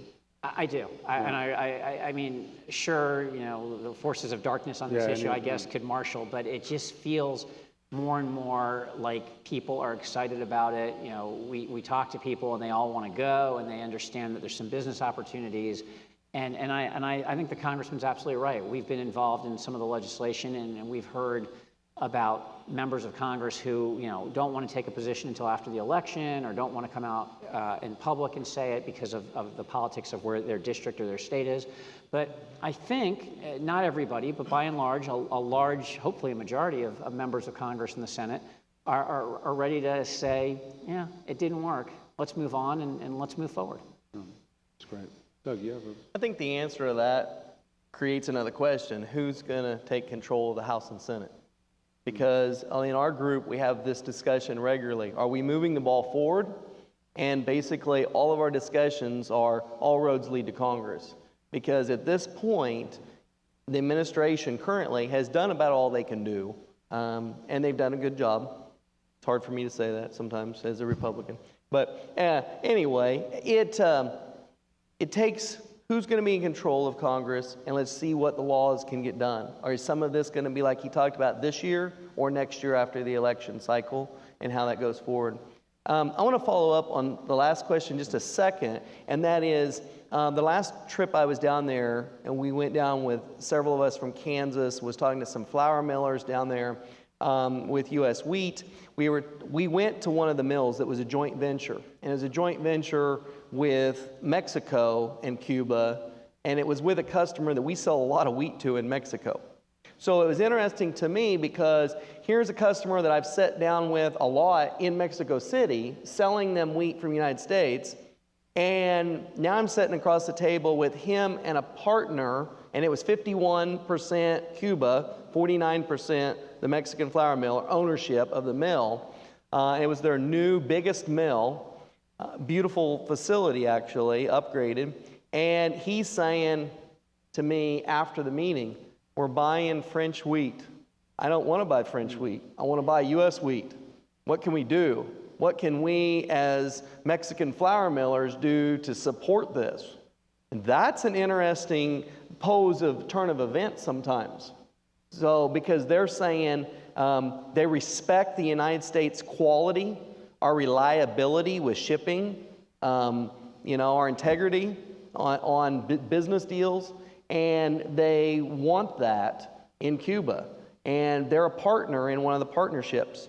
We also met with another one that was a China-based venture that was looking to buy some agricultural goods, and they too were a company that we sell products directly to in China, and they were saying the same thing. So we do have partners around the world also that are looking to us saying, you're 90 miles away. From a logistics standpoint, if you're a bean counter, accountant with that company, it just logistically makes sense for us, no matter what country you come from. Canada probably does a lot of wheat. Canada and the European Union is where a lot of the wheat and soybeans come from. And then Brazil, of course, gets some soybeans and the corn. Yeah. Great. Thank you. Okay, we'll go to the audience now. If we just ask that you please raise your hand, identify yourself, and we'll have someone with a mic go to where you are. Okay? Yes, sir. Well, thank you very much. I think it's a good presentation. My name is Antonio Colorado, and I was a member of Congress about 24 years ago representing Puerto Rico. A couple of years later, I was invited to the War College to give a speech or have a discussion on the Caribbean and Central America. And one of the questions that was asked about half of the class was, what about Cuba? So all of the people in the War College obviously were not in private business. You know, they were all members of the armed forces or the State Department. And I told them very simply, you know, you understand what private sector is. Now just imagine that the president of a company brings a new policy the first year, and then at the end of the first year it doesn't work. Then he comes back again and he says, no, but the policy is good. I'm going to keep it for next year. I can be sure that at the third year or the fourth year, you're fired. The board will fire you. Now, at that time, we had been with this policy 32 years, and it hadn't worked. So I think what the congressman said is very clear. It didn't work. It didn't do what the government, what the United States wanted to do. The only way that the regime is going to change is if we do a lot of business with them. Yeah, and I think that the other thing to recognize is that, and I've heard people on both sides say this, there's very little we can do to impact politics in Cuba. And the future of Cuban politics will be determined by Cubans, not in Washington or in Miami, but in Havana. And once you realize that, then we're left with, let's be commercial friends, let's be commercial partners. And we'll let the Cubans take their politics where they think they should be. So I think it's a very important comment. Do you have any thoughts on that? I do. I've traveled all the way around this world trying to sell agricultural products. Been in some countries where I wasn't really sure I was going to get out of those countries. And in a couple of cases, the question revolves around the people making the difference. You know, take the government out. You know, I was in Tehran, Iran when we invaded Iraq, and I was meeting with the Iranian flour millers. And I wasn't really sure what that was because I was the only American in that group, and everyone else was from other countries. You know, and I remember as a child the bombing of the embassy there and things like this. And so, you know, it made me nervous. But the people that I met there are similar to the people I met in Cuba, where the people and the government sometimes are two different things. But I'll tell you what, of all my experiences with Cuba, to bring this back, is the fact that all of the farmers, ranchers, business people that I've met in Cuba, they have a whole different level of entrepreneurship. And even though they're controlled by a government that we don't see eye to eye with, I have faith in them that they're going to turn things around as things progress here. So the more communication we can do with them, the more business dealings we can do with them, the more it will empower them with hope, and it will turn things around. Thank you. Good, thanks. Thank you. Great. We have a very prominent Colombian here who was in Cartagena yesterday for the signing. Congratulations. Thank you very much, Carlos. I just wanted to find out from you, who have been in contact with people in Cuba, do you see that the next political generation is already somehow committed to an opening policy and advancement in democracy? Or you have there a view of a vacuum where one can be surprised by another large term of non-political advancement? Good question, very good question. You guys want to take a shot at that? You go first? Sure. Sure, I'll go after you. All right. I think anytime you move through generations, and in this case, when the embargo started, I wasn't even born yet. So anytime you go through any type of generational thing, it lessens the effect in our mind. So as their regime changes and as generation changes, I think that there's going to be, I go back to the positive things that I saw within the people. I think that has to resonate. So I'm going to take the faith standpoint, that I'm going to have faith that that will to survive in the people, that those 11 million people are going to resonate out through the regime changes, whomever that might be. Yeah, I would agree. I think that Cuba is setting itself up for advancement. U.S. commercial engagement is going to further that advancement. And just as I don't believe that the gains we've made in the United States on Cuba policy are going to be reversed, I think that progress will continue in Cuba. And we see it, as I mentioned, in little ways on the commercial sphere. And eventually that's going to spill over even more into civil society. Great, great. Thank you. Thank you. Gracias. Anything else? Any other questions? Okay. Well, I want to thank the panel. Can I close with one parting thing? Yes, please do. You know, I think a lot of times as we think back through history, we think about the moments of where we were, and think about in your time frame, you know, if you could name the top 3 things that happened and impacted your life, where was you? You know, where were you on 9/11? Where were you when the man landed on the moon? To me, one of those moments is actually when I was in Havana and I was with a handful of Americans, and we were getting ready for Obama to land in Air Force One.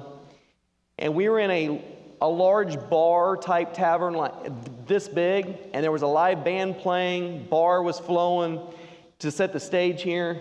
And when the bartender saw Air Force One coming on TV, they stopped the band in mid-song.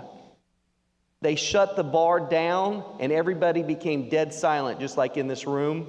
The bartender, the TV was so bad, he had to stand on a stool to hold the rabbit antennas. At least some people got the joke that there's rabbit antennas. So, anyway, you get the point that there was an effort put out to shut everything down because that was a momentous occasion in their lifetime for Air Force One to land on Cuban soil. It took me actually coming all the way home, looking at my photographs on my phone and kind of looking back through thoughts of my trip to realize, you know, I was talking to my dad about those moments in time. And he's like, that's a moment in time that you're going to remember and you're going to tell your children and your grandchildren. And I think we have to think about this is we have a moment in time here where we're charting new territories with Cuban-American relationships. And let's make the best of it. Thank you. I would echo that completely.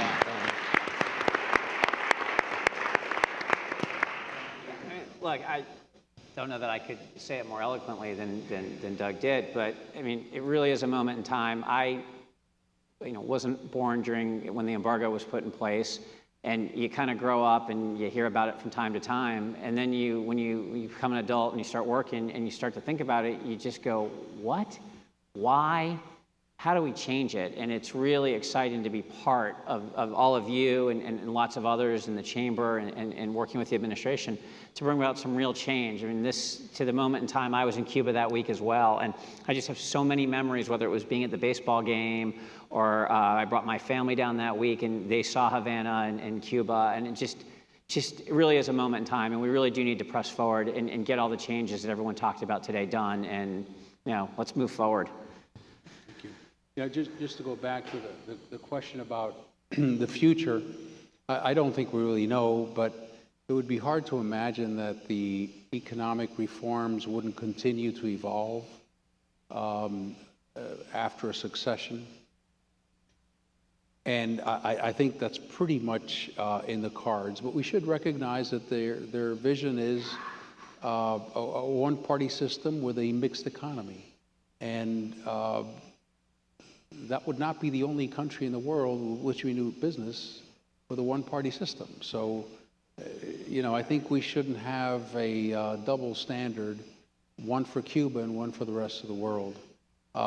Something that at one of the speeches that, I believe this was at the opening of the Cuban embassy, the foreign minister of Cuba said, the U.S. and Cuba have never had normal relations. And if you think back at the history, there's never been any normality to it. So we are doing something that's never been done. And that is incredibly motivating to be part of something new. In this day and age, it's hard to find something new. We are part of something that has never been done. And that should make us very proud. I thank you for your leadership, for being involved in the cause, for being vocal about it, and you are great role models for many others who would like to be part of this great cause. So thank you. Thank you very much. Well, Doug, Howard, Secretary Gutierrez, thank you all for joining us this afternoon. We had some prepared closing remarks, but I understand that it's now me standing between you and a reception. So I will leave those behind, but I do want to thank all of you for joining us today. I want to thank the whole audience for coming and joining us today. Hopefully this can be the beginning of a conversation on the issues that we have, and look forward to drinking and continuing to talk with all of you in the room next door. So thank you very much. And finally, the AmCham CEOs that are here, would you please come up? We're going to take a group photo. Again, thank you all so very, very much.